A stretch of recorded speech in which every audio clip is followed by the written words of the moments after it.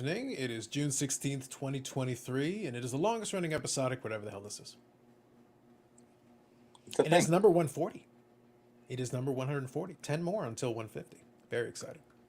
Then we got sesquicentennial, whatever. There is a word for it, isn't it? Like Sesqui- a sescentennial or something? Sesquicentennial. Something like that, yeah. I remember there was a number, or there is a word for that.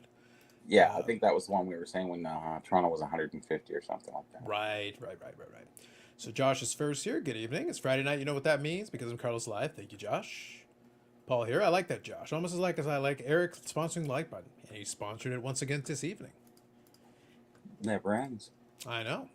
I And never now did. here with Hobbypalooza coming up and the National coming up, it's like, I'd like to announce that we're tripling rates on Eric's like button payments. It's very exciting for the summer. When the rest of the economy may be slowing down, the like button payments are speeding up. Simon Sportsyard, good evening, Simon. Blood. The Wemby has found a home in Singapore. He had a Wemby auto. Congratulations, Simon. How's everyone this week been? TV's been boring season again? Yes. There's definitely been, I did mention it on the Thursday show, there's been a bit of a lull. And we were actually chatting about it briefly. We're definitely seeing a slowdown, for sure. And I was laughing because on the Thursday show we were talking about, it's like, yeah, not a lot of news-wise to talk about. We did chat a little bit last night about eBay basically picking and choosing, king-making certain breakers that are going to be, part of the ruling class of breaking on eBay. For now, we need more details, but it's not a surprise. They're each going to start developing their own group of breakers that are going to fit part of it. For the smaller breakers, for some of them who are running a legitimate business, really important caveat. For the ones that are small and trying to build a business, that's complicated. That's a problem, I would say. We'll see what that looks up looking like, but we'll need more details. Right now, it's just kind of like, yeah, we know they're going to pick and choose. We know that in mid-July-ish, they're going to cut off the other folks from it, and they may have to find another platform. So the question is, does Whatnot respond to that? Can they? Yeah, probably. Yeah, so that's and then we've of course got Fanatics Live. So there are going to be other breaking platforms. So the question is, maybe do they get an influx of folks participating in that? That's the question. We'll have to see Yeah, what they're happens. creating more competition. They're going to find a way. Yeah, so we'll see. I have no idea. Let's find out here. 5 waiting 4 likes. I know, it's crazy. Huh? What's everyone watching? Terrified, Simon. Terrified. Good evening, Orlando. Good evening, Jeff. Sports 21. Good evening. Good evening, Scott.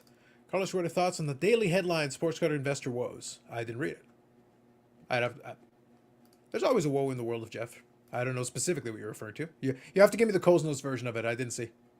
I mean, it's Nova a Girl. topic show, so I don't mind discussing that stuff. But in reality, Jeff Wilson's success or failures mean nothing to me. They affect my life or my collecting life in no way. No, for Not sure. even But I literally have no if idea what you- he's talking about. Yeah. Like, I haven't been keeping tabs. I haven't heard I- anything special about Jeff this week. So I guess he's got woes. I don't know. Yeah. I think that's getting old, isn't it? Well, the thing is, everybody's worried about him. Look, the dude could go bankrupt tomorrow or sell his company for $100 million. It makes no difference to me. Like, whatever. Sounds my great. life either Sounds way. great. Yeah, sounds great. But I also don't know. Like, I haven't been keeping tabs on it. What does his life have to do with the up or downs of Bobby Orr cards? Oh, No. when he goes in a big old buying spree and buys all the Bobby Orrs. Yeah. Or worse, the Booby Orrs. If he buys all the Booby Orrs, we're screwed. No, those are mine. You can't have those. Nova Grower, good evening. First time checking out your Friday night show. Thank you very much. Hope all is well. It's not too bad. Not too bad. Welcome. Greatest show under the big top. There's a big top. Who's the head clown? The guy asking for the big top. Yes, see? Oh, that's real nice. Oh, Well, I that pointed too. the wrong way. There it is. Better. Yeah. He's kind of the court jester, but we don't have a big top. We need one. That's big top. That's Tim. There you Yeah, go. yeah. That's Big Hat. Yeah, that's right. Good evening, Michael Ham. What's up, everyone? Even Eric. Love the inclusion. NBA and NHL finals being gentlemen sweeps hurts interest level in the sport. Yes, that is true. It does hurt that there is nothing going on with. There is nothing going on specifically when those series ended kind of CFL. quickly. It kind of yeah, the CFL. Yeah, I'm sure. Yeah, yeah. Go Argos. My favorite part about it is I didn't even realize the Argos won last year.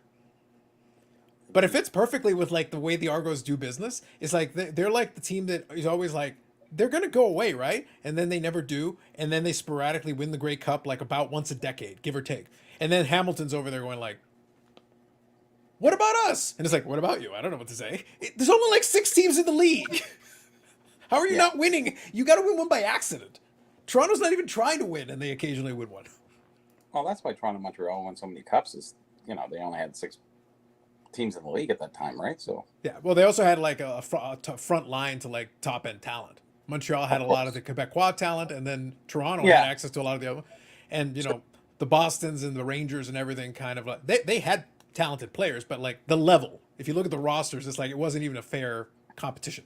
I would No, say 'cause they Boston would be cheated. third in that run, and then you get into Chicago had a few. Detroit won. Detroit won. By the time you get to the Gordie Howe era, there's some. Detroit Yeah, had a couple of runs, but because they had sure, Gordie Howe and Terry Sawchuk and some great, obviously Hall of Fame elite players, but sure. it wasn't like the rosters don't match up. You look at the Canadians roster for that time period, and you look at the other ones, it's like, it's not very fair. Yeah. So let me scroll through here. Michael Ham, quickly scrolling through. I got it wrong. Okay, Sports Card Investor Rose Daily by Luss is a headline. I don't watch Luss. I know who you're talking about, but yeah, I definitely didn't And watch it. So respectfully, I don't know who Luss is. that is, he's one of the guys who does like he's got multiple channels. Luss is one of them, and he does like Magic the Gathering and other stuff. But he's a guy who's obsessed with two things. He was obsessed with getting sued because he wanted to be sued, Who and then wasn't? he's obsessed with Sports Card Investor a lot, and he literally makes like a video every other day about like Sports Card Investor. At least he used to. But okay, so I didn't see it. So Luss I said have a thing. no idea who he is, and I'm And not. hopefully the lawsuit leads to, and hopefully it leads to a lawsuit because then that'll make him happy. That's all he wants in life. Well, we all want happiness in the world. Yeah, Bobby Yeah. Orr, who exactly, Oh Hockey Bar. God. Good evening, Hockey Bar. All right, panel. What do you make of a popular frequent guest on the channel discussing how things are going slow at his shop? Eric, what's your experience? Eric, are you making things slow at your shop? Am I making things slow? Yes. Oh, I've insulted enough customers and been curmudgeonly to enough people that they've stopped coming. So yeah, we've kind of slowed down a little. I feel like that's a valid thing. Yeah. So Mm. we'll see. All right, They here goes call Ziggy. first and ask if Good I'm evening. there, and if I'm not there, the place fills up. And then as soon as I walk through the door, it's like, I feel there's a connection. yeah, Mm. I don't know. There could be I a almost connection. get run over as they see me coming through the parking lot. It's crazy. Yep, that's fair. Let's see here. Scrolling through. Did Toronto forfeit Maple Leaf titles for Argonauts titles? They might have. Look, at least Maybe. they win, so it happens. Yes. So let's see. The Florida Panthers had their clammy hands all over the President's Trophy. Oh yes, the President's Trophy jinx. So they were the ones who touched the President's Trophy. Is that the deal? Okay, so we're back to the President's Trophy jinx. You know that's been invalidated a couple of times now, right? Mhm. But okay, fine. The President's Trophy jinx is back on then. All right. Tonight, Ziggy gets on the panel. We ran out of room. Tonight's the night. Ooh. We ran out of room. I think we have the longest gap between major sports playoffs, the Big Four in U.S. at least. I think we Yeah. are the longest gap between major sport playoffs. Yeah, probably. That But probably you makes need sense. it anyway, so With things being slow, I can tell at the local shows that people are saving for national. That is another factor as well. Not for everybody, but there's definitely folks that are holding back, waiting for the national. So that I guess it kind of depends. Like for me, the way I look at it is there are some little fun side projects that I'm working on, but I'm not going too crazy on it. But I've definitely picked up stuff. Like the next mail day or two are going to be full of a lot of cards, but most of them are not expensive cards. And they're for little projects that I get some entertainment from. So I'm trying to get good bang for my buck. Basically, in that case, it's quantity over quality. Although they're nice in the context. I want to wait until I get them in to lay it out. But you guys got a hint of it with some of the Josh Rosen cards I showed. I'm having a little bit of fun with that category. I've been going ham on eBay, but when I do that, it's like I love when I make offers on cards and the other person comes back and I'm trying to resist the urge to go, who else is even asking? Why even bother with a counter offer? Has anyone even offered you a dime for this? You should just take the money and run. yeah. I can make an argument that I should probably offer you less. Like honestly, I might be overpaying, but I'm still paying low enough. It is lowballing, but at the same time, it's like there's not But like it's people called beating down. justified lowballing. So Yeah, but it's like there's nobody beating down the door behind me. If I don't take it, it sits. So I don't know what we're doing here. It isn't much of a negotiation. I'm enjoying the College World Series. Is the Oh. College World Series on? I don't pay too much attention to the college side of things, but I guess so. I guess with the Nothing like schedule. that. I was going in June. I don't know. Well, I guess with the school year, the way it works out, it does Yeah, make maybe. sense. Yeah. Yeah. So for the school year, I guess that makes sense. I don't know. You've got a lot of the college teams though, or the good teams are in the warm climates anyway. So it's like you wouldn't have to. You could do it like in in the fall if you wanted to, I guess. So I don't know. Sure. I have no idea.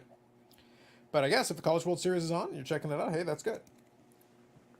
And of course, I've been watching mountain biking, and that's been exciting. Had short track races today from Leo Gang. Have you been able to successfully get that on the Ocho? That would be awesome to get it on the Ocho. Do you have the Ocho? No, I don't have the Ocho. That's probably where you're not getting it. No. Step so- one is you got to subscribe to the To the Ocho, Ocho. and then you can make demands. All right, All right. step one. All right. So you Okay. fell on your bike or something, Eric, or something you were saying earlier? What? It's a dangerous sport. Sometimes you fall down. You ever seen the meme where it's like the guy riding on a bike, and then he's got like a stick, and then he puts the stick in the wheel, and then falls over, and then goes, and then basically he's like, "How did I fall?" It's like he did it to himself. So when you do the off-roading, you kind of just do like you go over like logs and sticks and through sticks and stuff. Hmm. Carlos? Yeah. Hmm? Hey, Yeah, he's got I a lot of was trying sticks. to get up onto a giant Do it. rock slab, and it didn't go well. Mm. Put her up, Carlos. There'll be a chocolate stick joke momentarily. We'll get to that in a minute. I want to read a couple of these comments, but I know where you're getting at, Bobby. Give me a second here.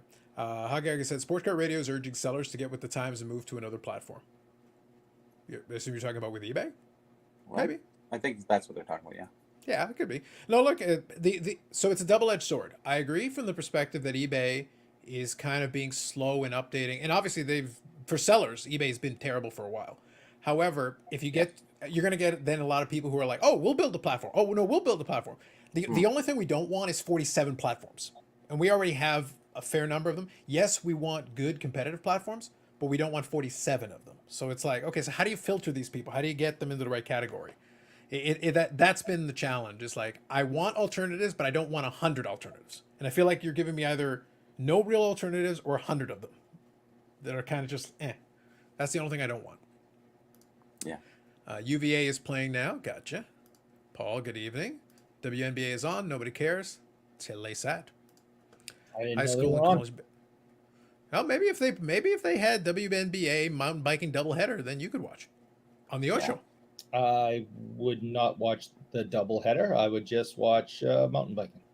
What if they do a quarter and then mountain biking and then another quarter and then mountain biking and another quarter? I would record it, and then I would watch mountain biking and fast forward through the WNBA. Wow. All right. High school or college baseball in the U.S. is March to June. Gotcha. All right. This makes sense, Paul. Thank you for that. I love it when someone is $500 over value and eBay sends you a 5% off deal. Yes. That's Oh right. my god, yeah. I had one that was like 25 cents. Well, I liked, like I said, I've explained it already. One of the things that I'm trying to do is Josh Rosen, because it amuses me that at 28 class, he's the one who right now is on the couch looking for a job out of the 5 quarterbacks. So to me, that's the prime candidate. At the end of the day, what I want, and I'll reveal it because it's no secret. At the end of the day, right now, as it presently stands, I think Baker Mayfield needs to make something out of this opportunity in Tampa. We'll see what happens, but he's got an opportunity still. Sam Darnold, I think, is playing with the 49ers for like a backup job, most likely, or maybe third stringer. So we got that. And then, Rosen is already on the couch right now, hoping for an XFL job, maybe. But because of that, it's like, okay, look, I'll make an offer on some of this stuff, but I'm like, guys, you're not getting the money you wanted. Like, it's over. If you're still holding it, you should have gotten rid of it. If you really wanted the money that you're asking for, it's like, it's over, man. So the great challenge right now, the white whale, is I want to get one of these one-of-ones from one of these nice products, but it's like, I'm not going to pay good money. I'm going to pay very little. And so the problem is we have a discrepancy between their hope and prayer that something happens and the fact that it's like, no, I'm thinking like $20. I'm thinking like $20. But 250, no, $20 is what I'm thinking. That's how much the entertainment is worth to me. I'm thinking like $20. Yeah. So right now we've got a bit of a discrepancy, in our respective markets.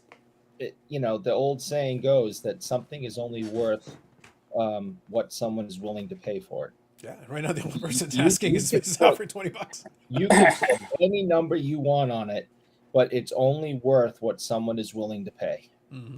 Yep. It's not worth a dime more. You can put $2,000 on it, but if the only offer you get's $20, it's worth $20. Mm-hmm. Yep. Carlos, how come you aren't an ultra modern Blue Jay collector?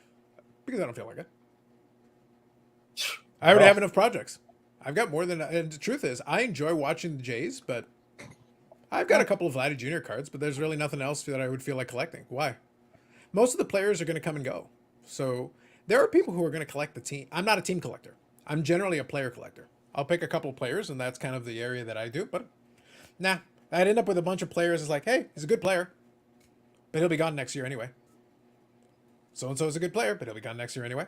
So it's like, it's not like the '90s where there were certain players that were there for a while that you could enjoy getting attached to. Most of these guys are pretty much interchangeable. There's a handful of pieces that are a little more consistent, but most of the players, like, they'll be on the Cardinals next year. They'll be or they'll be on the Orioles, or somebody else will come in from a different. Even when you had like good stories, like Jose Bautista was a good story. He had a great run. Yeah. But I enjoyed Jose Bautista. He was all right. But it's one of those things where like he was all right because he was playing great and the team had a good run while he was on the team, and that was fun. But I don't have like these amazingly fond memories of Jose Bautista, except for like specific moments. I have a Jose Bautista autograph that I got at the season ticket holder event, but I'm not going to collect Jose Bautista. But he was a great Blue Jay during the time he was there, and they had a good run. Wasn't that the bat flip? Yep. Was that him? Yep. He was the one with the bat flip. Yep. So I mean, like, he had great moments, like, no question, no doubt. But that's not going to stir me to collect cards because I don't care that much. I'll watch the bat flip though. That's on YouTube. You can watch it for free. It's pretty good. Yeah. First you get the money, then you get the power, then you get the Sochi. Look at you, Paul. Wow. I have a pitiful hockey collection. Tops, 70s, Atlanta Flames. If I wanted to collect the 1980 U.S. Olympic team, is there anything to collect out there? I feel like this has been asked a little bit. Is there a specific Olympic set? So the first thing I would do if I was to collect that is the 1980 Tops and Peachy sets that have the the puck in the corner. The Tops has the one you can scratch off, or the O-Pee-Chee doesn't. Mm-hmm. They had players that went from the 80 Olympic team into the NHL have all those rookie cards. So Dave Christian and Ken Morrow and the guys with the name you can't pronounce, and him. And there's a few of them. I mean there's a handful of guys that went from the 80 team into the NHL, so they all have rookie cards that year. And it says it actually says your zone on them. Let's see if I can find A few others. None of them really ever came into any fruition of being a hockey good player. Yeah. I may have Dave Christians here. Here you go. Christian, yeah. So this is Dave Christians, who played for the Bruins for a bit. Okay. And you can see the USA hockey symbol up in the corner. So all the guys that played on the 80 team and then joined the league all have that in the corner of their card. So that's how you'll know.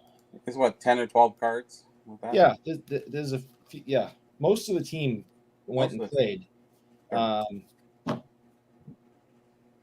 not all of them have a card that like Dave Silk, I think his card was 1984. Jim Craig when was his card?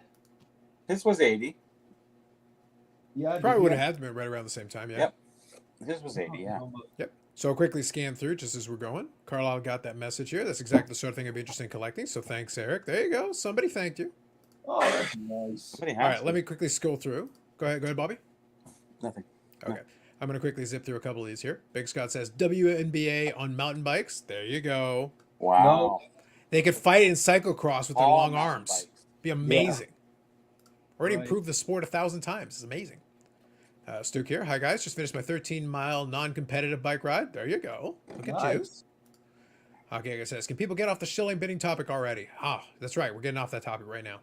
Unless you physically whack-a-mole and made them whack-a-mole them across to North America, there's nothing one can do about it. Not really. Yeah, the thing is that I get that people love complaining about the shill bidding thing, and it's an issue. Let's get this right.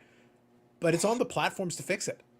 Like the platforms, eBay years ago specifically took away one of the mechanisms we had to quickly easily identify it as bidders.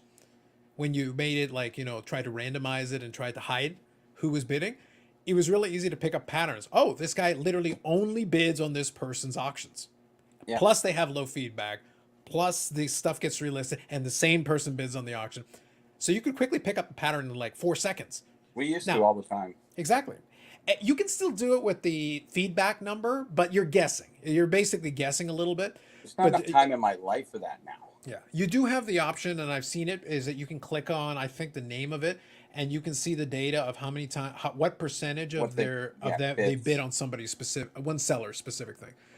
But now I have to go through hoops. The point is, with the old one, you just look at the list. You see the name, you see they're consistently being associated with the same seller, and you know something's up. It was a lot easier before. But it's a redundant topic, really, because there's not much you can really do about shill bidding for the most Yeah. part. You know, and look what happened to all the people at Mastro, all the bidders who, what, did they get anything back from that? No. Right. So, like, okay, he went to jail, but what did people get back? And you can't, itemize them, and that's probably why. So, Yeah. Well, the other Yeah. thing is also from the buying side of it, the only answer I can offer you is sniping. It won't prevent shield bidding, but it minimizes the impact, because if you're bidding at the last possible minute, you're bidding the amount that you're satisfied with. If you win, you win. If you don't, you don't. They can't like, quick put these little bids to try to get you up to your maximum if you have not revealed your hand until the last possible moment. There's not enough time. there's one of the sites, High Bid, which actually, so it's a lot of little small, little companies who do auctions and whatever. So you have all these people doing it private. They use High Bid as the housing format to sell their stuff. But they can see the back door on everybody who's bidding, what they're bidding. And I'm sitting there going, that's like free reign. Because there's a lot of times I bid on stuff and I went, hey, how come that every time I win, it It's goes one to my increment below maximum? your max. No, they're right at my max every That's what I time, mean, and then it yeah. stops. Yeah, exactly.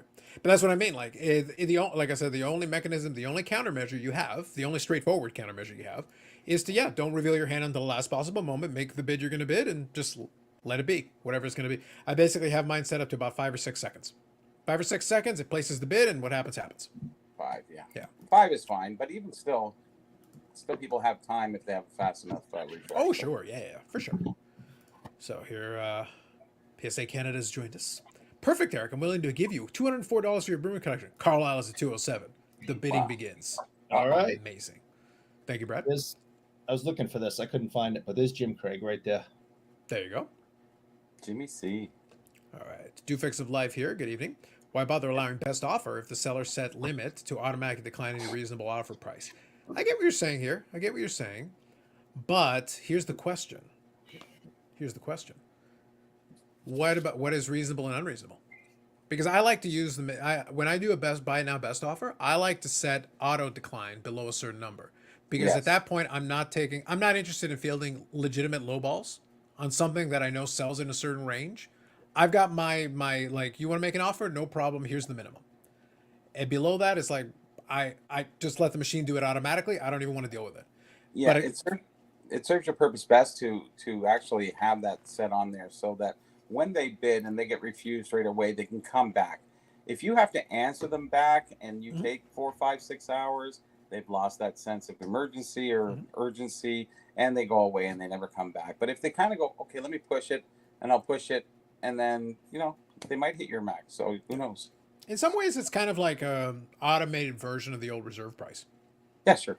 It That's is, all yeah, but it's one of those things like it's up to the individual seller to figure out what reasonable is. Because the problem is sometimes the buyer and the seller have two different. It goes back to what I said earlier about that one of one discussion. Yes, it's a one of one, but no one else is asking. So what is the reasonable price? Well, that's between you and me to figure it out, and we're gonna have an argument about it. What I consider reasonable, what you consider reasonable, we're far apart.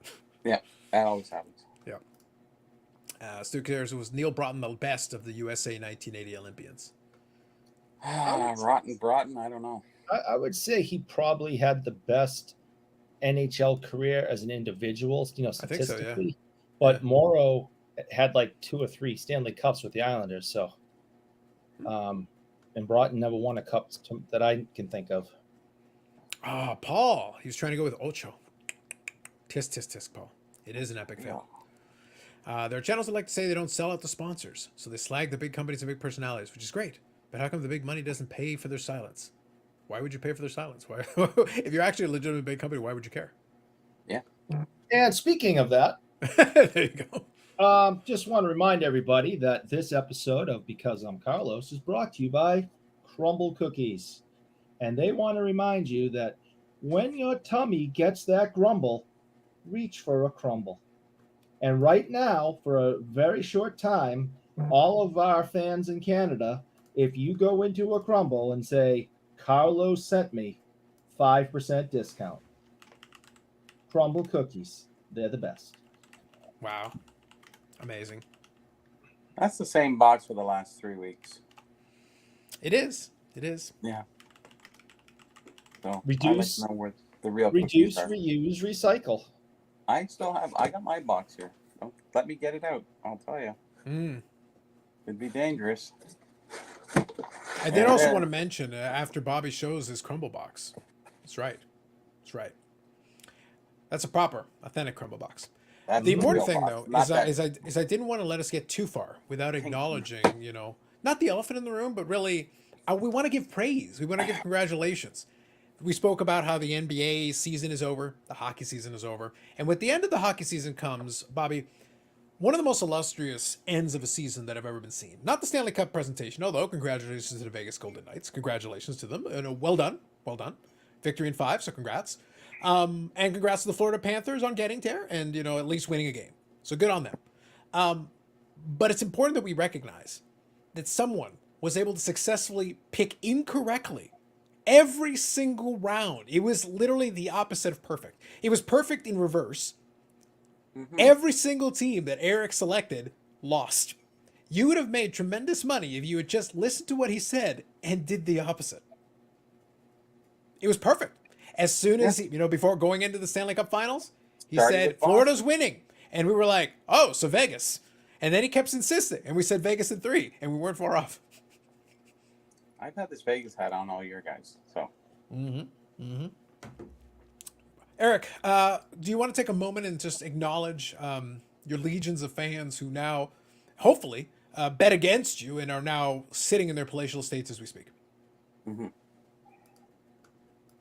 I didn't have a good playoff. No, like the opposite of that. Really, the opposite. Like a little bit more bad. on the verbs. Yeah, like the Boston one didn't work out. So it was Boston that didn't work out. Then Leafs that didn't work out. That wasn't good. Who was it in the third round, Bobby? I don't remember. Carolina. It was Carolina. That was no Carolina, good. yeah. That was no good on that. And Florida, no. And the best part is there's 4 different teams, and got it wrong every single time. Every single time. That's amazing. Amazing. Sensational. That is consistency, though. A monkey could have accidentally gotten one right. A random number generator. A coin flip would have been 50-50. 50-50. Yeah. Eric was over everything. It was sensational. I've never seen a streak like that. It was just unbelievable. Unbelievable. It was epic to watch. It really was. It really was. Yeah. Orlando here. Large auction houses like Heritage check your references, makes it harder to get show better. So that's true. Yeah, and that is what I mean. The platform has the option, if they want to do the additional diligence, to do stuff like that, which doesn't guarantee you'll never get it, but it helps. Sorry. That was kind of funny. Yeah. It's like the big auction houses, Christie's or whatever, they don't have shield bidders. That's been going on since they started. So it's probably even more so, especially in the art industry and what have you.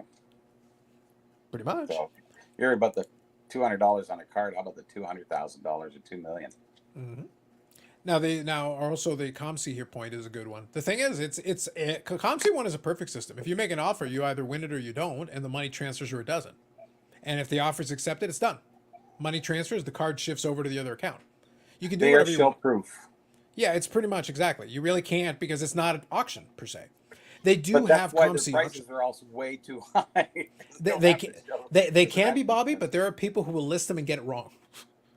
And I bought plenty where they just got the price wrong and like, boom, buy it now, done. Yeah. No take backsies. It's done. Yep. It's over. Counts like a spider monkey. Yeah, it's like so the seller doesn't have the option to pull it back at the last moment, pull the rug out from under you. Don't have the option. And as a buyer, the deal is done. Money's transferred, it's in the account, it's finished. Card's even gone. So it's about as clean. It's about as clean. So what I would say is, unfortunately, we don't have access to the data, but I would say that the COMC comps are probably more legitimate because we know money changed hands. One way or the other, money was transferred from one account to another, and a card was transferred from one account to the other. And what the hell you did from there, that's your problem. But something got transferred. We know that for a fact. Yep. Dufex says reasonable is the average of latest comps. It was referencing items listed at 3 to 5 comps. No, fair. I get you. Broaden one with New Jersey. Okay. Really? Okay. I have to go. I think back on that. That seems reasonable. I'm assuming like the first Jersey Stanley Cup, maybe. I have to go back and look. I don't remember. Yeah, that's news to me, but no, that's great. Yeah. So. What was that? Sorry. Just trying to read here. Yeah, Eric's after the pitch. Let's get ready to crumble. Wow. Try this and you're welcome. 95% of royalties. There you go, Michael Ham. Look at Let's you. get ready to crumble. Orlando gets it right. Panthers were winning until Eric became a fan. I know. It's ridiculous. In honor of Eric's greatness, I remind everyone to smash the like button. Thank you, Josh. Standing ovation for Eric from Hockey Barn Collectibles. Thank you. If Eric is wrong consistently, what does he ever write on? Discuss. Ooh. That Paul sucks. That's a tough one, man. Boy, yeah. I don't know. That's pretty rough.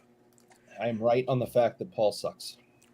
What decided the platforms have to stop shilling? Bigger pie equals bigger pieces. That's been consistently the argument. The question is always like, you know, we talk about eBay because they are the biggest platform with the most eyeballs in terms of eyeballs.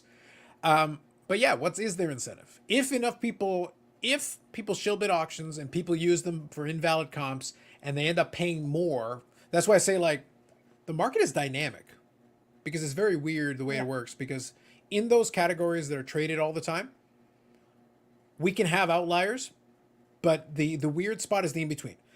Like the piece uniques are going to sell the way they're going to sell. They're going to find out their price. They may resell. Yeah. The stuff that is super common and there's like 1 million of them sold, well, guess what? We'll figure out the real number because there's so many transactions. An outlier here or there isn't going to throw things off. Nobody's going to buy it. They won't believe it. If it's sold for $100, 50 straight times, and somebody goes and sells it for 1,000, nobody's going to believe you. Like they're going to look at it and go, yeah, all the other ones sold for 100. That's BS. You're lying. But it's the in-between where it's rare enough that it's not selling every day, but it's common enough that it's not like you see it once every 5 years. And then you're trying to figure out like, okay, what's valid? How long has it been since the last one sold? How much did it sell for? What's the current one selling for? So what is the comp when the only comp available is really old? Then how do you extrapolate?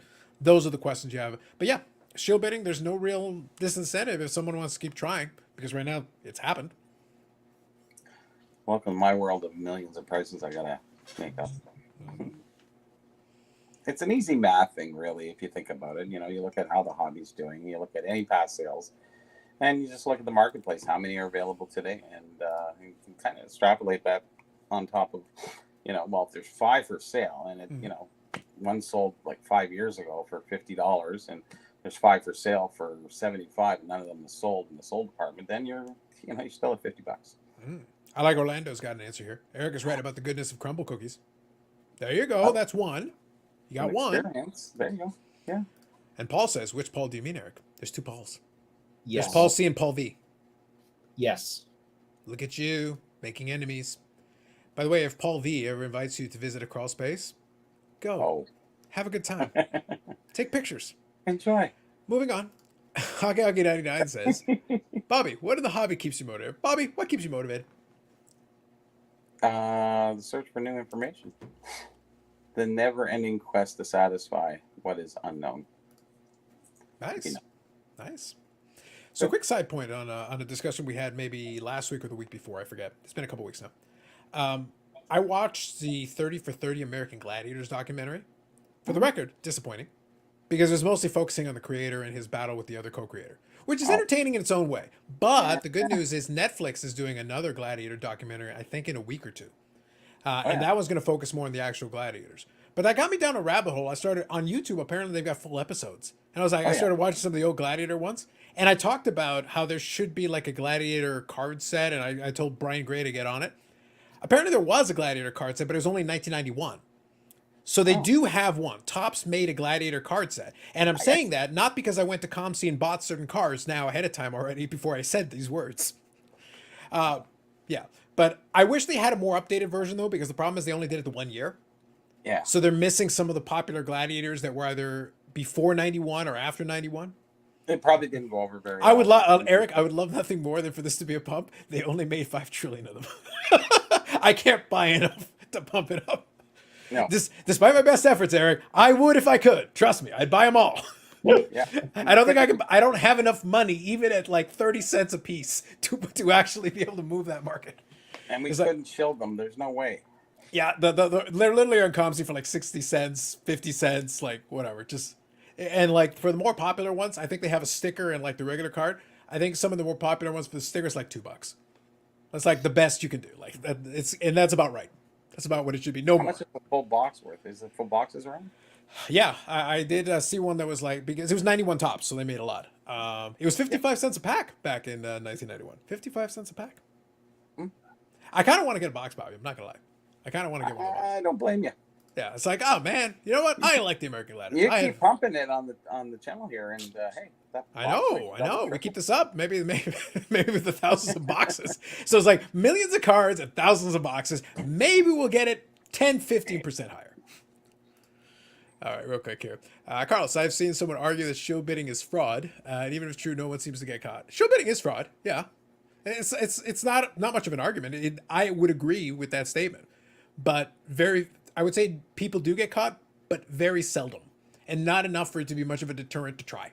It's hard to investigate that stuff and someone to allocate the time, the authorities to allocate time to chase these guys down for, hey, you put like a chill bid of $100 extra. I don't know. Mm-hmm.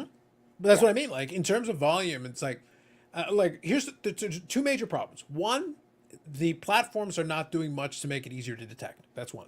Like I use the example of the eBay thing. eBay literally took away a mechanism we had for ourselves to make it easier for us to figure that out on our own. People in the same little industry, we would all kind of go, hey, what's his name? Yes. He's doing, yeah, exactly. And that's his buddy over there. And that's what they used to do. So we used to track that and follow that. But that ran out like 10 years ago. Yeah. Maybe even longer. Yeah. eBay literally took away for us to more easily identify and be able to pinpoint the specific accounts responsible for it, or at least get some of them. They took it away. They sided on the side of security and privacy and what have you, So if you see your buddy bidding, you won't, you know how much he's going to pay then. So it was kind of redundant and stupid again, do it, don't do it. Like, just let the guy's name, whatever. Everybody e-snipes anyways at the end in the last 5 minutes. Anybody bidding it up right at the beginning is just new. It's bad strategy. Yeah. It's just bad strategy now. The sniping honestly is a better strategy. And like I said, it doesn't prevent show bidding, but it does mitigate it. It makes it less impactful on you because you I don't can even kind of think pick you your can spot. even put that in the definition of strategy. It's just, why bid? The auction ends at 0-1 left. And we got 9 days, 15 hours left. Why are you bidding so much? I can see putting a stock bid so you'll get a reminder. Yeah, I do. I put like $5. Yeah, I get it. But Yeah, you can if you want. That won't hurt you because if the item's going to clearly go for more, that's not going to hurt you. Yeah, but you want to be away from it because you want people to think that they're going to steal it. So the more bids you put on it, the more interest level he's going to be putting a higher bid. So let him think he's going to steal it, and then you come at the end and go, thank you. With the sound effects and everything, I like it. Hey. Black Box Hobby says, I think they made the same amount of American Gladiator cards they did the ALF cards a lot. Yeah, they did. Oh, like in the early 90s, tops the printing machine was going. Yeah, like that's why I said as soon as I said 1991, I was like, they made a lot of cards of a lot of things that year. A lot of cards of a lot of things. Elf wasn't even watched a lot. People just knew about Elf because of the cards. Fuck. But if you do want to Google them, 3/4 of the cards are not like individual gladiators. They're like action shots with bad puns on the bottom. Oh yes. Like you got to use the gladiator name as a pun. Oh really? Okay. Well, like that, you have Ice, who is one of the more popular gladiators, one of the more popular female gladiators. One of them is literally her playing Assault, which the one where you're firing the tennis balls at the contender, and she's there doing that, and it's like Icy Stare, and I'm like, really, guys, really? You don't think that's punny? Eric, this would be literally if Brian Gray was to recreate this concept for Leaf, he could just hire you to do dad jokes. Yes. That's literally would be like the entire purpose of it is for you to make one dad joke after another. It's a all you gotta do. I accept your proposition. I'm saying like I feel like this is a spot in the industry where your unique qualifications may work for you. Hey. This might be it. Just throwing it out there. Found his niche. It's pretty much it. That's pretty much what it is. But you got to check. Like, it's pure early 90s. You can literally tell. It's photo cards and stickers. It is the most early 90s of early 90s-ness. Yes. You can feel it. You can see it right from the box. All you got to do is look at it and you go, that's early 90s right there. Yeah, And you open it up, I like it though. and you It know was what's fun to watch. inside? You know, it was one of those shows that kind of came out, and it was something unlike you've ever seen before in reality TV, I guess. And It was. It was like an early precursor of a lot of that stuff. so you know, it was fun to watch, and everybody watched it. I wanted to get behind that tennis ball shotgun thing. It's like, yeah, I gotta get one of those, man. That's what I mean. Like, look, that what led me down the rabbit hole is it reminded me. Like, I enjoyed American Gladiators, Sure. and I think I was everybody did. yeah, I was okay with them doing the documentary because yeah, fine, but I didn't care about the creator that much. It was like he basically made it about himself. I was like, dude, I really don't care about you. What I will say though. Is that Ice has been particular working because she has done a lot. I've seen it on YouTube. She's literally on YouTube. She started a podcast, in effect, to promote it, but now she's launched her own podcast with it. But she's interviewed a lot of the old gladiators as part of it. But now that the Netflix one is going, so it's going to be on Netflix, and like I said, it's going to be like I think a 5-parter. So I'm like, okay, good, yeah. Better find your And box apparently, box in now. the UK, they're relaunching Gladiators. now. Oh, And they're supposed to be doing it in America again. But here it is. Eric, brace yourself. Okay. Apparently, the American Gladiators were supposed to be relaunched in North America, and they may still be. But under the auspices and with the assistance of the WWE. of course. I see Yeah. nothing that could possibly go wrong. Nothing. Yeah. Nothing. Amazing. I'm like, I'm going to hold out hope for the UK Gladiators. Good luck, UK Gladiators. Yeah. Listen, the UK Gladiators ran for longer than the American Gladiators did. They started later, but they ran longer. They actually kept them into I think they went until 2000. The American Gladiators Not and much TV, anyways. You know, so I watched some of those. Monty I Python. enjoyed it. What else? Yeah. Like really? But I will say though, they did take a different approach because they actually, when they did the relaunch and they did it again, then they went. They actually invited some of the old gladiators to come back for like a special. So they did like the legend gladiators to join in to participate in it. But in the American Gladiators relaunch, they never did that. They never brought back any of the old ones. That's surprising. Yeah, because the creator had complete control over it, and he basically, well, he had some control over it, and I guess he just didn't want them. And I was like, you literally could have invited them to be like sideline reporters or something. You didn't have to do anything crazy. Just invite one or two. How much longer was it? Later. It was 08 when they redid it. So, oh wait, so yeah, well, they didn't want to show everybody was fat and overweight because time caught up with them, because Well, they were down to here's the thing though. 5% body fat during those times. So In the you know. UK one, they brought back the Legend Gladiators because it was the same time period. They did it in the 90s. I think it cut it off at 2000. It was also 08. But the thing is, a couple of the gladiators were like 19 and 20 in the original series, and it was so they were in the there were a few in their early 40s and late 30s, and they were still in shape, so they were still able to participate in it. So they weren't like 50, 60 years old. They were still able to participate in the events. Gotcha. Yeah, so there's like there's a specific time you've got a certain amount of time that you can pull it off. If they're in their early 40s and they've kept in shape, then yeah, you go ahead. Especially for like a charity thing. It was you competed and the winners would give money to charity. So it was like so you can have it and the fans can enjoy it and it's fun. One of those, yeah. Yeah. I want to see a very public auction or group break where it is fixed and the public realizes they have been Montreal screw jobbed right there, right away, just for the entertainment. So you've seen Great eBay. job. Wow. Bring in the Montreal screw job. Hoke took a line drive off the face. That's unfortunate. That would hurt. Hockey Carper said, "What's the deal with these black lines in the 80 and 90 top store?" Yes. So on that box, you've got that little like, it's not even like a marker. It's like it's like a film or almost like it becomes powder because you can rub it off. That black thing across the front of the boxes, Bobby. You know what I'm talking about? No, that doesn't come off. Actually, that goes back to 1970, early 70s. What Topps would do when they would wholesale out products, they would and they got them returned back. That was the final sale. So the black mark is the final sale. So you can't resell them back out there, or back to Topps and say, "Oh, this is my return product" or anything like that. So once they're black marked, that's it. And that stuff doesn't flake off. It's on there. You can't get it off. I have to take a look because I feel like I've seen a box where I was able to wipe it off, but I got to look and see what they use. that would have been maybe late 80s or something, because Yeah. most of the things I see, and that started around 77, 78. 78 boxes are tough. 84 was another box. They did a lot of return. Yeah, the biggest production years. Yeah, go figure. I'm just thinking about it. Yep. 84, 78 for hockey. Yeah. Yeah. Tops. I'm not gonna lie. If I can find one of those boxes for a reasonable price, I want one. Which one? The American Gladiators one. Oh, okay. Not with the black mark on it. I don't think they even had black marks back. I didn't at that time. Well, 1991. I know. I know. I saw in 1990 Topps traded boxes. They had a case of them, and they had a lot of the black marks on them. Okay. That's why I say I remember them from that one. It So could that be was something 1990. else too, entirely different, but that's what Topps did at the factory, anyways. Okay. So Paul here says, given Eric's track record, makes me think crumble cookies taste bad. Come on, man, blaspheme. That's We got- not nice. We got to talk to the people in Saskatchewan and find the truth.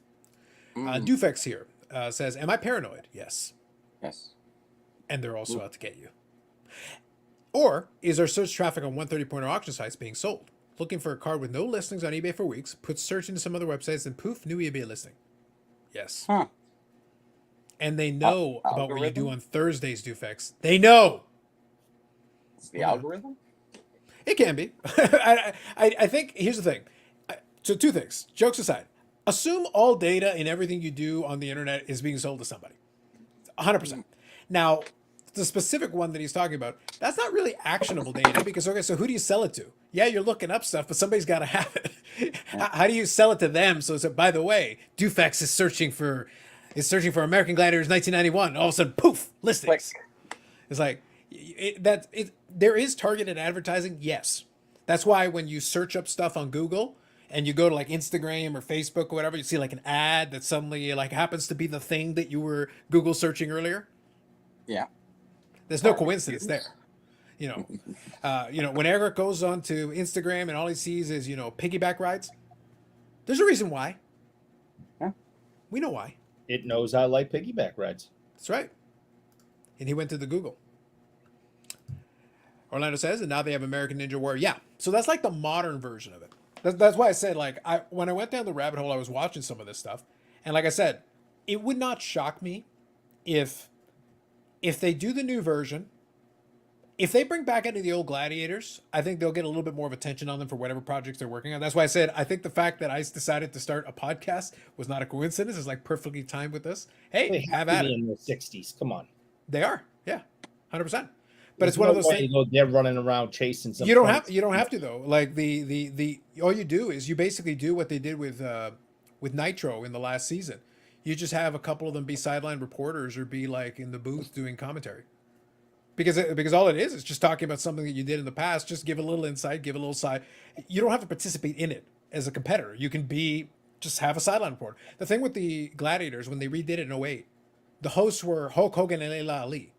Yeah, They just went for name recognition. They have nothing to do with the American Gladiators. They just said like, oh, these are two names. You literally could have just gotten Ice and one of the guys, and they could have been the host for it, and it would have been perfectly fine. No one would have cared. No. And you would have saved money, honestly. You would have just saved the money. You're paying Hogan for what? It's like he says some generic things, brother. He wasn't doing anything. Hulk Hogan is a good wrestling promo talker for his era. He's not like this amazing, he can't give this amazing speech giving ability. He's not a natural host. Let's put it that way. Stuke says used to buy cases of 84 football black Xboxes for $50 in SCD. 84 as well, yeah. Mm-hmm. There you go. Hockey was like that, really bad. It was actually, there was a time that if you had a box, empty display box of 84, it was hard to find because there was so many return that product just didn't sell. And 78 tops as well, just didn't sell. 79 with Bossy's rookie. It's just a horrible issue. 81 too. 81 tops. God, that was east, west, whatever. What were they thinking? Oh my God, no wonder they didn't do cards in 82, 83, 83, 84.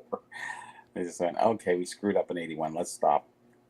Actually, I'd like to know if anybody knows why they didn't produce cards, but they did do stickers in 83. So interesting. Why no hockey cards for tops in 82, 83, 83, 84? I believe Eric. Question here. Born in Saskatchewan, does anyone on the panel know anything about 92-year-old Guile Fielder? Are his stats meaningless? All right. Test. Either one of you. Do you know who Gal Fielder is? Cecil Fielder.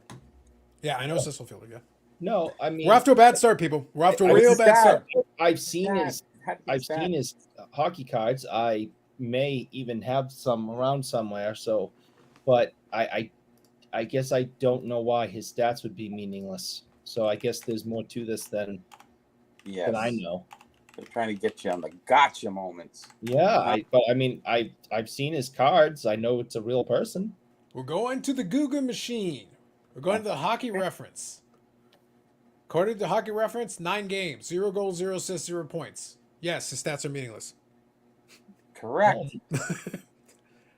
I'm going to boldly suggest he played 50-51, and 57-58. Oh, All right, wow. For who? And literally 2 years. I mean, literally 2 years. For who? Detroit was the second one, and the first one was, who the hell is that initials for? Oh, Blackhawks. Okay. So 3 games for the Blackhawks, 6 games for Detroit. And both those teams in those years sucked. So There you go. And awards at the wazoo. Gal Fielder's had the first 3-pointer in NBA history. Facts. Yeah, he has one playing days card, 57-58 tops rookie card with the Detroit Red Wings. Yep. Hockey cardboard here is filling in the blanks. Over 1,750 points in the WHL. Don't care. WHL, World Yep. Hockey League. Well, no, it would have been like probably Western Hockey League. That's. Oh, okay. Yeah. He had brief whirls with this is on the back of his hockey card. He had brief whirls with the Hawks and Bruins. His 122 points set records in the Western League at Seattle. A fine playmaker. He'll get chance to pivot for Howe. Seattle Totems. So Seattle Americans, Seattle Totems. Yep. So there's Seattle Americans and Seattle Totems, depending on the area here. But yeah, a lot of Seattle Totems, Salt Lake Golden Eagles, and the Portland Buckaroos to wind down his career. So yes, don't care about WHL. He could have had 15,000 points in WHL and still no, don't care. Yeah, it's sort of like, Robbie Fatorik, Phoenix Roadrunners. Yep. Great But player, credit to you for bringing up the reference. But yeah, no, 1,750 points in WHL, no, don't care. Yeah. Not at all, not even a little bit. I think Eric hit like at least 305 in Little League. On a related note, And those leagues jumped in and out. Like, Did not play baseball growing up. it was made hitting 305 very complicated. Congratulations by you. I know. all those leagues from 69 to 78, it was the IHL, the WHL, the WHA. They were flip-flopping, jumping, 2 years in there, 1 year over. And that's the problem with the collecting part of those teams and those players is nobody really followed anything for any length of time. I'm sure they have some regional stuff. Probably some of these interesting regionals. Because somebody who played that long, I'm sure they have a lot of regional stuff. Depending if they had anything locally in the Seattle area and a bunch of the other teams he played for. But yeah. I got some Seattle. No, I got the. Who do I have? I can't remember now. I got a whole bunch of programs I just got in. So, Roadrunners and a few others. Yep. Carlos here says, I think Giles saved that kid from choking on a hot dog at Field of Dreams. Then we know who he is. Oh. Will says, I was born in Saskatoon. Go back. Get us crumble. Yes. Mm-hmm. Come on, Will. Send some. Seattle Totems. Yep. No, it's a good side reference, but yeah, no. If there's one thing we care less about than Saskatchewan, it's the WHL. And the IHL, International Hockey League. Nah, you don't care about that either. They were the same. They were parallel on, same thing. Yeah.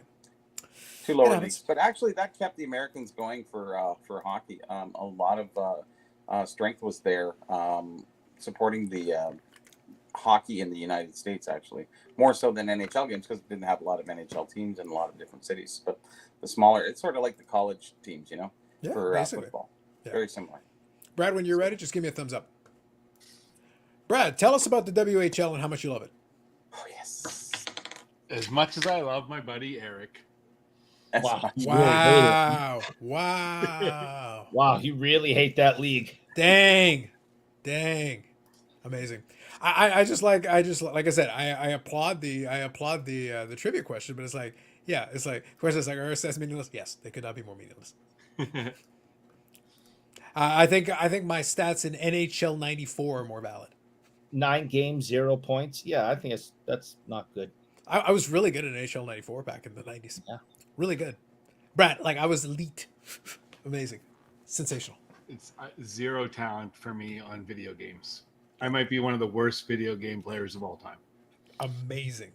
See, so back in the '90s, they had a lot of these blockbuster video game world championships and stuff like that, and they had a lot of these different competitions. I always thought it would be a lot funnier to set up one of these and intentionally pick the worst players because I felt like that would be the fairest. Like if they genuinely both suck, then this could not be more fair. Then it's actually very competitive. It's like, no, I want this to like be paired up in that way. Handicap it in this way where amuse us. That's an esport I can get behind. Eric, I will commentate that shit. Okay. I'm in. I will commentate that shit. It'll do huge numbers. Huge. Paul says, Brad, tell us about your reverence for Eric's hockey picks. Yes, you missed out. We were applauding Eric on having a perfect bracket. By that I mean literally got nothing right. It's actually as difficult to get everything wrong with a 50-50 chance in each series as it is to get it all right. I know. You know what? I feel like I can't pick on him anymore. Oh, yes, we can always pick on him. There is no time at which we cannot pick on him. I'm having a little soft spot for Eric tonight. We gave a little blast earlier today. I don't know. He just looks a little sad.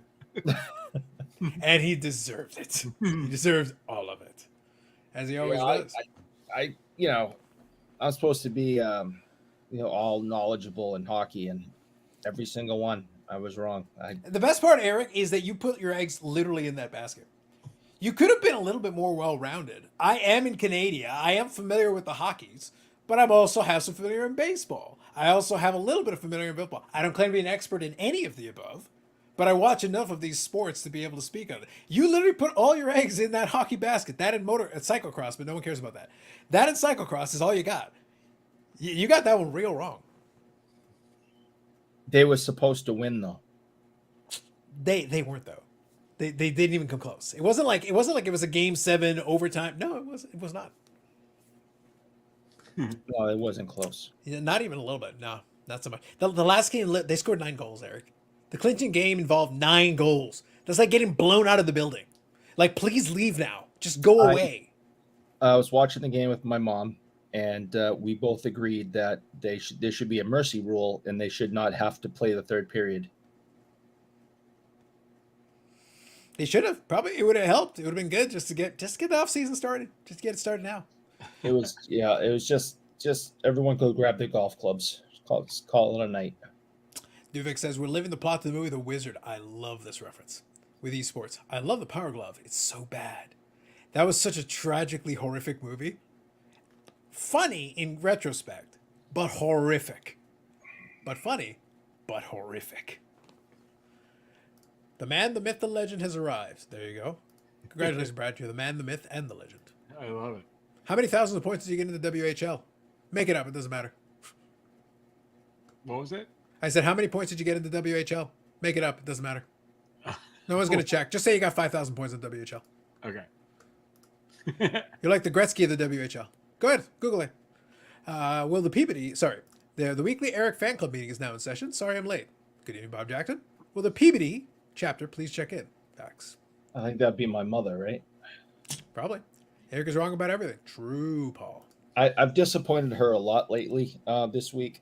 There's been several instances of disappointment. I'm hoping she's not watching and she will not add to this pile on. But there was several instances of me disappointing her this week. Again. It is true. And she said she's going to start keeping notes. That'd be good. I think that'd be great. I would enjoy that segment. He played with Gordie Howe and Alex Delvecchio for 6 games, 0 points, and then they threw him out of the NHL. I believe if I played with Howe back in the day, I would have at least an assist. That's true. Howe would have at least shot it off your body, and probably you would have got an assist on that. The opportunities were there. Eric just saw some awesome video of you riding on Instagram. I tagged you. Look at that. Thank you, Michael Ham. That's got to be a gag. There's no way. Big show in Amherst tomorrow, Brad? Mm-hmm. Yeah. I think it's a smaller show, but it'll be fun. There you go. If you played with Howe, did he get in a fight? He should have. should have at least fought the man. It's the right thing to do. I like it. You got Nova Grower on the Friday night show. Yes, That's Nova good. Grower joined us for the first time, so good I- stuff. I feel like he'll enjoy this. Yeah, at work, the Paisa homie was like, hey, what? Yeah, I wish that was me. I was gonna say, can't help you there. I don't know what happened. I wish that was me. That I'm not doing that Mm-hmm. because I don't want to die. Wow, amazing. Andy, if you're good, just give me a thumbs up. But thanks, Mike. Good evening, Andy. How are you today? What's going on, fellas? It's Hey, going Andy. well. It's going well. Hold on, let me displace Eric here since he's wrong about everything. What else is new? Andy, how's life treating you? You're bracing yourself. I don't know what the lineup is. I'm just assuming you're on Hobbypalooza. So are you mentally preparing yourself? Is that what's happening or no?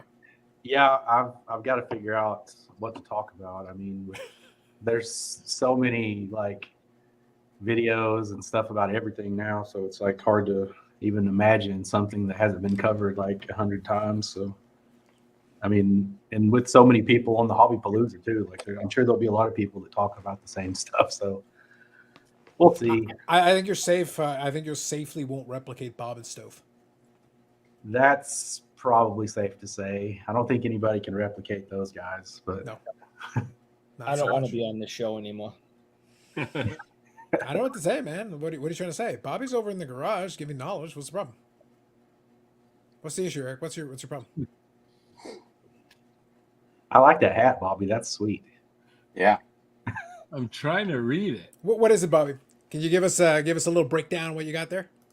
Yeah, it's the Salt Lake City Golden Eagles. Oh, there you go. Reference to that guy from the WHL. Nice. Yeah, I so see it's just that. a piece of paper, and you just fold it out and put it on your head. And there you They go. might have worn that in lieu of a helmet back in those days. So who knows? They may have. Well, we I'm were just talking saying. about the IHL and all that other stuff, so Works out. Well, I was saying, few people know this. He doesn't brag. He's a very humble guy. That's why I always appreciate Andy. One of the things I enjoy about Andy is he's a very humble guy. But few of you know that Andy was actually a hockey player back in his day in the WHL, and he scored 15,000 points. So it's crazy. It's just nuts. You can Google that. Fun fact about me, I can't even ice skate at all. Which makes the 15,000 points really an inspiration to us all. So Imagine had you been able to skate. the last time that I attempted to ice skate, I could barely even stand up on the ice. That's how bad I am. Like I said, that's why it was only 15,000 points, Andy. I had You'd to have have been easily somebody, into the six figures had you been able to skate. holding my arm just so I wouldn't fall down standing up. Remarkable, sensational. it's kind of funny. I had Brad, stickers of the Brad, I didn't have Canadians one. slandering the WHL on my bingo card tonight, but I'm with it. I'll go with it. There you I'll go. give- I got a bunch of stickers. They actually had some cool logos. All right, there you go. Salt Lake City Eagles, Yep. the Flint Generals, kind of plain. All This right. is really cool. The Toledo Hornets. Hornets. Oh, Eric, yeah. you're a big fan of the Toledo Hornets there over there, Eric. Oh yeah, big time. Yep. And then you got the Des Moines Capitals, Wow. All right. Saginaw Gears, Fort Wayne Comets. Nice. They spelt it wrong. Oh, did they really? Well, the capital. So, kind of curiosity, do you spell capital? Isn't the Washington Capitals with AL? Yes. And then that one's an OL on that It's logo that we saw. a second Capitals, ago? yeah. Yeah. But it's got the capital city, though. I get it. I'm just posing the question. And then you have the Gulls. Not even the Seagulls, just the Gulls. And then the Phoenix Roadrunners. Roadrunners, right. Coyotes Right. after you. There you go. There you go. Everybody got an education about WHL, IHL. Nice. Nice. Real quick, I'll just We scan should say through. too is Andy, you all set for the national? What day are you arriving? Yeah, man. I think I get there on Wednesday morning, like pretty early. Like I think I'm flying out of Oklahoma City at like 7:00 in the morning, so I should be there about 9 or something like that. So Okay, perfect. We'll be sure to bump in. I think it's Thursday night. Is your guys are doing something? yeah. I can't remember what the name of the hotel is. I'm sure like Mike has probably talked about it on his channel, but yeah, like I guess it's probably like the 5th year that we've been doing that little get together, and Yeah, it's for anybody. Like, it doesn't have to just be for content people. It's, anybody that watches or just anybody that wants to come. It's just open to everyone. All right. Awesome. I blocked that night off. So Yeah, it's always fun. I mean, because sometimes people will bring some cards to show, and then other times, just hanging out, having a few beers, and talking shop. sweet. Nice. Sounds good. Let me quickly scan through. Bob Jackson says, Eric, how was your week? Any fun shops going on? Hang on to that thought. Hang on to that thought. Awesome hat, USPS's finest. Andy would share the latest edition of his collection, but he hasn't seen it since he picked it up in 2019. There were more recent items. I saw the video. Carlisle is trying to slander you, Andy. I see that. I see what's going on. All right. It's hard to be unique when you're inundated with information, good and bad, about the hobby. Finding your niche isn't easy. That is very true, Nova Grower. Very true. Any pucks, Bobby? Oh, Bobby has pucks. No, just the other one that I picked up. Actually, yeah, I do. I have one more. I'll bring it back a little later. No worries. You have the Portland Buckaroos. Minneapolis Bruins, a rare logo around here. There you go. Gotcha, Stu. But, yeah, I think it's interesting. So, Andy, part of the reason I wanted to bring you back is obviously it's been a little bit. And the timing works out great because obviously this time of year we start winding up. That's the reason I asked you about the Hobbypalooza thing. I laughed because my participation in Hobbypalooza was entirely dependent upon you randomly messaging me the night before. right. Yeah, and I think we got the time slot that we wanted. It was fun, right? Oh, do you know how many messages I got? It's like, Carlos, I saw you roll your eyes. Like, you're damn right I rolled my eyes. I knew you would get a kick out of that, so I was like, this has to happen. Nobody loves the coaster maker more than me. No one. It's not a joke. This isn't a shtick. It's literally my coaster. When you hear my drink, it's on top of that piece of trash. When right is there. Hobbypalooza? Don't break your coaster. Oh, no, the coaster. Listen, look, if nothing else, the company can't grade for shit. However, I will say the coaster is holding up amazing. So as far as, I will co-sign on the quality of the coasterness of the coaster. Yeah. So When you got is that going for you? Hobbypalooza? You got that floating head? You got that? You can put that in the marketing copy. I'll even let you put it on the website. I want to say, Bobby, I think it's like not this weekend, but next weekend, like the Okay. Saturday and Sunday. I think it's like the 24th and 25th. Oh, I was hoping I missed it. Okay, thanks. You still can miss it. It's like, hey, listen, Bobby's good with the Now sneaky I know shot. to If you miss it. you leave it, you alley-oop, and then boom, he just took it down. I set him up for that one. It was beautifully done. Thank you very Beautifully much. executed. Pretty cool. I'll be there Thursday night. There you go, Orlando. Missy Sweets, I believe, for the YouTuber Meet event. That could be. Makes sense. Good stuff. But yeah, I think we'll see. To your point, though, I think it's going to be interesting because there just isn't as much. We're in a bit of a quieter time. We just are. So it's one of those things where, like, honestly, I'm okay with it because it does allow for more like collector-centric conversations. It's like, hey, what projects are you working on? Because most collectors are still kind of doing their thing. They might be slowing down or taking it a little easy, not rushing to do anything. I joke with Brad, and we were having a conversation. I showed him a couple of cards. I'm building the greatest Josh Rosen collection for less than the price of one of the cards I recently bought. And because like Josh Rosen right now, I think Josh Rosen is training to go into the WHL because I think he could get like 8,000 or 9,000 points. He may as well because he's not playing football. So right now all the cards are available at a super discount. You're talking Josh Rosen, the quarterback? Josh Rosen, the fact you had to ask that question, Andy, it should make the point about as well as I could have made it. Okay. I think he's in here somewhere. Yeah. Sometimes, Right. Andy, I enjoy the shot and fraud of building a collection based on a theme of this guy sucks, and I want to see how many of his good cards I can get for as cheap as dirt. That's a fun way to collect. I mean, because you can get some really cool cards from cool sets for, a low price. And it's somebody that at least was relevant at some point. So you have that to look back on too, which is kind of fun. I mean, we all do that with guys that we grew up watching, the Todd Van Poppels and guys like that. So I think it also helps. Like the reason I say that I particularly pick on that class is that I've collected football cards over the year off and on a little bit here and there. But in 2018, I actually opened probably a couple of dozen boxes. I decided I was, and I have some of the box breaks on the channel. If you go back on the channel in 2018, you're going to see I opened a couple boxes of Unparalleled, some of the different Panini products they had. I even went as in a couple of breaks in 2018, specifically because they had the 5 quarterbacks. At the time, I was chasing after, I think, Baker, and you were going after a couple of the other guys. But you had Baker number 1, you had Sam Darnold number 3, Josh Allen, number 7. Rosen was number 10. And Lamar was 31. But Yeah. so we had 5 quarterbacks in the first round. Lamar's still good, obviously. Won an MVP. He's still playing. Allen is still playing well, at least, for Buffalo. They're doing all right. Baker's trying to hold on to a job. We'll see how he does in Tampa. Sam Darnold, I think, is with the 49ers right now. So he's been already with multiple teams. And Rosen technically is out of the league. So it's not looking good for 3 of those guys. So Rosen right now is my target because he's literally not playing professional football. But I'll get some Darnolds and some Baker. If those guys end up in the same boat, like, I'll be there. They'll be the 3 amigos of 2018. And I pulled a bunch of the stuff in boxes and stuff back then. I still remember at the 2019 National, like the guys that everybody was going after was still Baker and Sam Darnold at that time. It was pretty wild times. I agree. Part of the fun for me, though, is that I like the fact that, especially on some of the nicer cards, I go, what would this have cost in 2018? If you had pulled in the box and sold it right away, right at that time when all the guys had potential and we just didn't know what they were going to be, how much would it have cost? Answer, a lot more than I paid for it. Mhm. And that's the part that I like. Yeah.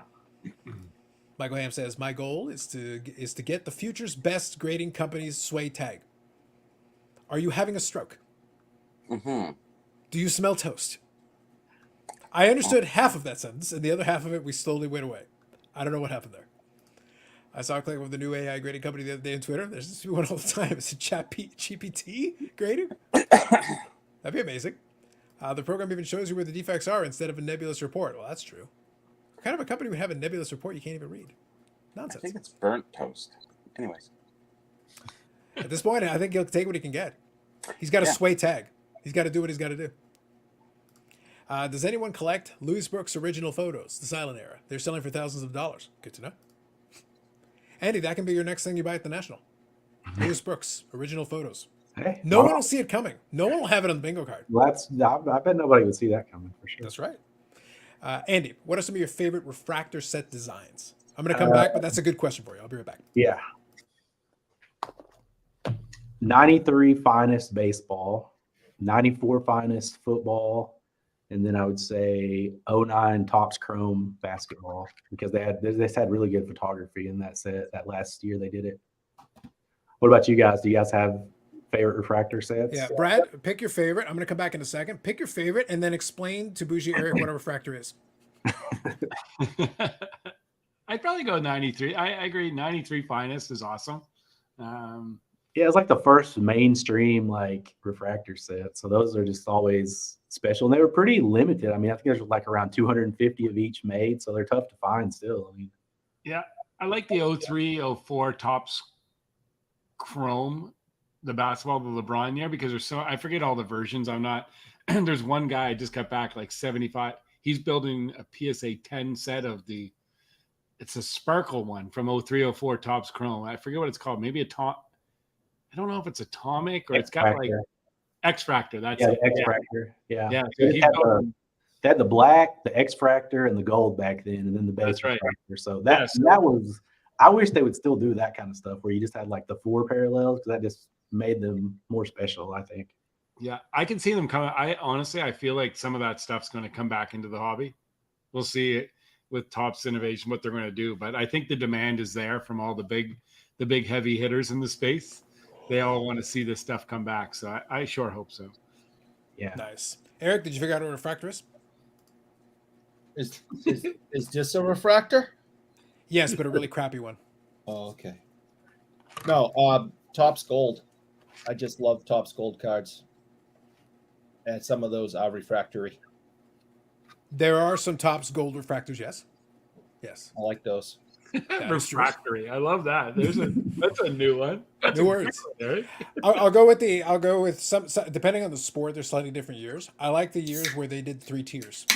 I liked 97 baseball, you had bronze, silver, and gold. Love the gold refractors.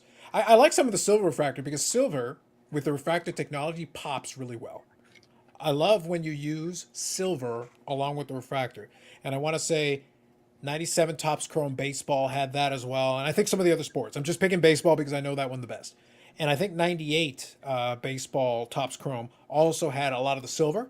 So the refractor really pops when you get the light on it because the silver bounces it off really well as far as refracting that light. So that's why I kind of specify those. But there's a lot of good ones. But those are ones specifically But that when it work for comes me. to like the finest refractors from the '90s, are you guys like peel on or peel off? Oh, I'm team no peel. Team Yeah, no me peel. too. They just look Gotta so go. much better. Yeah. There's instructions on half of them, Andy. Half of them are like peel. But there's a lot of like super purists that they love the peel on. Like that's The only that's time I'll fan. leave it alone is if I buy the card that's graded already and it's got the peel on it. I'm not going to touch it. I'll leave it alone because it's already. I'm not going to crack it out to peel it. But if I have the option and I'm sending it in, generally speaking, and Brad saw it. I even peeled the '97 the '97 Pinnacle Totally Certified, the gold one. It's out of 30. It's numbered to 30, and I peeled it. I bought it unpeeled, and it's like, nope, peel's coming off. It's done. It's mine. I own it. I'm peeling this. So congratulations to the rest of you. There's no more than 29 that have the peel left. I agree with you. I think it's stupid. I think you got to peel it off. That's my opinion. It's just in the way. It just takes away. Once you peel it off, it looks so damn good. Like it just the cards look wicked. Oh yeah. So the one time I peeled, the face of the card came off with it.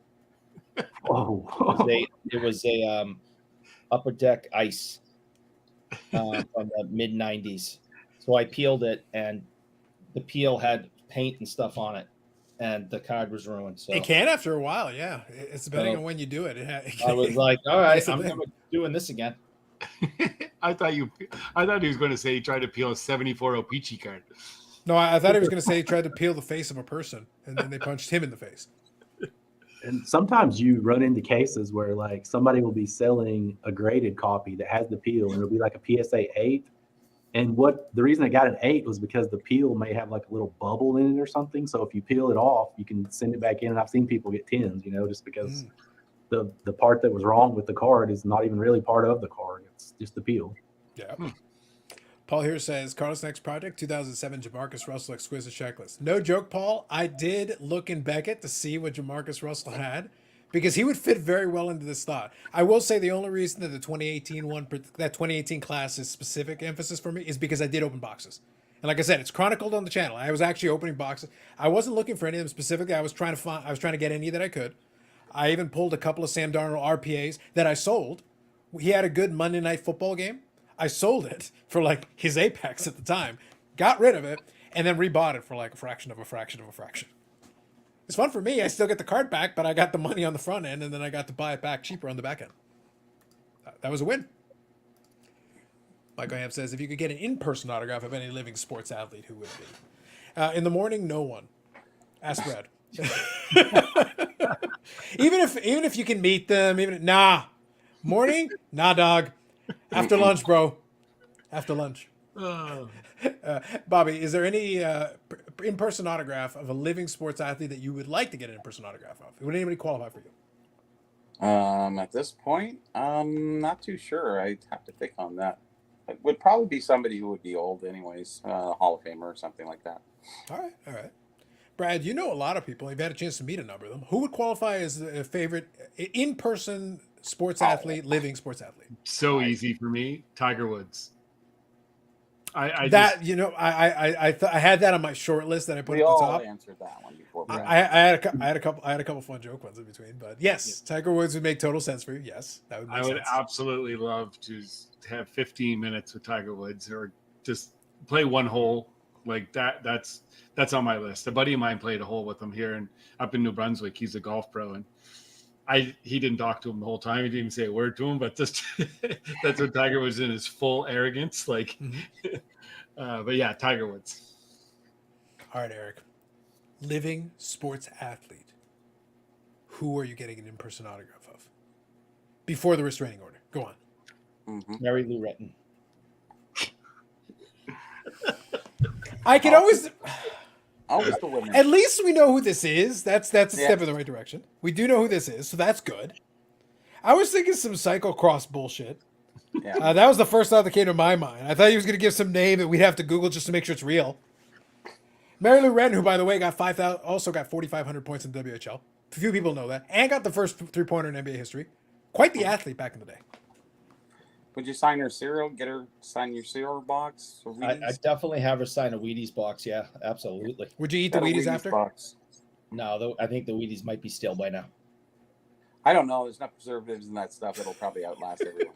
Don't worry. Eric, would it be more concerning or less concerning if you opened the Wheaties and found out it was almost in the exact same condition as when the time is like, by what dark magic?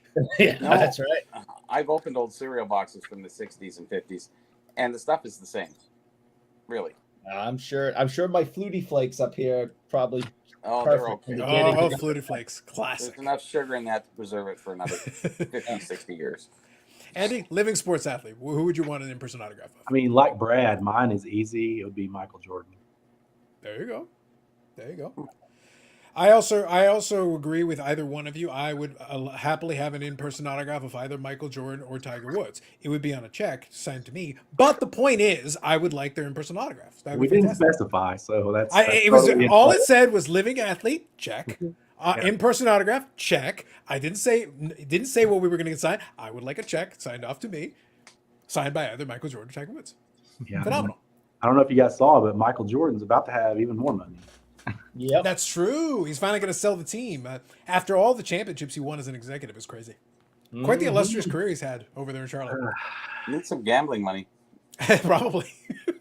You know what Michael Jordan's problem was? The problem is he kept betting on Charlotte games. Yeah. And it's like, oh man, So this when team you- sucks. You built it. When Yeah. he bought the team, it was $180 million, and I think they're going to sell for $1.7 billion. Oh yeah, I don't think there's an NBA team you could buy for under $1 billion now. Like you basically just hold it and you just sit and you make $1 billion plus easy. The Senators just sold for $1 billion. Yeah, You know what I mean? Like, And that's the Senators. yeah. it's true. Oh, I am got my very athlete. surprised I got that my athlete. that team just the Jordan's team just sucked so bad for his entire stay. Because you would be serious, you would think that players would want to go there to be around him, to learn from him, to just be in the same building as him. I mean, what can you think of a better draw for to get free agents than being Michael Jordan owning the team? But no one ever went. They just suck. Literally, no one wants to go to Charlotte, Eric. No one gives a crap that's Michael Jordan. That's the problem. If Michael Jordan, Jesus Christ, and Gandhi could join up for join forces and go, yeah, no, man, I'm going to go over here and I'm going to get more money. Thanks. if Michael Jordan owned like the Lakers or the Knicks or somebody, I think it would be totally different. But yeah, I think the Yeah. problem is, there's not a lot of, pro athletes that want to go to North Carolina. Yeah. Well, that's kind of an NBA thing, very much so, because Yeah. a lot of those players are like, yeah, I want lifestyle. It's a lot easier to sell, even if the team's okay. You can sell free agents to Miami. You can sell free agents to LA. You can sell free agents to some of these markets where it's like, actually, you might want to hang out there and party and do these other things aside from the basketball. That's why there aren't too many people running out to Milwaukee. Doesn't mean they can't get anybody, but it's a harder sell. Selling Milwaukee is a tougher sell than selling Miami, if all other things are equal. We have the same problem here in Oklahoma City.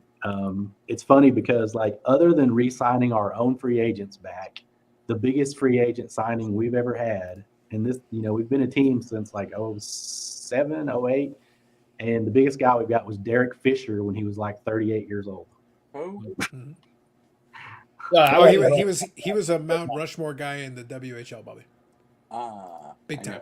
Big Oh, I time. got my star now. I can tell you who it was. Well, actually, All I got a top 2 or 3. Go ahead. So I think it would be Joe Namath, Mike Ah. Tyson, Okay. or Larry Bird. Nice. Those are all good choices there. Those are good choices, yeah. And if you get Tyson, you could chat with him a little bit ago. So seriously, how much is Golden as much of a jackass as he looks like? I would he is? go. Be honest does with that me, rub- Mike. Does Be that honest. rub off? Be honest with me, Mike. Yep. Michael Hammond says, "I'm 3 bourbons deep. I love it. Fantastic. Have a good time, Michael Hammond. Have a good time. As far as collecting the silent era, my official answer is no comment. Wise." Paul says 2005, 2007 finest football era factors are sweet too. Yes, I did get a couple of those era shiny favres. They're already on way to Brad to get those encapsulated. So those are already peeled. It's already handled. But I think I want to say the 2005, the gold refractor, nice, really nice. So that's been a lot of the stuff you guys have seen on the Instagram.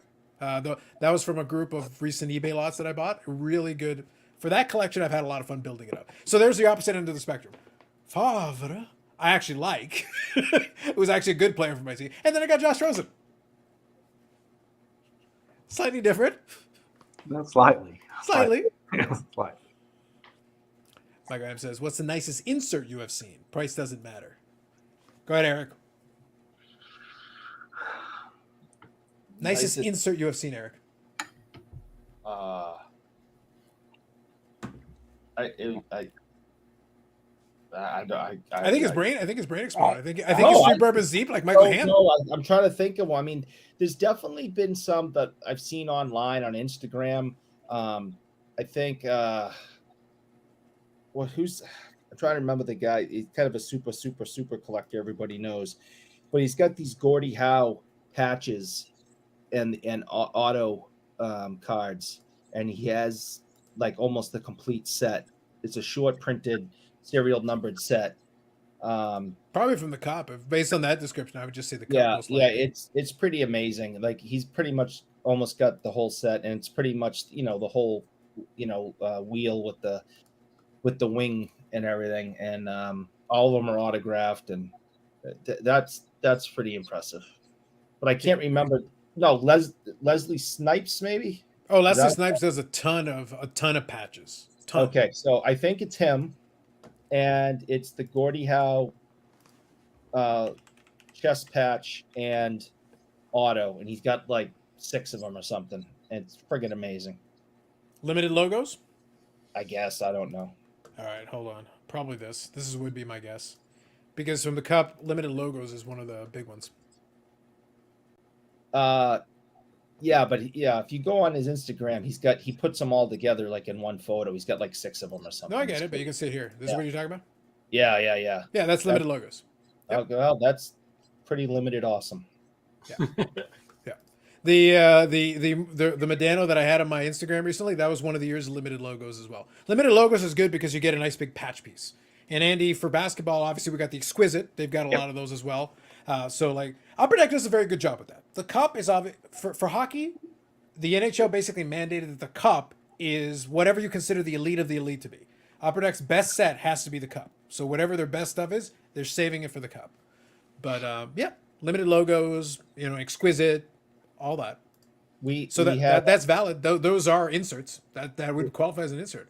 We had a customer yesterday buy a box of the Cup at the shop.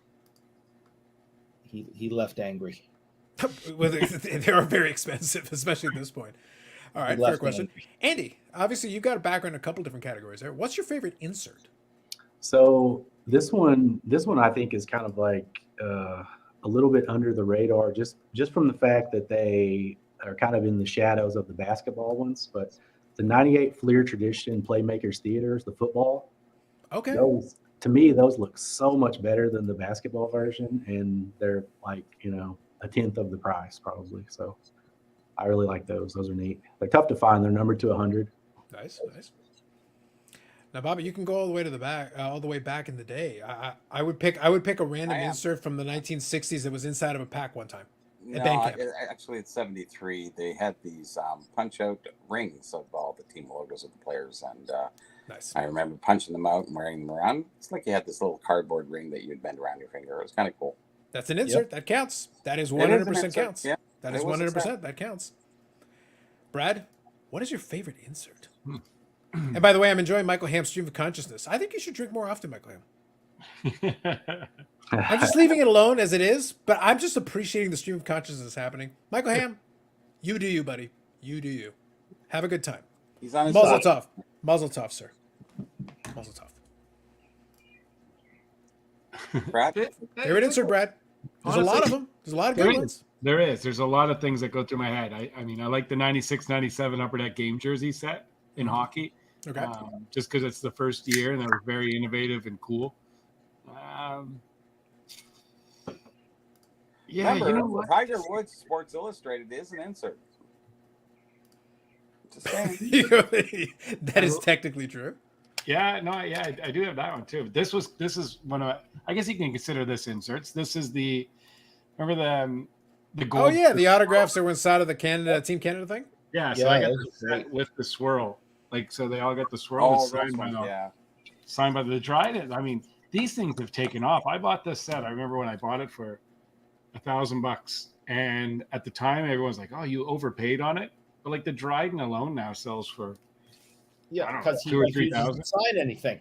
Yeah. I had a set a few years back and sold it for 1,000 as well. So Did I buy that from you? No, I don't Maybe. think. Maybe I don't know. on Anyway. eBay, I like that. Yeah. Yeah. No, I forget where I got it. Anyways, I'll definitely go with 96, 97 Upper Deck game jerseys, the hockey, the 13 card set. That's Yeah, my that's the favorite. first one that kicked the ball off, so that's fair. Yeah. Good evening, Tom. Good evening, Baz. I thought Tiger's problem was he was playing too many holes. That's true. I can spend a whole evening searching ComC for draft bus autos and patches. It is fun. It is fun. Classic Eric. I half expect one of the cyclocross javelin thrower ones. I know. One whole evening. Try one whole year. There's a lot of them out there. There you go. Expected. I'd go with Jim Abbott. He's got to sign it with his good hand. Ooh, look at you. Jordan Woods or Gretzky would get those in person. There you go, Orlando. Already got mine. Willie Mays. All right, fair enough. Willie Mays is still alive? I thought he Yeah. passed away. Oh, he's still alive. He, Okay. he is. He's legally, But he's in bad health, right? Because I legally just remember blind. hearing some update on Willie Mays. Yeah, he's legally blind at this point, and I thought so, yeah. I was like, okay. I think he's like 92 or 93 years old. Yeah, I was pretty sure. I had heard some updates on his health that it wasn't good. I thought that I had heard he passed away, but okay, he's just in really bad health, which makes sense. HBO did a documentary on him like earlier this year or late last year, and it's really good. You guys should definitely check it out. Nice. All right, every team in Boston just sucks so bad. It's really what Eric meant to say. 540 Listen, flips. I don't know who this 540 flips is mean. I don't know who this 540 flips guy is, but he comes in here every single week and talks trash. All right. And he says these horrible things about me. And I am asking you, will you please ban him from the chat? I don't want to deal with him every week. He's just rude and nasty, and I do not like him. I can't do that. Number one, he has an in with Bobbles, and Bobbles is in North Carolina right now buying the Carolina Hurricanes. Bobbles is a mover and shaker in the space. Well, I'm going to talk to Bobbles then and see if he can help get this guy off my back. Well, you're gonna have to ask Bobbles Bobbles every single week and just bust my you-know-whats. Eric, if we have learned nothing about the hobby and in life, somebody who has enough resources to be able to go to North Carolina on a whim, because nobody goes there for any other reason, and goes to buy the Carolina Hurricanes just because he feels like it. That's how well he's done with the reselling. Bobbles is killing it. Plus owning SGC. The man is just loaded, and he's out there spending money. And because he has that money, Eric, it makes him a better person than you. Everyone's a better person than me. That's true. But we all have more money than you because we didn't spend on Boston Bruins cards. If he could do something And about crumble this cookies. guy, because he's just he comes in here every week and hurts my feeling, and I just don't think it's nice. Terrible. All I got to say is, Andy, you know as well as I do that I try to make sure we maintain a certain veneer of niceness on this live stream. Right. So it hurts me to hear that Eric's one feeling is hurt. Yeah, and this comment hurts my feelings. I mean, I know. First of all, like Oklahoma is a state, not a city, so yeah, it's hard to believe. Just vicious, Andy. This is just viciousness out here. yeah, I mean, You think they'd respect you as a Oklahoma was a WHL legend? You think they would show respect? you would think so. Honestly. Oklahoma was a movie, wasn't it? Musical. Yep. Yes. 96, 97 Black Diamond Run for the Cup. Yes. Those are good ones. That's a solid one. 97, 98 Mirror Gold Platinums. Yes. That's a big one. That was the one I was referring to earlier where I peeled it, which is a risky move. There's not a lot of them out there, so you got to take it easy. 90s B-Ball Cards. Good evening, Jake. Thank you for joining in. For hockey, I enjoy the new Big Men on Ice. Very nice. But I guess the Ladders Apparel. Yes. Playmakers Theater. I have the Oh yeah, Jake. Favre. Yeah, Jake has Brett Favre. Yeah. Yeah. I keep meaning around to it. I actually have to reach out to Jake because I actually want to. I want to bring him on to chat with him a little bit because he does have the Favres. So we have that in common. We can talk about, and then he can educate me a little bit more on the basketballs, the squeak, squeak, swish. Yeah, Jake is super nice dude. Yeah, you should definitely have him on. That's my intention because look, I need to settle once and for all who got the first 3-pointer in NBA history because Eric has been lying to us this whole time. It changes every single week. It's very confusing. Brad, as far as I know, there's only one first. So how could there be a different first 3-pointer in NBA history every single week? How's that even possible? Alzheimer's. I swear. I'm pretty sure it was the late great Chris Ford, but Never heard of him. I'm pretty sure he's in the WHL. The best insert of all time was a stale bubble gum. Said no one ever. There you go. Ah. 1980, the gum and tops would break into shards and slice your gums, but it was okay because the blood made it more chewable. Well, the Thanks. gum was meant to be the selling point at one time, so there you go. It was. It was. Nova Girl says F1 in Montreal this weekend. I'm sure that'll be a party. Oh yeah. Paul says, let me see if I can ban 540 flips. Nope. Well, Paul tried. The rumor has it at 540 think and he 540 flips is his age. Any truth to this? Wow. 540 flips a legend. Oh, this is no. He's no, got friends in high places, man. No. That's all I'm He saying. does not. I just learned that the 1991 American Gladiator set was so iconic that in 2018 they used it for the top store-bought baseball set. I know we moved on. We've never moved on from 1991 American Gladiators. Andy, did you catch the beginning of the show where I was waxing poetic on American Gladiators? I saw a little bit. I caught a little bit of the show earlier when I was having dinner, and yeah, I caught a little bit of the American Gladiator talk. Well, I laughed because I brought it up last week or the week before. I forget. Like these shows last. I laughed because on Dakota's Discord, Bobbles and myself and other people are on it. But one of the Pokemon guys, Professor Oak, has been watching some of the shows recently, which I appreciate. So if you check this out on replay, I think he's in England, so he'll probably catch this later. So good evening. Here's your acknowledgement. And he was asking me like, hey, are you guys going to do another live stream on Friday, man? Friday, it's coming. But anyway, what I was saying is that it made me laugh that I was talking about either the week before or the week before that on the American Gladiators thing, and I said Brian Gray, of all people, should make an American Gladiators set, include some of the 2008 folks, include some of the OGs. That'd actually be a cool set. I wouldn't mind collecting that. I didn't realize that Topps had a 1991 American Gladiator set. Although it makes total sense because in that early 90s period, they had the video game, they had the action figures. So if you're going to do it at the time that you're doing all this merchandising, of course, then you do that set. But that means there's a lot of them, obviously. 1991, there's millions of them printed. I'll be honest, I would love to get it because you're missing out on some of the good gladiators by only having it in 1991. There are a few that came after that would have been pretty. So, I mean, like, they've got now 2 documentaries. ESPN did a 30 for 30 on American Gladiators, and Netflix is going to have a series. Okay. And they're bringing back UK Gladiators, and I think they're supposed to bring back American Gladiators, presumably under the auspices of WWE. We'll see if that comes to pass. But I go, sounds to me like a good time. BG, where are you, buddy? This is your moment. This is literally what your company is built for, this shit. Get some people signed on and sign some autographs and get her going.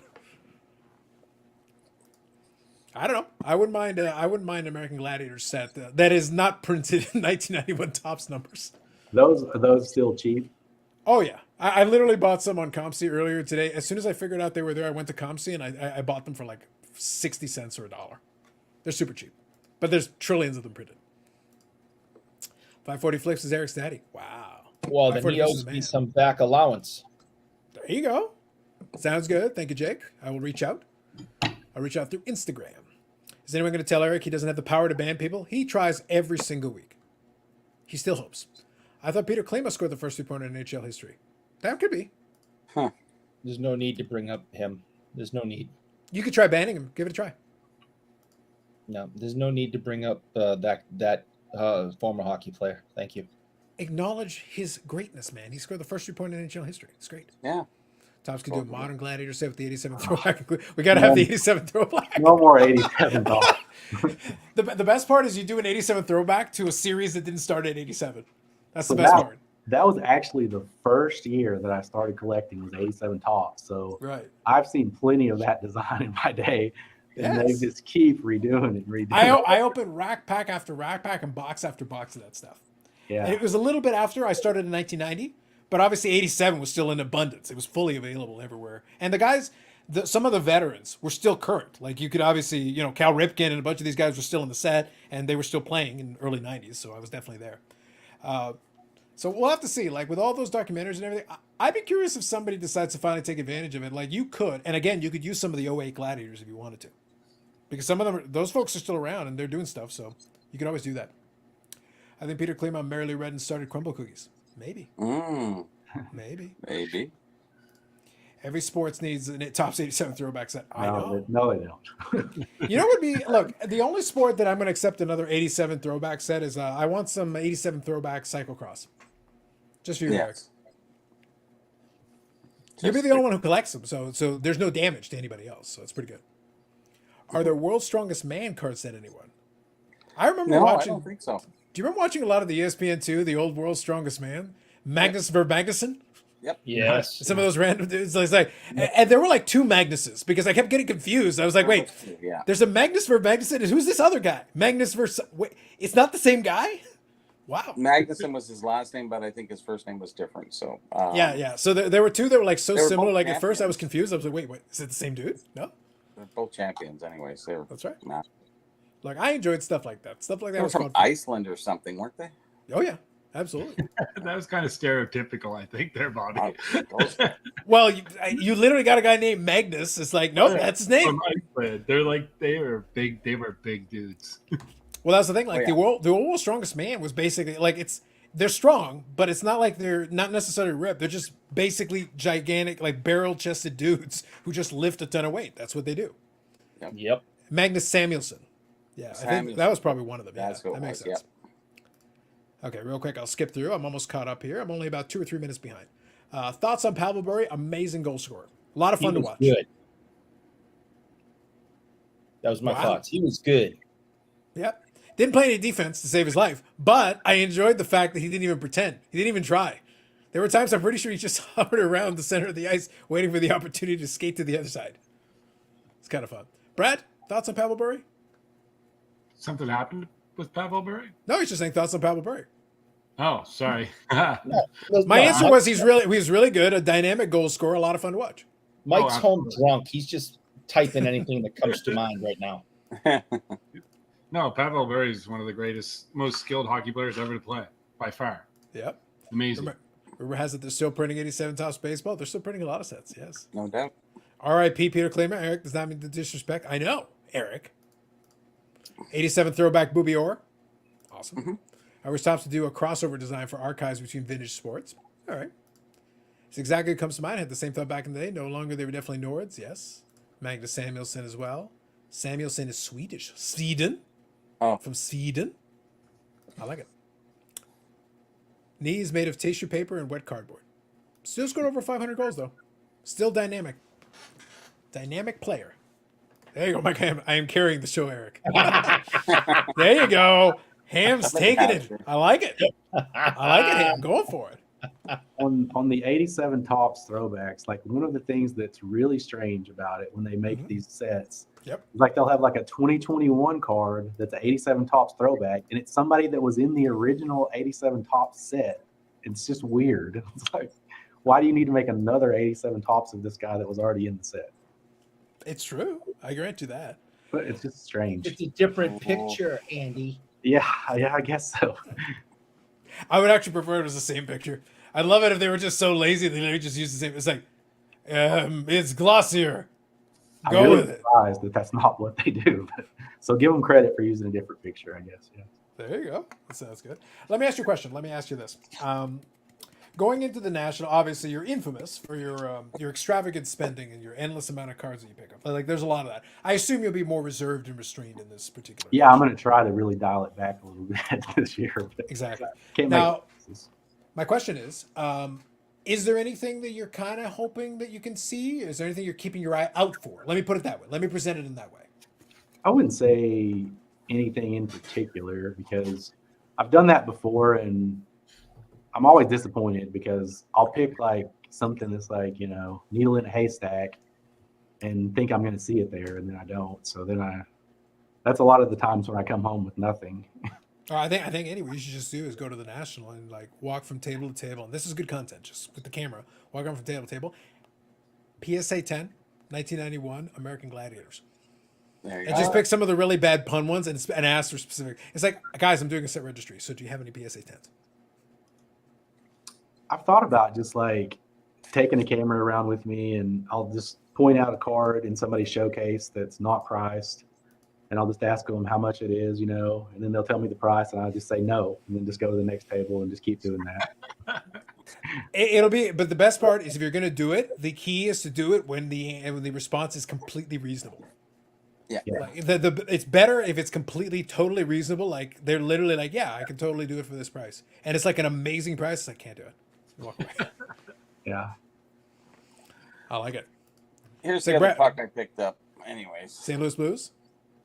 Yeah, but on the back, it's kind of cool. Three Blues taking 100 night at the Checker Dome. Kind of neat. There you go. All right. I like that. This one's for Carlisle, just to prove that I do buy stuff occasionally. So this is the latest pickup that I have here. Yes, the Jim Brown. So what is the? I saw the video, Very but nice. I think it was one of those food issues, right? It's Collins Yeah. Wieners. Yeah, 61 Collins Wieners. Yeah. Okay. So they Only in the came world of like- sports cars can you be like, guys, I got the Wiener card. It's like, and everybody's like, really? Mm, It's like, elaborate, Yeah. elaborate while you still can. Yeah, please. so these came in packages of hot dogs back in. That's better. They did, but the problem is, Bobby, they're called Collins Wieners, and it's like, what happened? I know. Andy bought the Wiener card. Hey.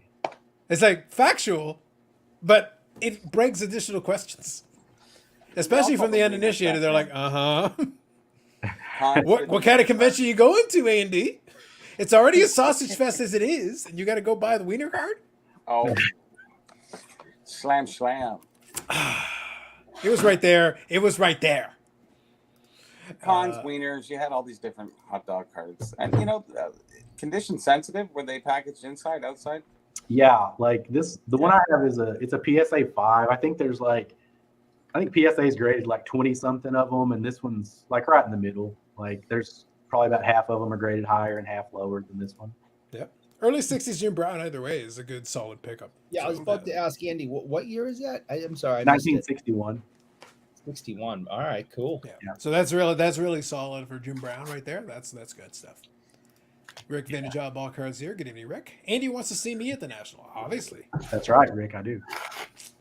The best part, maybe that could be part of your content. You literally just see Rick. Hey, Rick, how's it going? Hey, Andy, how's it going? Good. Bye. I love it. I'm totally. If Rick is up for that content, we will do it. That right there is a YouTube short. That right there's a YouTube short. It's like seeing buddies at the National. It wasn't a conversation. It was just like, hey, how's it going? Good, man. See ya. Rick and I are going to become the specialist in the super short. Yes. American Gladiators on ComC. Yes, it is.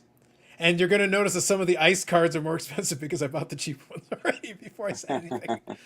I might have already bought them. All right, real quick. Screwing around, messing around. Cheers. Magnus Verb Magnuson was from Iceland. 4 times World Strongman. That sounds right. Yep. Yeah. I remember that name. The puns are awful and said yes. So when I mentioned, I mentioned that they were like horrific puns, but like they're terrible. Literally, I'm wondering if they like invoked Eric when they came up with it. We heard you earlier. They're not punny. I get it. Mm-hmm. It's just so many cards though that were literally like that, and I was just like, guys, you could have done a couple more of the actual Gladiator themselves and not just rely just on puns. Heinous. We should totally try to get a box of those and do like a box break at the National.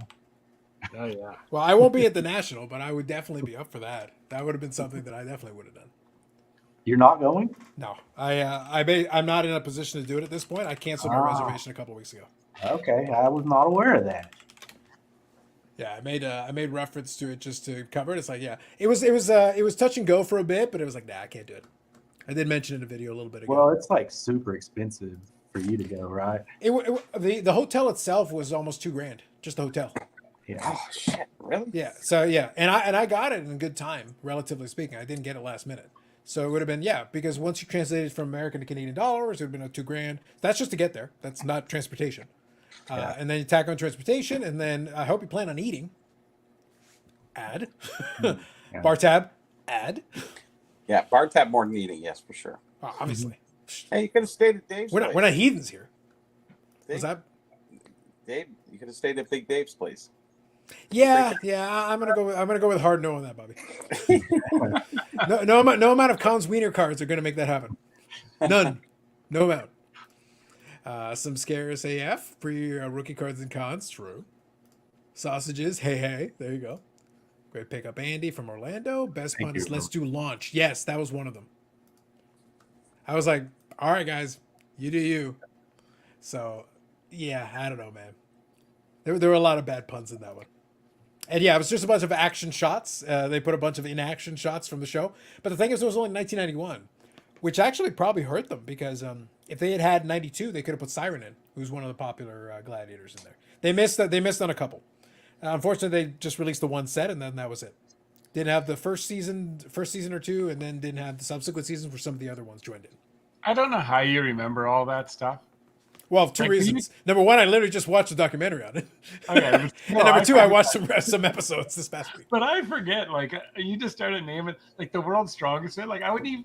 Oh when well, you that said one, Eric, that Brad, I was watching that stuff all the time. It was on so was TSN. They I, put but it I on. wouldn't even have thought about it. But as soon as you went Magnus Magnet, I was like, oh my god, that's it. You know what I Yeah. mean? But I could never have just picked that up. He's the one name you never forget because it's And kind of Magnus the Magnuson, same yes. first name Oh, as yeah. the last name almost, except you put a ver in there. Like, come on, No, Brad. no, Brad, after you cannot school. forget Magnus Magnuson. Yeah. Like But that's wasn't that after school? Like it was around that time you come home. Like Yes. TSN would always have the World Strongman at like 3:00 or 2:30. they did it in syndication a bunch of different times, but yes, they would totally have that as one of the time slots because they're just killing time. They weren't replaying Sports Center all the time at that point. Later on, they would start doing that, and then some of the debate shows they would start putting them in there just to replay them and like just to fill time. But they used to do that. They used to do the World's Strongest Man. They used to do a bunch of different ones in there. They used to throw American Gladiator reruns at certain points. They would throw some stuff. They basically like anything that sounds sport-ish, they would throw it in there. Like go with it. We brought this up earlier, I think maybe before the show, and we were joking, but I'm telling you, we need the Ocho. We need the Ocho. Let them just put all this crazy stuff on. Let it just go 24 hours a day. At any point in time, you can just click on the Ocho and just watch just ridiculous nonsense and just laugh. What's the problem? The Ocho is right now. ESPN is in hard times. Andy, there's about a 50-50 chance we're on the Ocho right now. Well, I can't completely discount the possibility. I've seen ESPN show stuff like cornhole and stuff like that lately. So Ocho, that would be And- perfect. Brad, Bobby, do you remember though? There was the steel lumberjack games or something. oh yeah, Oh yes, Yeah, there was so like any pseudo sport, whatever miscellaneous love crap those. is, like they would be like, yeah, we're doing. Now they got Sandy's one, the cornhole championships or whatever. It's like, bring me back some lumberjack games. Let's go. yeah, those are good. You know, oh yeah, Eric, I saw that on their tag. How about disc golf, frisbee golf? At least that Yeah. stuff, like there's physical ability, and for all these games, in order to do it, you have to have some skill. Like when TSN went full time in Sportsnet poker, you know, like not against a poker player, but on a sports network, they played poker for like 6 hours a day. I don't get that. That No, makes zero that's- sense to me. Listen, Brad, I completely and totally agree with you. On a related note, I have a subscription to PokerGo. Check it out. Yeah, and I'm not dissing poker. I'm just thinking it should not be on the. And you better not diss poker, or I will ban you. I will ban you while you're here. It's like there will be no poker. Listen, there'll be slander of all kinds here, allegedly, but there will be no poker slander on my watch, sir. We will slander Boston sports. We will slander chocolate sticks. We will slander Eric generally. Coaster makers, floating heads, all slanderous. But we will not be saying anything negative on poker. That's all I'm saying. They shouldn't be on ESPN for 6 hours. I know that. Australia rules football, yes. Aussie rules football is awesome, though. That's good stuff. Wood cutting, that's part of kind of the lumberjack games. Oh, yeah. If you started a sport for the Ocho, what would it be? Go ahead, Eric. Cyclocross, make your pitch. Add the death, and I will co-sign on it. Taiwanese shin kicking. oh, It's like it's like somehow I set you up and be like, what lame bullshit will come out of Eric's mouth, and you still deliver. It's actually you gotta it's see almost those- as impressive those as your shin ability to snaps. not pick hockey games. The shin snaps are great, man. Yep. Wrong way. Brad. I would love nothing more than to say, hey guys, this is fixed. We came up with this before. No, this is all Eric's bullshit that he comes up with himself, all by himself. So, what was that show that came out after the World's Strongest Man? They had these other things where you had like the big stars would come in, or bodybuilders. You know, they would come in and lift refrigerators and take it, you know, down 50 yards or something like that. And there was a lot of stars in them, or you know, famous people, famous bodybuilders or what have you. That came out just a little bit after the other one, so I just can't remember the name of it. It was like World's Famous something or other. Well, there were a lot of those shows though. Like in syndication, they did a ton of those random shows with random sports on them. Because I think you had Arnold Schwarzenegger, you had Lou Ferrigno was in it. You had quite a few of the bodybuilders and big guys, strong guys from back Well, then. do you remember back in the 80s, Battle of the Network Stars. Yes. Oh yeah. Oh They yeah. I have remember. they have all the actors and stuff. Do all these crazy things. Yeah, I do remember that. I Well, used to today they watch would just call it another reality show. There's so many now. Yeah. And they used to have Wild World of Sports, and they would throw random stuff on there, just kind of cycle through some different things. I remember in the '90s they had Foot Locker sponsored a slam dunk contest at halftime of like college games, and they would have like pro athletes from different sports in there. Okay. That was always fun. Like I can't remember who it was. It was it was like a sprinter, I think, and he dunked it from almost the free throw line. Wow. Really? Yeah. It just made me think Conor McGregor. Did you guys already talk about that on the show? Because that was priceless when he hit the mascot last week. Oh, I heard about it. No, we didn't talk about it, but I heard about this. Oh man, No, that was ridiculous, and he should be arrested for it. And I mean, I think he knocked that poor kid out. Oh, he did. And you did you hear that what he's being accused of since then? Eric, please, before we continue, Yeah. do not sleep on the fact that good guy Brad, who everybody's like good guy in the hobby, Brad's words were to you responding to you him knocking out the mascot. He goes, he totally did giggle. Yeah. Giggle. Yeah. Yeah, like I was like, Brad, I'm seeing the veneer of your nice guy persona fading as the evil consumes you. It's like, yes, kill that mascot. No one ever believes me. I'm glad someone finally caught it besides me. Everyone thinks he's the nicest guy in the world. He's not. And I don't know how you could watch that and not laugh. I mean, Eric, obviously, it's like, Brad, I totally watched it and laughed, but I'm a bad person. Right, okay. One of the great jokes, Andy, despite his claims, we've talked about this already in a previous live stream. He brought me on knowing full well that the floating head was coming next, and that I would eye roll and find ways to undermine it to the point that people send me messages. Everybody knew what was going to happen. The Hobbypalooza folks know it. Don't let them lie to you. Everybody knew what was going to happen, and they let it happen. I didn't know what would happen, but I knew something would happen. And you're just like, lay the groundwork, set it up. Yeah. Coaster maker boys. Anyway, moving on. But yes. Forget the pick. I watch just about any sport at 3 a.m. except cornhole. I'll play it but not watch it. All right. I don't know if you guys remember, Spike TV used to have a lot of those random shows too. There was a Pros versus Joes. I actually like Pros versus Joes. That was I thought fun. that was kind of cool. Yeah. Yeah, that was fun. They actually came up with some fun things for them to do. I thought it was a good idea. I'll watch stuff like that. That stuff's fun to me. Don't you think that's a terrible name? I was out with a friend of mine, a young guy who's going over to play. He was like, I'm going over with some girls. Yeah, we're going to play, have a few beer and play, he was trying to think of another name for it. He was trying to be cool. He was like, the beanbag toss game. And I'm like, cornhole? And he's like, yeah, but you can't say that around the girls. That's just a bad thing to say. It's like, It is. hey, girls, do you want to play some cornhole? Like, it's a bad name, right? Like, It is a horrible name. Actually, that connotation here in 20, 30 years ago was different. So do you think it's going to be awkward when they start the professional cornhole league? Yeah, they're going to change. It's going to be a little. It's going to be. They're just going to say PCL. No, listen, they have Every time- a professional cornhole league. They have sponsors. They have sponsors and patches on their shirts and everything. I kid you Eric, not. is this actually a thing, or is this one of those things like cyclocross? Is this something that like happens in your basement when no one else is around? I swear. They You swear on what, Eric? I want to see if you blaspheme on top of everything else. Go on. Rainbow shirts and stuff like that. So anyway, You see, Andy, that's some gold medal evasion right there. That was just like, I'm just gonna sidestep the whole conversation. So, I'm telling you, there is a professional league. ESPN puts it on, and there's sponsorships. Like they look like NASCAR. There's sponsorships all over their shirts as they're throwing this thing, the beanbag across the room. Good.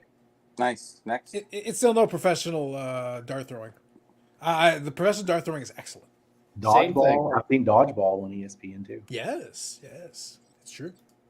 Rock, paper, scissors, man versus animal, and the animal is always random. Yep. I like that. Man versus food. That was really good. There you go. Oh yeah. Magna fishing, pro croquet. Croquet. Come on. I don't know what to Is it say. croquet or croquette? I'm just saying croquet. I'm going to go with it.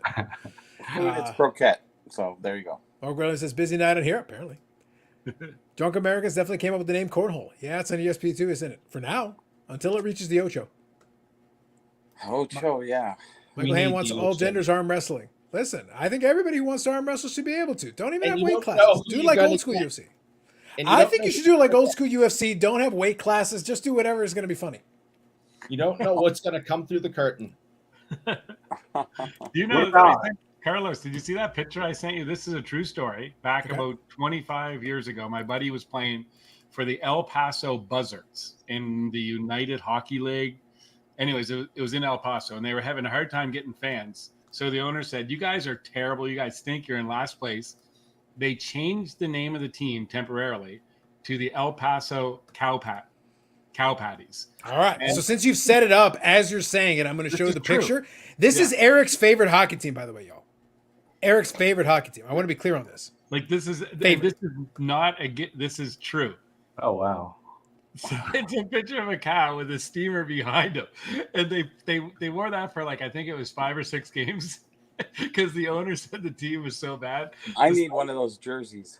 So you know, it's Steve Potty that played for them. He was the goaltender. Oh, Eric really? Eric is like, I must purchase it. No cost is too great. I think it's great. Andy, so when you go to the National, I think we found what you need to buy. There you are. I may buy one before the national just so I can wear it. I'm just saying. Like, bro, imagine the patches. We just need a big enough window. This could work out. The Yeah. questions that you would have to answer. So many questions. Yeah. What about, have you guys seen that league? I think Dana White is associated with it. That professional slap league. Yes. Oh, power slap? Power slap. Yes. Power Power slap sounds like what happens after Eric gets the order at the supermarket wrong. Power slap. Crazy. That's pretty much what happened. My That's what I'm mother- saying. Brad, you know this. Power slap. Power slap. They knock people out. by I know. slapping. I know. I agree. My mother would I do gotta world watch champ. this. Power slap. This is That's Oh, power I slap. haven't It's seen called it. power slap. Yes. Oh, It it's, is. Dana White's power slap. it's All right, like hold on, arm hold on. wrestling. It's the same kind of deal across from Yep, each other. that's and right. then One person slaps the other guy and back and forth until somebody can't take it anymore. It's right. Exactly. Josh says, did I hear 180? You did. Cornhole is now like bowling. There you go. A very specific cow mini ninjas. Good evening. Wait a moment. Cow that speaks Spanish. El Paso team. This has layers. It does. It's true. Tom says, looks like a cow mixed with a cartoon dog that was always glum sounding like you are. Could be. Could be. I'm just letting Michael Ham post all by himself. He's doing great. You're doing great, Ham. You keep doing you, buddy. That one. I'm just leaving you be. You're good. This is so good. I'm gonna have so much fun watching this. Brad is gonna be, like I said, we got all this veneer of nice guy Brad, but he's gonna be sitting there all night watching Power Slap and giggling to himself. That fucker went down. Did you see replay? Did you see how it went down? Oh man, I will too. He walked in cocky and he went down. it's Oh, true. man. It's true. It's true. Makes sense. All right, let's do something. Brad, do you want to open the packs? Oh yeah, I can do that for sure. I wanted to take kind of off, mention Brad had sent over. I showed it in a video, but I wanted to take a moment to do it. 2000-2001 Opeachy Hockeys. 2 generic hockey players on the front of it. Some of you may have heard of them. Mm-hmm. So there you go. So this is, I think, one of the retail boxes. So 16 packs per box, and it is 5 cards per pack on these ones. So I don't know what kind of odds you got on them. I'm just looking over quickly. Yeah, there are some odds. Let me see what they got. Let's see if we can get some refractors.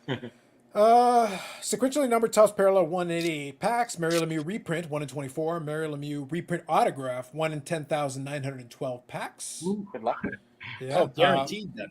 Own the game 1 in 14. NHL draft 1 in 62. 1,000 point club 1 in 54 packs. Combos 1 in 24. Stanley Cup Heroes die cut 1 in 10. 110. Stanley Cup Heroes autograph 1 in 2,209. And last one, NHL autograph 1 in 1,004, and the game jersey relic card is 1 in 920 packs. So it's very much retail. It's long odds to get into that stuff. Well, I opened a box of Upper Deck Ice tonight. I thought that was going to be a good idea. Here's a good one for Eric. This is the large card that came inside. His favorite Boston Bruin of all time. Oh. The only Boston Bruin that is relevant. Forget about Booby Orr, worthless. Forget about Ray Bork, irrelevant. Joe Thornton with Vincent LeCavier. The best. The best. So Okay, And those my- are box I'm talk gonna there? bow out for now, and I'll watch on the big screen. Sounds good, Bobby. Take her easy. Later, I did Bobby. enjoy, though, See ya. that since Brad included the box, it came with a lot of the inserts. Andy, I forgot about these. I remember this from back in the day. You got the little Tops thing on the inside of how to contact them. You guys yeah. want to send your comments? You can send your comments at tops.com. I'm sure they responded just as well back then. That's right. Yeah. But I like that it include the home team advantage. Come on. We got Chrome, Stadium Club, Bowman Chrome, Bowman Best, and Tops Go label. 1888 Go Tops. Yeah. I we love got that that. Tops Gold label. That's right. Well, that's why I say this is early 2000s. 2000, 2001. So Brad's got 8 of the packs, and I got 8 of the packs. So we'll just open it up as we're chatting. So I'm not going to do anything. Brad's got some packs, and I got some packs. So we'll go into it. Got a little bit of a box war going. Yeah, it's one of those things. I love some of that. As soon as I started opening, as soon as I started looking, I was like, man, I remember these. The problem is, this is where the problem becomes, Andy. It's like, man, I remember these literally like it's yesterday. It's 23 years ago. Fuck. Like, no, like I can literally, right, as soon as I looked at it, I was like, I remember the box. I remember the packs. I remember every single aspect. Just looking at it. The moment I opened the box, I'm like, I know exactly what this is. I remember everything about it. I remember opening up 84 Opeachy, looking So for that's so this is the base card. the Eismans. They have a Tops version of it. So that's Derek Morris of the Calgary Frames. I'm not going to go card by card, but I'll grab a couple where it's notable. I do have 1,000 point. These actually stuck together. I'm actually surprised. But, you know, it happens, unfortunately. Let me see if I can get these separated. So I've got 1,000 point club of Adam Oates. Oh, nice. So Adam Oates, Shiny. Yeah. yep, captain of Washington at that time for this set. And you've got And a Tops more and in- Opeachy version, but in this set, you're only going to have the Opeachy. When he went to Washington, he played with the number 77 in honor of his former teammate Ray Bork. There you go. By the way, this pack would have been really good if you're from Calgary. So I showed one Calgary player. You got Valerie Burry from Calgary. Mm. And then you got Robin Regier from Calgary. And then You guys finally know finish who off with Valerie- Chris Drury from Colorado. Oh, you guys know who Valerie Bury married, right? Absolutely. Candace Bure. That's and Candace. Candace Bure. So From Full House. just so you know, I got all base cards. Literally? In every pack? All base cards. So and I literally opened one pack and I got the insert. I got nothing. All right. Wow. Okay. There you go. Influencer box from 2000. See, I'll sort, like I said, I'll sort through as we're chatting, and I'll see if there's anything. By the way, like I said, guys, news-wise, it's quiet. I wanted to have Andy back because it's been a little bit, and I like having folks back because it's a lot of fun for me, and it's fun to chat about different stuff. But it's one of those things where, like, yeah, it's kind of quiet. Andy, let me ask you this question: you had that video where you did some pickups recently. You're still out there. You're looking at stuff. What do you do when there's a little bit of a lull hobby-wise? Like, obviously, you're preparing for National. You're going to do a little thing on Hobby Palooza there. But what are you doing? Are you staying engaged? Are you kind of just taking it as it comes? Like, what are you doing? I'm always like researching cards because there's so much stuff out there that, I mean, it's impossible to know everything about it. Like, I don't know if I ever showed this. I may have showed it on a video, but like, Sure, go ahead. My buddy Andrew, Nuff Said Cards, he sent me this right here. The Nice. American tobacco cards, like non-sports. So, Nice. you know, study up on stuff like that. And I find all kinds of like new sets and stuff that I didn't even know anything about. So there's tons out there. Like I'm always like researching, trying to find different stuff. So even if you're not buying, you can still have fun. I agree. Look, I made jokes about the Josh Rosen thing, and I chatted with Brad after we did the show last night. The Josh Rosen thing literally is for kicks for me. And like my challenge is like it's a personal challenge. I want to see how many of the cards that in 2018 would have been tough to come by. How many of them can I get? I'm not joking. I now have a collection, the Josh Rosen collection, when it all comes in. Right now I have 25 cards. I have autographs, patch autographs, RPAs, low numbered rookie card parallels, all kinds of crazy shit that in 2018 would have cost me a fortune. It's not a joke. I spent less money so far on building that 25 card collection than the last Medano card I paid for. That's not a joke. It was a nice Medano card, but my point is I bought one card from my Medano PC, And for the same amount of money, less, I have a 25 card Josh Rosen collection that I'm like, in 2018, people would have been impressed. Today, they're like, why would you do that? But Yeah. still, it's funny for me. I'm getting a kick out of it. Darian Hatcher's a captain of Dallas back in those days. And yeah, Brad, I think you passed me all the good packs. Pack number 2, we got Dougie, NHL Draft Hidden Gems. They are sticking together though. The inserts are sticking to the base cards, which Oh yeah, my base cards fan perfectly. No problem. so I was kind of like, I was a little bit surprised by that, but it's all right. I'll tell you though, back in the early 2000s, late 90s, the rookies were terrible. Like there was it was a terrible rookie class after another. Frederick Modin, nice action shot, but yeah. NHL prospects, Yuri Fisher. Oh, There you yeah. go. Hall of Famer. And Steve McCarthy, NHL prospects. Oh yes, another Hall of Famer. Another legend of the WHL. Another Upper Deck SP legend. Probably. Look, how do we know he's not on the checklist? He might be. He Who could knows? All right, real quick, I'll catch up on a couple of these comments here. Josh says, in other news, Brad Make here, I received a Brad Marchand and Nathan Horde Artifacts 1 of 1 today. Nice. That the year you get 1 O-Pee-Chee per box. So this whole box is O-Pee-Chee. This is a retail box of O-Pee-Chee. So we've got a bunch in there. Brick can definitely valid worry with buying old C products. So that is true. That's actually not considered a lot by folks. This is late 90s and early 2000s. A lot of this stuff bricked. Like it gets stuck. That's why I said like I had to take my time. I was trying to do it gently without damaging the card. But even still, you're going to get a little bit of surface damage. Like you can't avoid it. The stuff sticks together. Kyle McLaren, there you go for Bougie Eric. Yeah, those early years of chromium type cards, they were really testing out the technology. So you had like a lot of bricking, you had like the greening that they didn't know that was going to happen whenever they were making them, but obviously it did. And they were able to kind of correct some of that stuff as they, went on and learned more about it. Agreed, 100%. Brad, are you sure you didn't pick through the box? So pack number 3, another insert. Own the game, Yoke and Hatch. Oh god. Absolutely terrible. you got every single base pack. Not like crazy inserts, but every single pack has been an insert so far. Arthur Thornton is one of the biggest heads in hockey history. There you go.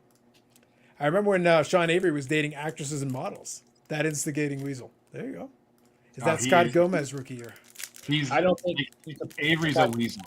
I don't think you can find someone. To Are you say saying he's not a nice guy, Brad? No, he's not, and he's from Halifax, right? He's from Cole No, Harbour. He grew up in he's Cole a Harbour. POS. He is. He's just not a good person. No, I have not heard anybody say anything I nice still about can't him. see. So Alicia Cuthbert Yeah. is married now, to Dion Phaneuf, but she dated Sean Avery before Phaneuf. And I'm thinking I've only met her a few times with Bubbles, but she's the nicest, sweetest person, like great career actress. And, every guy I think knows the girl next door, like just remembers that it's just ingrained in like American Pie and Nadia. Like these things are ingrained in our head. Yeah. And she goes out with Sean Avery and then marries Phaneuf. It's like, what the hell? Like, I don't know what to tell you. So here's a guy that Eric needs to meet and hang out with, Bob Probert. I would have loved to have met Proby, but I don't think that's going to happen anymore. Cujo. It's okay. He can still rise from the dead and beat you up. I got a great story with Probert. At one night we were out and Paul Coffey was with us, and he told me, he said, "Can you do me a favor?" I said, "Absolutely, anything in the world you need." He goes, "Okay, you just have to keep your eyes on Probe all night. Just make sure he doesn't disappear off into random bathroom stalls, into random corners of the bar. Like, just keep your eyes on him." So I got what my job was. Within like 45 seconds, gone. I was like, oh my God. I had one job tonight was to watch Probert. Gone. An hour and a half, he came back and he was, not in good shape. Not in good shape. Yeah. God rest his soul. So there you go. All right, Eric, here we're testing your knowledge. Steven Valiquette, rookie card. Another Islander goaltending great. Yeah. Did I mention the late 90s and early 2000s? Not a good era for the rookies. That's all I'm saying. Woo! The star power was lacking. Ooh, man. Ooh, yikes. Here you go. Josh Green traded to the Oilers. It's got the little traded to the Oilers destination on the bottom. It's funny. Josh just mentioned, you remember when Sean Avery screamed Brodeur? And that's actually, I think it's an official rule now in the NHL. They changed the rules because Brodeur complained. Yeah. Yeah, it's the called Avery rule. The Avery rule because of it, right? That's right. That is true. Yeah, At least they got some good action shots in this one. You got a Turgeon That is nice. firing off a slapper. That's a good one. Look, Yeah. I'm not a big. I'm Andy. Let me ask you a question, kind of while I'm opening these packs. Yeah. I'm not a huge. Look, I appreciate and respect base cards, but I'm kind of past them. And what I mean by that is from a collecting perspective. Like they're there, I get it. I literally throw them into a box, and then I'll throw them in when I sell stuff on eBay. I'll throw them in as kind of like fillers and stuff. I don't care that much about base cards anymore. But in fairness, if you're gonna have a set like this, is composed primarily of base cards, it is nice to have some good action shots. I feel like the art of the good photo is lost a little bit on some of these manufacturers. Oh yeah, because I mean, there's so many of them where there's, it's not an action shot. It's just like them standing somewhere in some weird pose or something. Yeah, I miss a lot of the good action shots. Like I think, well, I mean, of course there is the one exception, which is Stadium Club, which, Yep. if you ever open a box of Stadium Club, you must mention how good the photography is. I don't know if you've ever noticed that. So Andy, let me ask you this question: is it more of a hobby rule that you must mention the photography of You Stadium must. Club, or that you must wear comfortable shoes at the National? Which one's more of a law? Well, they're both laws. But, Which one ranks higher in the commandments? man, This is a good, legitimate hobby debate. It's an important question. you really caught me on that one. Like that's, These are two bugaboos. So there's a Felix Potvin from when he played in Vancouver. By the way, for those who not familiar outside of Canada and stuff, look, Felix Potvin, considering he was a good goaltender for his day, like he holds the people in Toronto love Felix Potvin. He's one of those dudes where like his value on some of his nicer cards, you're like, wait, why Felix Potvin? Dudes, That's the Toronto. hometown guys, they're so hardcore. If you have a nice Felix Potvin card, people come out of the woodwork and pay good money for it. Yeah. He sucked just about everywhere else he went. He sucked when he came here to Boston. I think he played for every single franchise at one point or another. He sucked. Evgeny Nabokov. But when he was at Toronto, he was incredible. He was It's good. very I'm much a gonna reflex go goaltender. with that. You know what, Andy? You should start a thing. It's just like, man, Stadium Club sucks. Like they Yeah. need better photography. I know the Like, it's photos are just it's terrible. Andy, that's the reason that's the reason I posed that question. When you brought it up, I was like, all right, so which one's the bigger hobby commandment? Which is the bigger rule in the community? You tell me. Just open up a box of Stadium Club and be like, why can't they just like have a guy in a suit just standing there? I'd like him to just stand there and pose awkwardly. Right. That'd be yeah. good. Could you You just know, do that? Enough I've with got a that. little collection of cool cards that I keep on my desk just to remind me of things. Like that's just base cards, but there's Olaf Kolzig with the hot dog. Like Classic. I love that card. This is another great, like Oh yeah, the Griffey with Griffey with blowing the bubble. base card. Dan Cleary biting the skate. Great guy from Newfoundland. Nice. I don't know. This is just I don't know why this is even there. Just You got a 79 Peachy version. There you go. 79 Peachy, just Mike Tyson. I just think it's Yeah, I great mean- because it's Mike Tyson. Mike Tyson. Nice. This is one of my That's cool fun. people. I think I might have showed it. Yeah, it's a gold Amex card. Jonathan Huberdeau. Yes. So one night at the bar, he left it behind, and we called him. We got a hold of him like 2 days later and said he left the car. He's like, I canceled it. No problem. Just keep it. Wow. And I was like, you know what? Get PSA to grade it, Brad. I know. I said, I'm just going to kind of keep it. I said, it's pretty cool. So There you go. Pretty unique. Did he sign the back of it? it's gone. Yeah, no, he did. Absolutely. Oh, but it's faded, I assume. Yeah. It's just really small.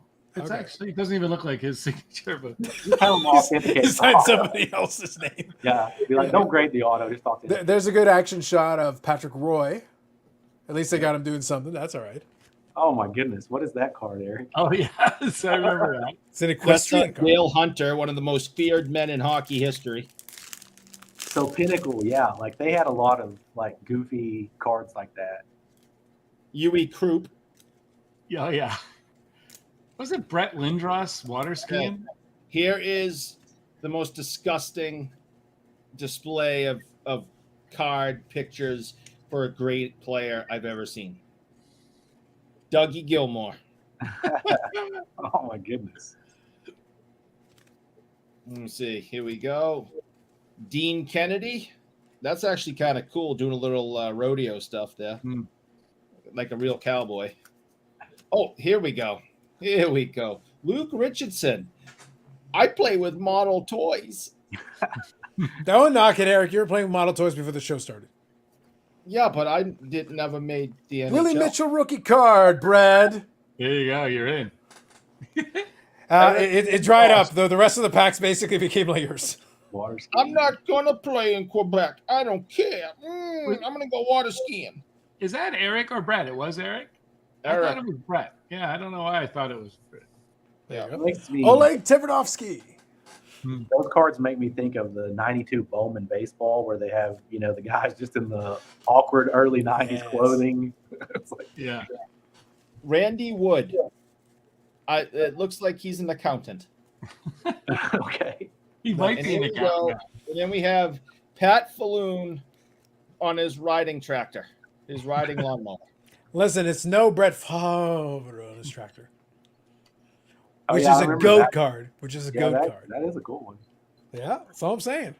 That's one of the ones that I got to get for the PC. As soon as we brought it up, I'm like, I got to get this stupid tractor card. I want it. Isn't that like a short print or something? It is, yeah. It totally Yeah. is. Yeah. And there's multiple versions. There's like a Jets one and a Packers one. All they did was like airbrush it. All they did was like Photoshop it. It's like hit the same tractor, but they like change the background. It's weird. Yeah, one of my buddies that's a big Packers guy, he has that card. He got it last year, I think. Just scanning through real quick here. What's bugging me is the goalie for the Islanders was actually good for a year or two. Super pricey and chase rookie, then lost his job to injury and never played again. Yeah. Rick DiPietro.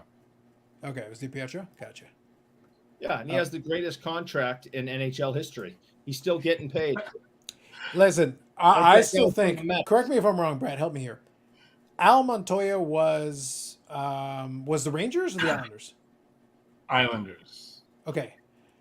I still think Al Montoya could have made it if he had just embraced his destiny and been Aldo. Aldo Montoya. Google it. You'll No, get it. maybe he was Rangers, actually. You know what? I'm 50-50. I can't That's say- the reason why I threw Rangers in there. I'm like, I feel like it might have been Rangers. The point that I'm trying to make, Brad, is if he just embraced his destiny and named himself Aldo Montoya, he would have been the greatest of all time. And I stand by that. And he just denied his destiny and he failed. It's very sad. I had a guy actually call me today, and he goes, "Yeah, I placed an order at the. It's just one of the usual calls. Placed an order at the Toronto Sports Card Expo, and I gave you some of my cards. Can you tell me the status on where they're at?" I was like, "Yeah, no problem." I said, "What's your name?" And he said, "Rick DiPietro." And I was like, "Right on." And I got a little chuckle. He goes, "I know it's not. I'm not actually the goalie." And then he said to me, he goes, "I got to put this in." He's a police officer in Niagara Falls. We started talking again. Here I go, Carlos, make fun of you, but he seemed like the nicest guy. And yet, no nice words for Sean Avery, Brad. Yeah, Just terrible.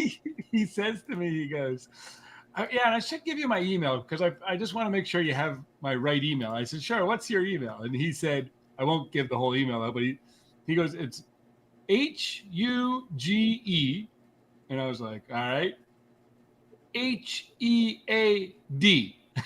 I said, "Huge head?"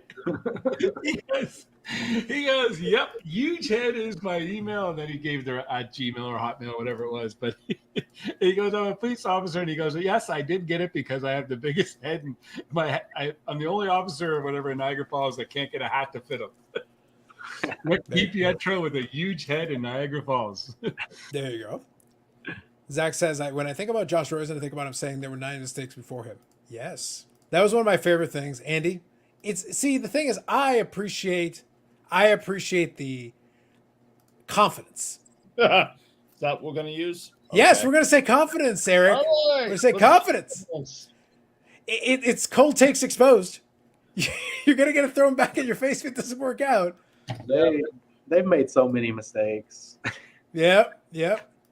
The best part about that, though, is that will live in infamy. Andy, that is why he is a perfect PC, because I will enjoy it and cackle every time I add one to that collection. There are certain teams, whenever a guy goes to that team, you just kind of expect them to fail, regardless of how good they are. Scrolling through here. Those included Josh Allen, Baker Mayfield. Well, Baker Mayfield might be a mistake, too. We'll see what happens. We got to see how he does. Lucky for us Buffalonians, we made that mistake. Yep. I think that's basically ID theft. I think if he cancels it, you're okay. But you never know. But what if we get it graded by PSA? It's exciting. Be cool. Just saying. I have an Upper Deck Basketball Rick Nash rookie playing hockey, which is so confusing since Rick Nash is also a pretty good hockey player shortly after, too. Was Doug Gilmore a list Actually, three great amigo? hockey player. A lost three amigo. Yes. Looking at Pro Line really makes me smile and laugh hard at 90s fashion. What was cool back then? Mariano Rivera Bowman rookie. Yes. That's awful. 92 Bowman Chipper Jones shorts versus Mariano Rivera khakis. Go. Wow. They're making you pick. This is a murderer's row right here of bad pictures. I mean, the Mariano Rivera is the worst rookie card I think I've ever seen of a player. Terrible. Boys, I gotta take off. I Anybody gotta get wanna up. go roller skating? That's a Oh, place. Brad, before you go, I was going to ask, like, I don't know if you know or if you can even talk about it, but has PSA announced like what their pricing is going to be at the National yet? Not yet. No. Okay. Yeah. No, I think I'm pretty well. I'm sure in the next week, I think everything's going to be finalized and that's going to come out. I think they're just trying to figure out that magic number. So. Gotcha. Brad, don't lie to us. We know secretly what's going to happen is it's going to be like the night before. And what happens is like, oh shit, we didn't come up with the price. Oh shit. Put it on social media. Oh crap, what are we going to do? Well, what was it last? Wasn't it like 150 last year? I think it was 125 or 150 if I remember right. Okay, I thought it was 150 is the one. Before you go, Brad, Bobby was reminding me. He made sure that we had some footage from Eric's recent bicycling excursions. Oh yeah. So Eric, what's going on here? Could you explain this image? Like, what's going on? What's happening over here? You can thank the Burrell for that one. Who taught him to use a computer? Clearly, you're the only one who hasn't figured it out. What are you doing jumping over? Presumably a chocolate stick, but it looks like something else is all I'm saying. Why do you put that on a plate, Eric? Most people throw that in the trash. What is that? A lot of questions there. There's a Dunkin' Donuts in the background. I see. The thing is, you're trying to act like you're in the middle of the forest. There's a Dunkin' Donuts in the background, you jackass. Look at that. Yeah, that is something else. And look at the size of the chocolate. Look for scale. Look at the size of the chocolate stick. Like, what the hell, man? Oh, that's good. I'm impressed with that Photoshop. I got questions, man. I got questions. All right. I don't care. I don't care. That thing was delicious this morning, so I didn't care. What was the size of your body? Like, I hope you It enjoyed was it. good. It was good, and I don't care. There you go, Brad. Bobby wanted to make sure we included that before you Oh took my off. God, that's good. Thanks, All right, Bob. fellas, Andy, if I don't see you before then, I look forward to seeing you at the National. I'll see you definitely on Thursday night. Yep, and, absolutely. Probably before that. And Carlos, enjoy the rest of your night. Eric, you as well. Mm-hmm. All right, take it easy, Brad. Take it easy, Brad. Have a good one. Let's go through here. Bob Hemlin never have a good pick taken of a card release. Poor guy with some hilariously bad picks. There you go. Is Eric jumping a dog turd? I remember doing that in second grade. He buys them at Dunkin' Donuts, man. I got questions. That's a big chocolate stick, apparently. Yep. It's too much. Andy, I feel like sometimes, Andy, I got to be honest with you. Sometimes I almost feel like on this show we bully Eric a little bit. I do. Sometimes I feel like it. He throws it back pretty well, so. No, he doesn't. It's like it was like the competitiveness in Game 5 of the Stanley Cup Final. It's like score, except it's more like 90 or 900. I mean, Just he keeps throws- piling up on one side. Maybe it's like 1 out of every 10 he throws back, but it's 10,000. well, but it's usually a good comeback, so it's worth it. He's being very nice to you, Eric. Super nice to you right now. He's the only one. Hockey Barn says Eric bullies me. I know you are bullying Hockey Barn, Eric. No, I do not. Listen, if anyone gets bullied, it is me. He purposefully tempts me. Okay, make sure that in all his posts there's vintage Bruins cards, and he makes sure that they are front and center. So I then end up going against my own advice of never, ever, ever do business with this man. I end up sending him lots of the dollars to buy these cards. No, I am the one getting bullied and tricked on a regular basis. Is that real? Yeah, that's one of the American Gladiator cards. Yeah. Oh, I thought maybe this was another one. No. This is right straight from. I went to ComC. Andy. This is one of the American Gladiator cards. This is for the event. Merrily we roll along. Ah, wow. That is one of them. Atmosphere. I don't know if you guys remember Atmosphere where they roll around in gigantic balls. That would that'd be a fun set to put together. Just having a binder. Yeah, I think so. And you can get it cheap as dirt. Like, I'm being completely serious. Like, this one right now, they've got it for $1. You could probably offer them like 50 cents or something. They'd probably take it. That's too much. It's too rich for my. No, I think if you get the box, probably you could put together most of the set. I'll be honest. I don't know how many cards per pack there are, but you could probably get most of the set inside of a box. The set's got to be cheap as dirt. You can probably get it for like $15-20 and just put it in a binder. From time to time, like I like to go back and just kind of like try to find different sets from stuff that I enjoyed as a kid, like cartoon type stuff, like Transformers and stuff like that, G.I. Joe and all that stuff. And I was looking at the like G.I. Joe. Yeah. G.I. Joe. Yeah. Well, Anything but Andy, all you G.I. got to do Joe. to find G.I. Joe is I'll go get you a box of Pokemon. We can get you some G.I. Joe. G.I. Joe. So Hasbro has this set that came out in like 1985 of Transformers, and I guess maybe it's because they have a new movie that was coming out or something. But like those things have gotten pricey. They used to be like dirt cheap. Nice. That's fair. Anytime there's any kind of a thing, there's always a boost in that stuff. Part of the reason I enjoyed kind of poking fun at it at the pumping thing earlier is there's 5 trillion of each of one of those cards. Oh yeah. There's nothing anybody can do to pump up that market. Like you want the card, go get. There's more. There's cases and palletfuls of that shit in the back. But I like the American Gladiators thing. So for me, it's amusing to go grab some of those cards for fun. The one I wish they had was Roller Jam. That was one that I enjoyed. Also from the 90s. I was watching that on Spike TV. I wish they had a Roller Jam set. Something like that, yeah. So when I found out they had this American Gladiators, I was like, yes, all right. I'll get a couple of those cards. I think one of the most heavily produced sets that I can ever remember was the 91 Pro Set Desert Storm. You guys remember those? I threw a box, an empty box, a beat up. At a veteran. Go on. Well, I'm going to wait till Veterans Day to do that. All right. So it's funny you mentioned that because I threw a beat up, just brutalized empty box of that stuff in the trash today. It was the cards weren't in it. It was just the box, but I'm like, freaking Desert Storm cards. Are you freaking kidding me? And in the trash. So I had just seen that box today.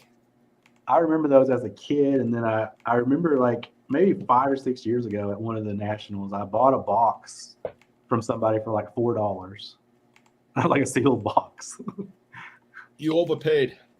Probably so. But in fairness, though, that $4 or $5, that's what proper junk wax was. Yeah. I'm irritated with the current state of junk wax where some people are like $15-20. I'm like, no. If this is junk wax, it's like $10 max. Like max. It's got to be $10 for the box, the whole thing. Oh, some of the prices on some of that stuff still haven't come down from where they were. Like 90 Fleer basketball, like that stuff is like right now it's like $75 to $100 a box. Those used to be like $10-15 tops, Because Exactly. I mean that's another one of those. They printed like millions and millions. They did.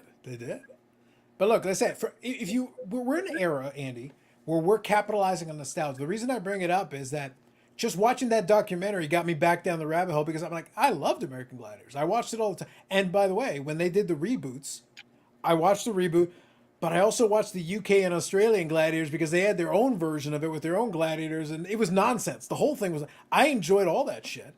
Yeah. If somebody took all of those with all the characters and look, you could put together a checklist. Some of the old gladiators have died, unfortunately, for different reasons.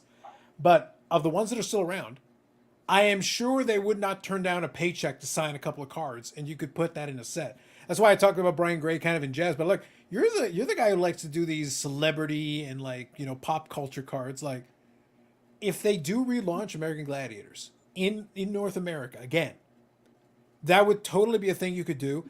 And I promise you, if you offer them at half decent price for the autographs, they would sign shit for you. I bet they would. And I bet there would be an audience, including me, who would probably buy a couple. What I wish they would do is like with some of these like really popular movies and TV shows that are out now.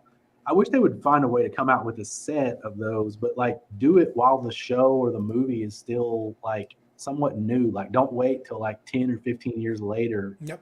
and then come out with, because like I think it would cool. Like one of my favorite shows, probably of all time, but definitely recently, is Succession on HBO. That a lot of people really enjoy That that. would be haven't so seen it. cool if they had a set of that like out now, where you could get autographs and stuff in it. That'd be sweet.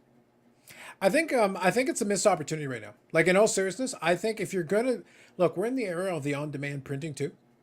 You could come up with stuff like that, get access to the license for the property, do on-demand cards, and let people order as much or as little of it as they want, print to demand, and then guess what? We'll find out what the real demand is, and then down the road, people can decide if that's a lot or a little.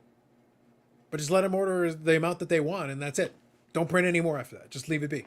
Yeah. It's no Sharknado, but it'll do. I would love to see a Curb Your Enthusiasm set. That would be so good. I'm sure there's a bunch that you could. But the reason I say the print on demand, though, is that you could make sure you don't overprint. You could actually find out if there's a certain amount of people that would be interested. So you'd be interested probably. Other people would be interested as well.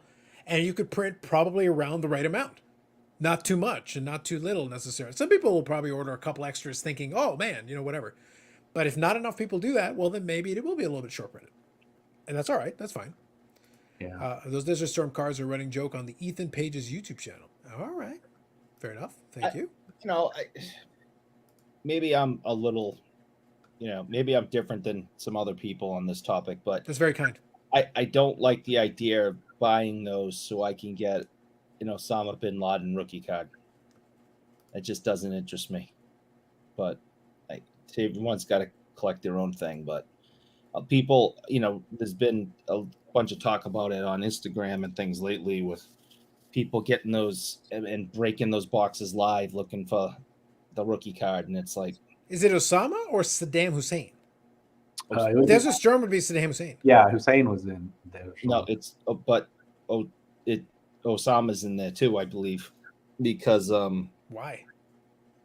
well, No, He's not from Iraq. He wouldn't have been in that set. Yeah, he wasn't in the war.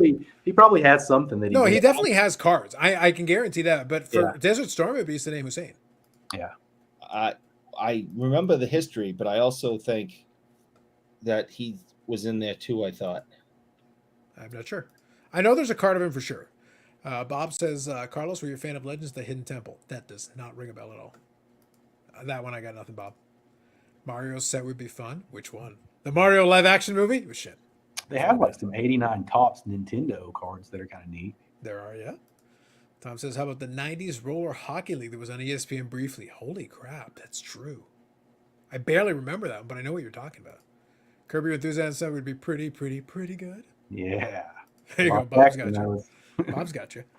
Korean Cardboard, good evening. Absolutely. Hello. Look, I like some of this. Okay, we've done this kind of topic before, but Andy's already named a couple. Let me pose this to the chat because right now we're at the peak amount of viewers tonight that we've had. So let me pose it to you folks. I'm curious now. What property that maybe has had cards like the American Gladiators was 1991? They had it one time. So I would like a relaunch version with some of the other Gladiators, and for my purposes, that would be one that I would choose. Andy named a couple different ones. What property, movie, television show, whatever, would you want a card set made out of? So let's say we get Brian Gray to do our bidding. We can have one of these pop culture sets. You can pick one, and they'll build the set for you. What do you want? I'd be kind of curious what you go for.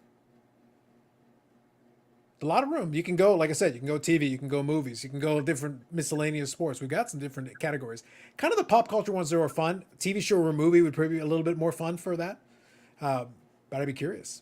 But they need to do it quickly. Like when the show is still like, if it's a TV show, it needs to still be running. Like, because it seems like oftentimes like they wait until 10 or 15 years after the show's been off, and they try to do like some kind of retro thing. And I'm just not a huge fan of the retro stuff. I want it like in the moment, Mm-hmm. All right, Eric. What old timey TV show that only 5 people actually watched originally do you want a card set made out of? Rat Patrol, but I think they already have it. Do you own every single copy available?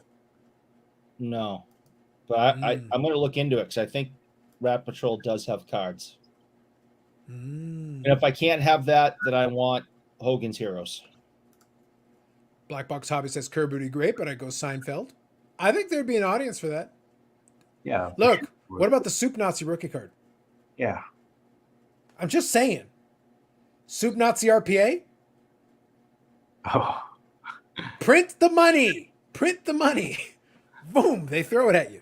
yeah. You could have like the puffy shirt RPAs. Like it would have pieces of the puffy shirt. Look, what I'm trying to get at here, I want you guys to don't just name a property. Think a little bit beyond. He said Seinfeld. I go Soup Nazi rookie card, Soup Nazi RPA. Boom. Take it up a notch, man. Think a little bit beyond. Come up with the property, and then what's the angle? What's the twist? What's the Yeah. little piece you put in there? 'Cause that's the thing is because like in the past, companies have made some sets from some of these shows and stuff like that, but don't make a lame set. Make it a good set, a cool Yeah. set. Like modernize it. You've got options. Today, you've got so many options of random stuff you could put in those things. So think a little bit either outside the box or think within the box, but we've got a lot of latitude here. We can do different kinds of autographs. We can do acetate. We can do memorabilia. All right, think. Where would you want them? Like, look, if you're going to do it, at least have a little bit of fun with it. You could totally have, again, if they did my American Gladiator set, I wouldn't tell Brian Gray to just, oh yeah, just pick them and get them autograph cards. No. I want you to get, you don't necessarily have to get the costumes, but you could probably buy some of the old American Gladiator set with some of the logo stuff and put that onto cards and get like autograph versions of some of the existing Gladiators. That has to be available. Like You could totally do it. who are the companies that have made like some of the sets like Game of Thrones and stuff like that? Like there's a couple of little like I don't know what the name Isn't is. it like Rittenhouse? Something like that? Yeah. But see, like I just don't feel like they do like a good enough job. Sure. Like if it was like Tops or Panini or something, well, not to say they would do a good job, but they at least have the capabilities of putting it out to a wider audience. I think. See? Bob's getting what I'm saying. Wayne's World. Garth Reebok outfit. Yes. Yeah. Yes. Did you get what Dufex was saying? Did you get that reference? I don't know that one. You don't know that one? No. I'll give you a hint that which you may or may not know if you're a fan of the director. What if he had some Red Apple cigarettes with him? Nope, still can't help you. Still can't help No you. sale. No sale. Bounty Law with Jake Cahill is Leonardo DiCaprio from Okay. Once Upon a Time in Hollywood. Okay. And I didn't watch the movie. I know the movie, but I didn't didn't watch see it. Once Upon a Time in Hollywood. I didn't watch recommend that you do. It's absolutely fantastic. There you go. I already have a slapped Hawkeye from 1981 Donruss Smash. That makes sense. That's cool. Makes sense. Obviously, that was a huge TV show. Oh Yeah. my Back in the day. God, yes. Huge. Still has the record. The last episode still has the record for most watched TV show. Yeah. Dufex says it's already an actor autograph card for different shows like Game of Thrones and Walking Dead. Very true. That's what I mean. Like, don't just think autograph. Autographs are kind of lazy. That's why I said think a little bit beyond. You could have a little bit of fun with it. You really could. Hi, I'm from Delaware. Location sets. Unfortunately, there's about 4 people still alive from the match cast, so autographs would be hard to come by. That's where you have to go beyond autographs. Autographs are easy, relatively speaking, as long as you can get people to agree to sign. If you think a little bit beyond that, though, you could have some fun with it. Of Chefs and Cook set, Gordon Ramsay. Oh, okay, Gordon Ramsay would be kind of fun. I do enjoy some of his stuff. And then Guy Fieri. There you go. That'd be kind of fun. Every card in the 81 Donner Skull seems to be listed as a rookie card. Yes. Yeah, it's kind of like the 86. I'm leaving that one. I'm leaving that one alone for Paul. It's like Eric is already like pre-order. We could have some cards of the old NES game covers. Sure. I do a comprehensive Kiss set for Eric. Baseball sets between long gaps. Talking about key sets. A 1940 Step and Fetch set from Little Rascals. SGC1.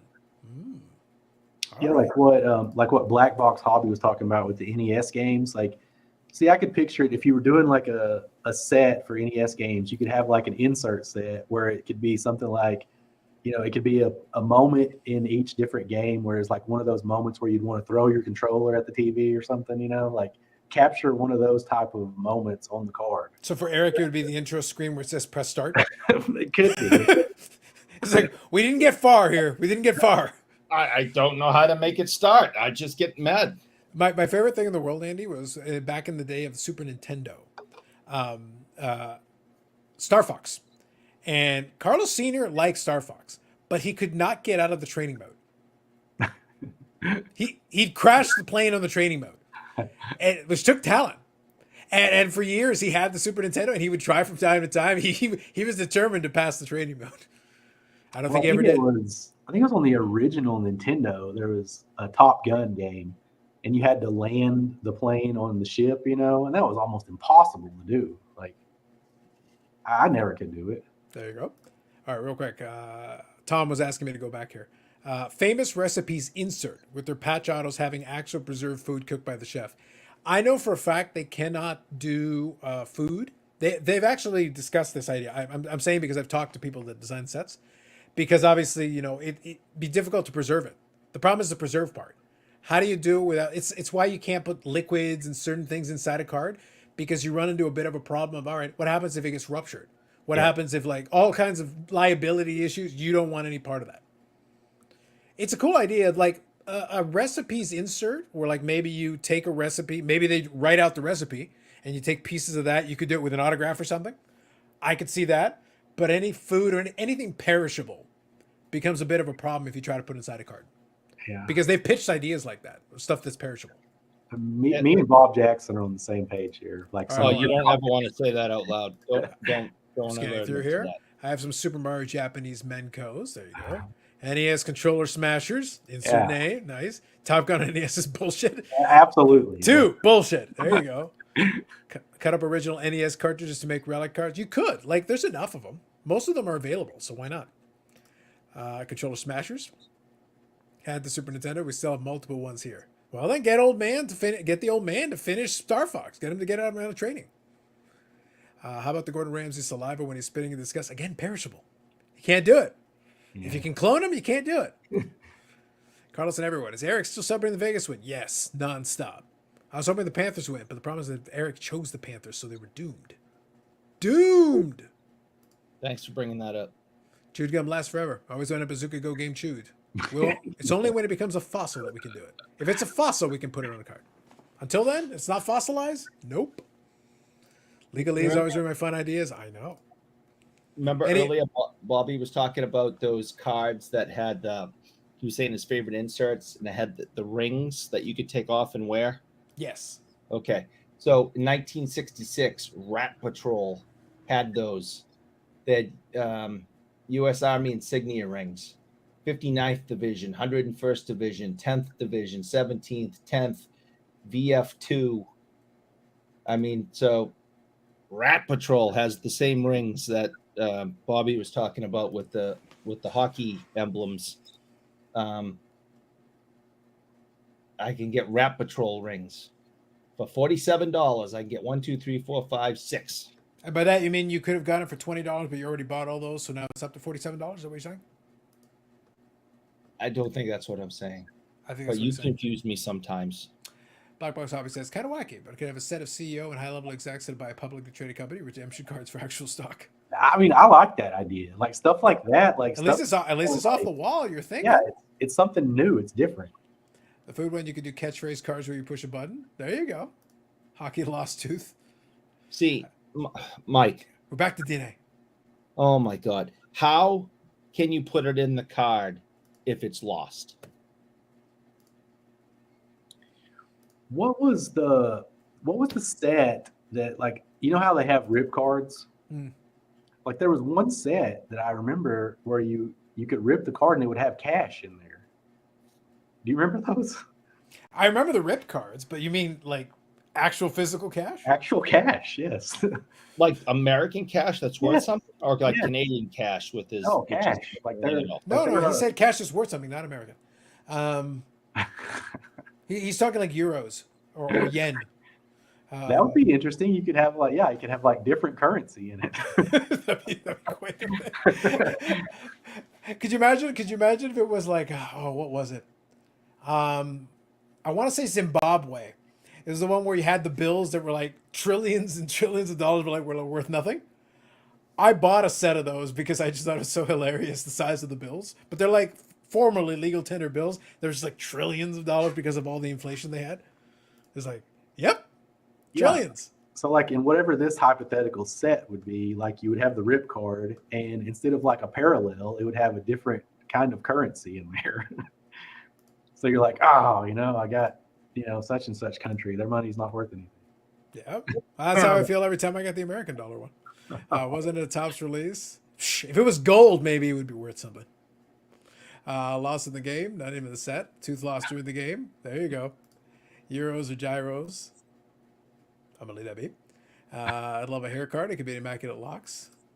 They call those scratch offs. See, I always think that's weird. I see that in some of these bigger auction houses. Like they'll have like, oh, this is like a lock of Abraham Lincoln's hair or something. I'm like, that just seems weird to own something like that. I don't know. Is that just me? I know it's weird. No, it's weird, and that's why people want it, because it's weird. Well, the problem is that Eric over there is like, do I have the technology to clone him? And he's like, I might need an extra just in case. Just in case. 1 trillion Zimbabwe dollar bill. Yes. Gold teeth parallels. There you go. Yeah. Nice. Why not? See, that's what happens when the hobby gets quiet, Andy. Andy, these are some great topics for Hobby Palooza right now.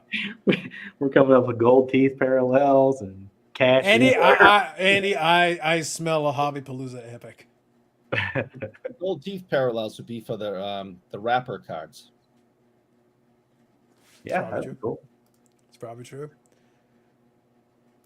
Yep, there you go. I'm trying to think. There was actually another thing I was trying to that's the problem when there isn't like a lot of the news items, because usually I'll grab a couple just for whatever, but it's not really not much too much going on with that. Like I said, Hobby Palooza thing isn't until next week. We touched on it already a little bit. National, still a bit away. We'll get plenty of national videos between now and then. Comfortable shoes, everybody. Comfortable shoes. And there's Lots of going to comfortable be shoes. like, what's funny about the videos that tell you how to prepare for it and everything is like every year there's people that will make these every year, and it's basically the same stuff. And each year they will openly admit that they don't do these things as they're making this. Like this is what you guys should do. I don't do it, but So Andy, are you saying you should make the videos? So guys, this is how you spend 6 figures at the National and buy all the cards. yeah. Let me explain it to you. Let me break it down for you step by step. Now, It's like I'm only Andy gonna is spend $100. literally like, yes, this is how we do it. Step by step. Write this down. I think that's it. Zach said it down here. Topps Treasury. Yes, like it legit. You could pull like actual cash out of. Was the wallet. insert called "Make It Rain"? What's the? Why? That's a different product. Like a What level of bill? Well, just what level of bills were in it then? I want to say I'm gonna. I would text love my- if it was $1 bills, Andy. $1 bills would be I'm hilarious. gonna text my buddy Michael because I'm pretty sure he ripped one of these, and I think he got a $20 bill. If Okay. I remember right. I'm gonna ask him. I'll All right. update you here in a few. All right. Honestly, if you think about it logically, it's no weirder than chasing after other people's signatures. What about set looks like old puzzles built for collectors where 9 cards make image? Yeah, I get what you're saying. I don't know. I just don't see any reason to own a piece of a person's DNA just to, like, I guess, for the hell of it. I don't know. Let's see. Green Carver says, I'm going to the National. Bought 2 tickets. Probably going Friday and Saturday. Good for you. Hope you have a good time. Let's see. I'm going to skip here. So we put them in 9 pocket page. It forms a big picture of a player or team or historical event. Yes, that's true. The money insert was finally a box where you don't get bent over a barrel. The problem is if it's $1 bills, you still do. That's the problem. You still do. Donald tried to release golf Rolex with the 81 set, but the shirts were too flammable. True. I guess if it was actual cash in there, you wouldn't have to worry about comps. I mean, you'd know how much it's worth, right? No, you'll get somebody, Andy, to argue. Hey, you opened it. That $1's not worth $1. Right. Yeah. What's the latest comp on that dollar? What's today's cup with $1? What is it in Doge, Andy? What is it in Doge? Yeah, probably. You probably have somebody do that. There's always a guy. Always a guy. I don't even know what to tell you. Good stuff. And just for those who are interested in the conversation earlier, there already is or are Hogan's Hero cards. They're from 1965, and they seem to be quite expensive. So the two card sets that I picked already exist. Wow. So Michael says that he said, I asked him if he remembered pulling cash out of a Topps Treasury rip card. He said, yes, definitely. And he thinks it's 07, 08 basketball. Hmm. Does he remember what he pulled though? I asked him how much. He'll text me back. See, Andy, if we were going to do that, $20 is what he said. we could do that today, and it would be hilarious if you do like, hey, it's $100 bill. All right, awesome. How much was the box? $5,000. Yeah. But you got $100 bill. Yeah. That's pretty much what I saw at work today. So if somebody wants to, go hunting for cards that are actually worth money, go 07, 08 Topps Treasury basketball. There you go. You have a chance to pull actual cash. You don't even have to sell the card. It's already there. The money's there for you. Yeah. Dufek says, I'll give you 50 cents for that dollar. Paul says, I'm giving 60% comps on the US dollar. See? Yeah. Told y'all. I warned you. I warned you all.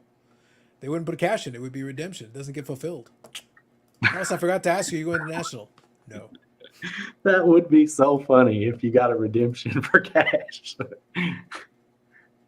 It's like, but Andy, what would be funnier is, hey, sorry, we can't. Sorry, Andy, we cannot fulfill this for you.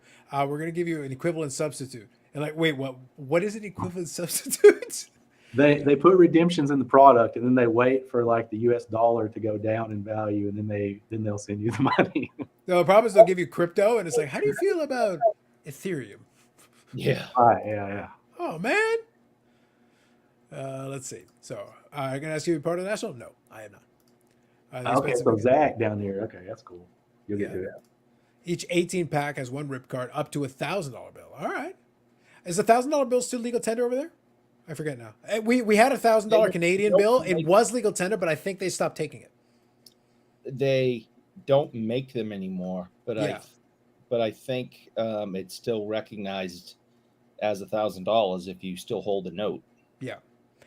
I think if memory serves, I could be mistaken, but I feel like, because I remember the $1,000 bill, and I remember sometimes people would ask, like they'd get a payout and they'd ask for $1,000 bill. They had them.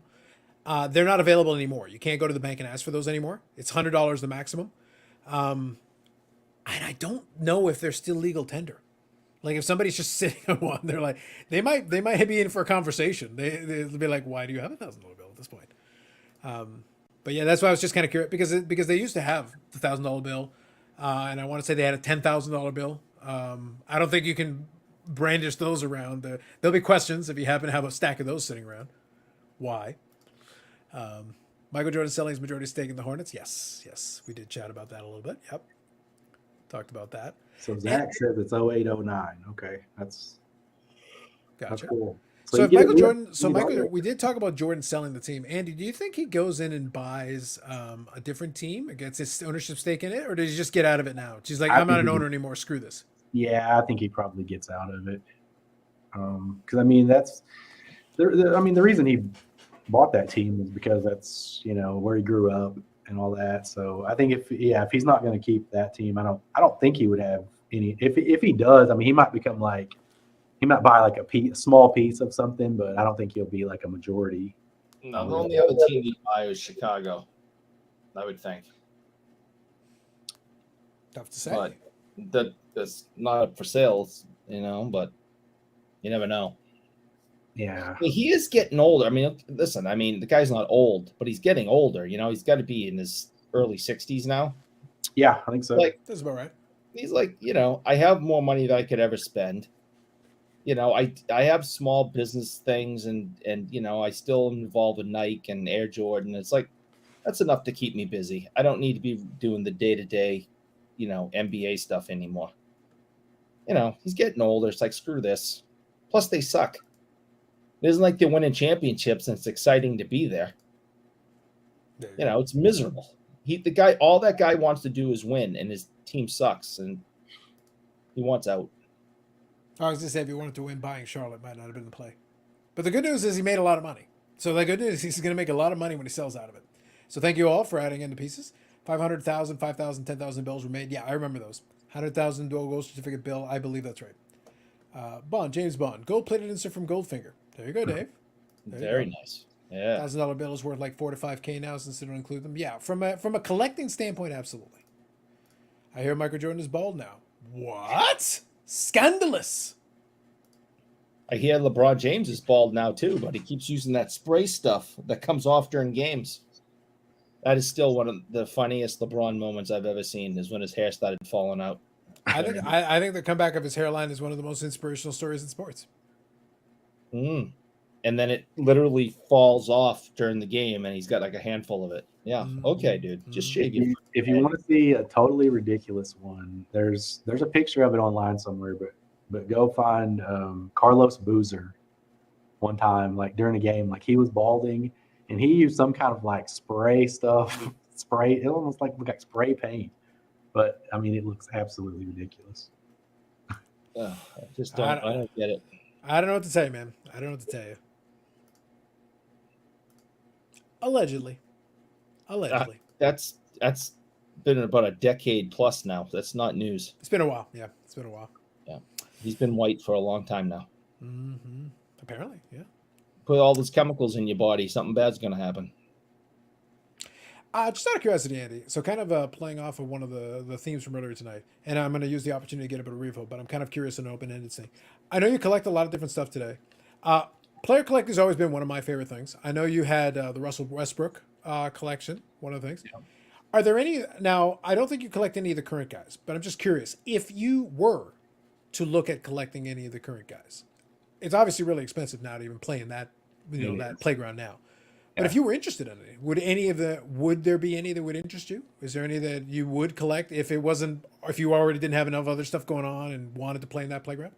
Yeah, of our current players, like I really like Josh Giddey. Yeah.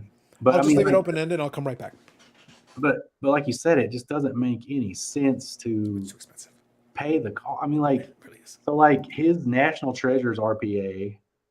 So just using the guy that I collect, Russell Westbrook, as an example, like a raw copy of his exquisite RPA is roughly around $1,500, and he's easily going to be a first ballot Hall of Famer. Josh Giddey will be going into his third season, and his is probably like $6,000.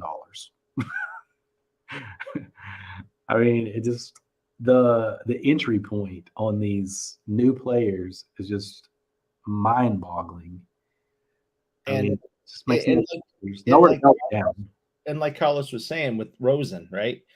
Yeah, 2018 or whatever it was, that these cards were worth hundreds, maybe his super high end ones out of 1 or 5 or thousands. They're worthless. How many people took a bath on that? Yeah, I am a vintage collector. Everyone who watches this knows that. I've never been comfortable with throwing tons of money at a young kid in the hopes that he's going to be great someday and my collection will be worth more. I would rather take the money, and go buy Bobby Orr cards, not Connor McDavid cards. Yeah. I already know what Bobby Orr did. I already know he's in the Hall of Fame. I already know that he's the greatest of all time. I'm going to go spend money there. I'm not going to go buy insert cards of Connor McDavid, which is all the same picture, but the frame around the picture, one is red, one is blue, one is yellow, one is green, and they put serial numbers on them and make them worth thousands upon thousands of dollars. It's the laziest thing that the industry does is these card sets that is the exact same card, and they just switch some numbers up or some colors up. You're not getting my money. I'm gonna go put it in Wayne Gretzky cards. I'm gonna go put it in Gordie Howe cards. I already know what those guys did. We got Connor Bedard coming up. Well, guess what? He could blow his knee out going down some stairs tonight. I'm not investing money in him. Yeah, I just can't do it. In baseball right now, the hot new guy is Ellie De La Cruz. And if you wanted to get like his, Bowman Chrome first, like his gold refractor, I mean, this thing's probably, over $10,000, right, for his Bowman Chrome gold auto. You could buy a Babe Ruth card from the 1920s that there's less than 50 of them that are known to exist for less than that. No, that's right. And just because it's not numbered, people think that the Ellie De La Cruz is tougher to get because it is numbered to 50. So Yeah, I'm kind of separating out two concepts here. So the reason I asked I buy the Ruth. Go ahead. the reason I asked the question wasn't even the vintage versus modern. Kind of the angle that I was taking, and we can do the vintage versus modern one because everybody loves that. It's the same discussion, but we can do it. It's not a problem. But the reason I asked the question is that as a person who's a player collector, that's the genre I enjoy. But the thing is this. I'm never going to, and I knew this a long time ago, I'm never going to enjoy the current crop of players as much as I enjoyed the ones for the time when I was watching, my formative years watching. I'm always going to have a warmer spot for the 90s Dallas Star teams that I was following versus the current guys. That doesn't mean I can't get a couple of Jason Robertson cards, a couple of Jake Ottinger cards, some of the current guys. Yeah. But I'm grabbing a handful. Like I'm being picky and choosy. I want a handful. I have almost 2,500 Mike Modano cards. It's a very different, like the magnitudes of difference is two different discussions. Even Jamie Benn, who kind of bridges the gap between the two eras because he's still playing today, but he started his rookie year was the last year Modano played in Dallas. So there is a bridge. He's a bridge guy. Yeah. And I've got about 300 cards of his. So there's at least a bit of a bridge, but it shrinks as time goes on. As we go further along and I'm more separated from the main guys that I was collecting, that doesn't mean I won't get cards of the new guys, but I mean cards, handful, small amount. Just because, hey, I want to still have representation for it. I still watch the team. I still enjoy it. That's why when Hockey Aganene was talking about, Ultramodern Jays collector, why? I like the current guys. Like, there's some good players on there. I'm just never going to be as interested in them as I would have been interested in Joe Carter, as I would have been interested in, Juan Guzman. A lot of the guys who were in that 90, Roberto Alomar. The guys who were there when the team got better and won championships. Yeah. John Olerud even. Like, John Olerud, most people won't think about John Olerud, but John Olerud was one of the key guys in that team. I had in my bedroom when I was growing up, Pat Borders' MVP autograph poster. Pat Borders, as a baseball player, sucked. But in 1992, he was the World Series MVP and he had 450. So there's a reason for that Pat Borders poster to be there. Yeah, and it's kind of that same thought process for me too, because like I still watch all of our team's games and I still like our players. But when the Thunder came to Oklahoma City, it just happened to be Russell Westbrook. That was his rookie year, was the first year that we had a team. So that's not something that can be recreated by anyone, no matter how good the player is that happens to come through here. You can't recreate, that initial season and those early teams that we had that, we're always going to have nostalgia towards stuff like that. And and the price point too is just like Eric and I were talking about when you were going. It's just so ridiculous on some of these guys. Like there's nowhere to go but down. Yeah, and that's kind of the Paul's point about the prospecting thing is we unfortunately got into the habit of pricing in the accomplishments on the front end to the point that the player can only underachieve compared to what we've done to them. So he talks about here, I bought and hit on Aaron Rodgers, missed on Darnold and Jameis. It happens. But the thing is that, look, hope springs eternal. People always shoot for the thing. But I'll use that as a good example. So in football, I'm a Packer fan. I got this stuff going on right here. But, I joke about the whole Brett Favre. But the thing is, like, he's not a good person. He allegedly stole from welfare, which makes me laugh. But at the same, it's not a good thing. I'm not collecting his cards because he's a swell guy and, a role model. No, but he was a good football player in his day. He was entertaining. And a great photographer. Eric personally owns several Brett Favre originals. He had to have them digitally downloaded. It's a big complicated process, Andy, don't ask. The point is he owns OG originals. He might own the phone that they came from. Just saying. Allegedly. The point, though, is that he's not a swell fella. The joke that I have when I do it on the Discord is I add a new Favre card and I just put hashtag not swell fella PC. He's not a good person. I'm not collecting him because he's a good person. I'm collecting him because he entertained me. He was fun to watch. He was disastrous to watch at times. Oh yeah. But at times he could be transcendent. He could throw the football. He had a cannon, and it was scary when he'd break receivers' fingers, trying to catch the ball. The dude could throw. And when he retired, he had the record for touchdowns. He had the record for passing yards. In today's game, lots of people are going to pass him because 4,000 passing yard seasons. Everybody and their brother can get those now. Different sport. That was the beauty of watching Brett Favre, though, is because yeah, you never knew what he was going to do. Like He was could- also a tough bastard. Like all things considered, like he took hits. He Yeah. took hits and he kept going and he kept going. He had the Iron Man streak, so like he had that going for him. By comparison, though, Aaron Rodgers, flat out, was a better quarterback. Like by every measure, like a much better quarterback, a very smart quarterback, a weird dude, a very weird dude. You think? You know, I make the joke. That's why I joke is like I joked about when I talked to the guys. I go, you know, they're hoping, you know, I don't think anybody thinks Jordan Love is going to measure up to those guys, but I've still got a handful of Jordan Love cards, and I go and I just joke with the guys. I go, so what mental defect are we going to find out? Like he's you know, he's a furry. Like what's his deal? Like what's the issue? I need something. they've got a long run of having quarterbacks that are, you know, different. But those two dudes are going to the Hall of Fame, man. Oh, Both, like Brett Favre's in the Hall of Fame. Aaron Rodgers will go there. He will be in the Hall of Fame, despite his addiction to the darkness. He's a weird dude. But here's the thing: I never enjoyed Aaron Rodgers, kind of his personality and kind of the things that played around it. Look, for Brett Favre, as bad a human being as he is, dude is entertaining. Aaron Rodgers was impressive to watch. He was transcendent as a talent. The things he could do when he threw a football and he was on his game, unbelievably impressive. I'm just never going to be, and he won a Super Bowl during the time I'm watching him play, and there should have been more. But the point is, I'll never enjoy watching him play quite as much as I enjoyed Favre. That's the reason I have a whole stack of Favres and just a couple of Aaron Rodgers cards. Aaron Rodgers, like I could be totally off base here, but he kind of strikes me as the type of guy, like if you saw him at a party, like he's going to spend all of his time there trying to prove that he's the smartest guy in the room. That type of It guy. would immediately prove that he isn't. Yeah. Yeah. I look. As much as the problem is, I guess the way to like play into exactly what you're saying. Look, if we got the two options there, I'm gonna sit down and have a beer with Brett Favre. I think we can sit down and have a beer and have a conversation. So, how's the welfare front thing going for you? I don't want to talk about that. I'm just asking.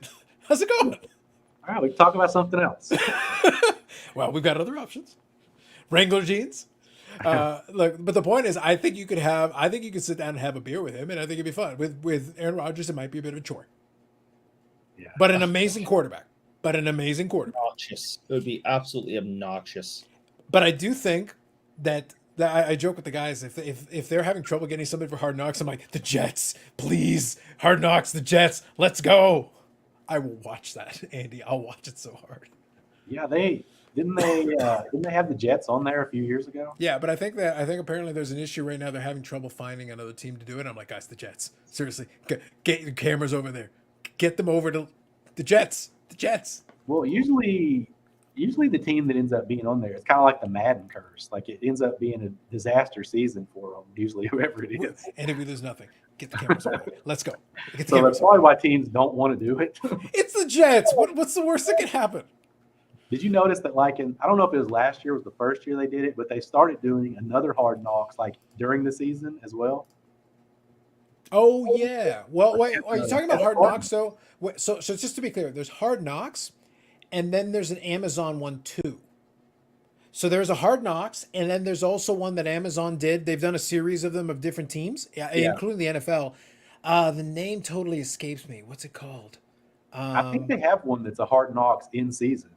Yeah. But they could have something else that you're talking about, too. Yeah, but I'm just saying the Amazon has had a series of different ones where they followed teams around, because I know for one of them they followed around Michigan, and that's actually how I knew about the Packer draftee, because he was on that Michigan team.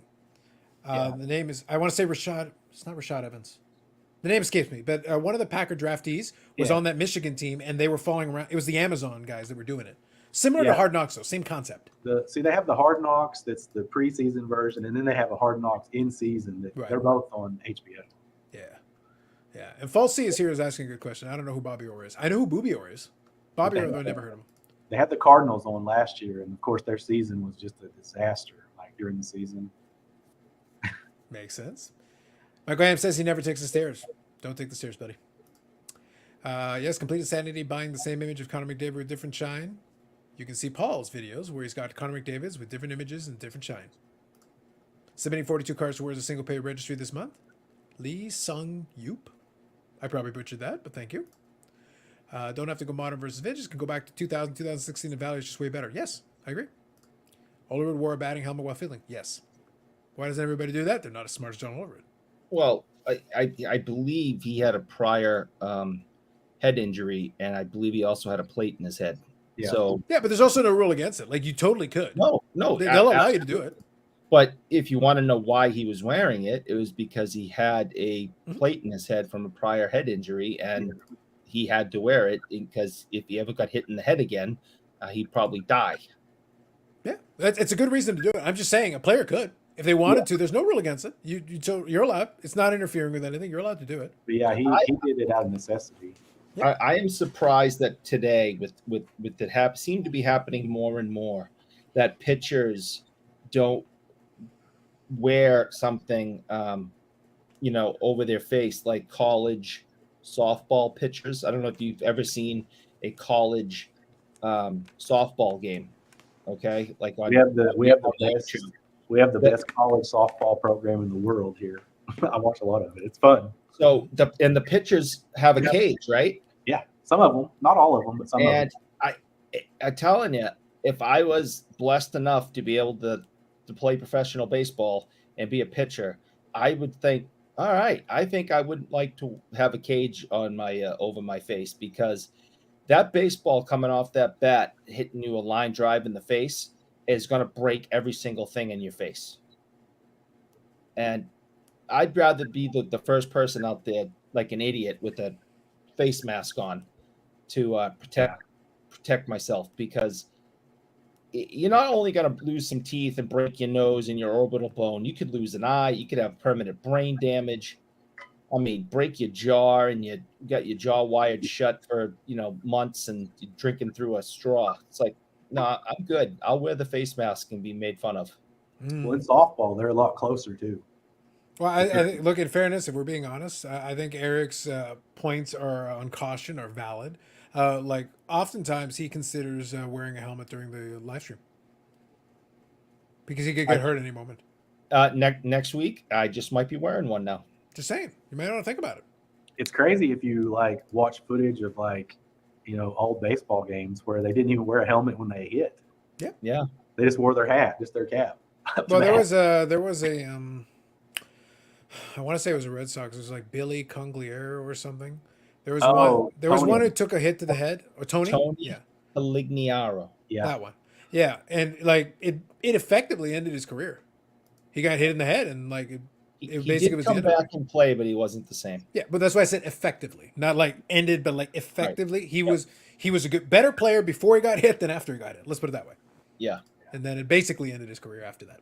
Yep. 357 says, Carlos, you're still collecting Juan Soto? I am. I still got a number of them. I am being a lot pickier with it, and I'm kind of doing a little bit of culling the herd. And what I want to do is move a couple and then hang on to a couple. And I've got a little bit of what I like to call a little bit of a trade. I'm selling a couple of the cards that have, say, sticker autos. I've got a stack of certain ones, moving those, and then replacing them with one card that has an on-card auto, and I'm being a little bit picky and choosy. But yeah, I'm definitely still collecting them, but I just don't want quantity. I do want to upgrade the quality. So I'm trying to consolidate a little bit on that. And just get on this. Right. The batters not only have a helmet, they now have the piece that comes down and covers their face. They're wearing these enormous elbow pads, and they're wearing shin guards. Knee pads are coming soon, I'm telling you. If the batters, would you rather have a human being hit you in the head, if this are your two choices, by a pitch, by throwing a ball, or a ball hitting you in the head coming off a baseball bat by one of these monsters? Which one would you choose? Well, depends on who's pitching and who's hitting. Eric, this is what I choose. This is the future. So if you're gonna have less damage getting hit by a pitch than getting one off the bat, yet the pitchers have no protection and the batters have all of it. It doesn't make any sense. Eric, why don't we just get baseball playing robots? That'd probably be more entertaining because baseball sucks no matter what. That looks like a fun game right there. Oh, the Base Wars was awesome, Andy. I love it. And by the way, if you've got a close call at any of the bases, you can actually fight. Oh, The robots can fight. You can fight with the robots, and you can upgrade their armor and stuff. Like this game was fun. Classic NES, folks. Classic NES. Just saying. I can't remember which one it was. It was one of the first Madden games that came out. And if somebody got injured on the field, they would have like the ambulance drive out there, and it's like running over players as it drives out. Yes, Like knocking them out of the way. Yes. Yeah, John Madden must have been driving the ambulance. probably so. Yeah. That's how you do it. All right, so we got a couple of questions here, so let me go through. Carlisle says, you can choose to one to have a beer with Brett Favre, Peyton Manning, Joe Montana, or Joe Namath. Well, Joe Namath would be drunk before he even got there. Yeah. So I'll leave it to you guys. So we got Brett Favre, Peyton Manning, Joe Montana. I actually wouldn't mind talking to Peyton. Out of the list of these folks, I think talking to Peyton would be interesting. I think Peyton would be my choice too, just because he's funny. Yeah, he actually has a good sense of humor. Smart guy, good sense of humor. Joe Montana might be an interesting choice. Like I said, Joe Namath would probably just keel over before he even got there, so I'm not even worried about him. But if these are the choices that I have, I would probably pick Peyton. That'd be my choice.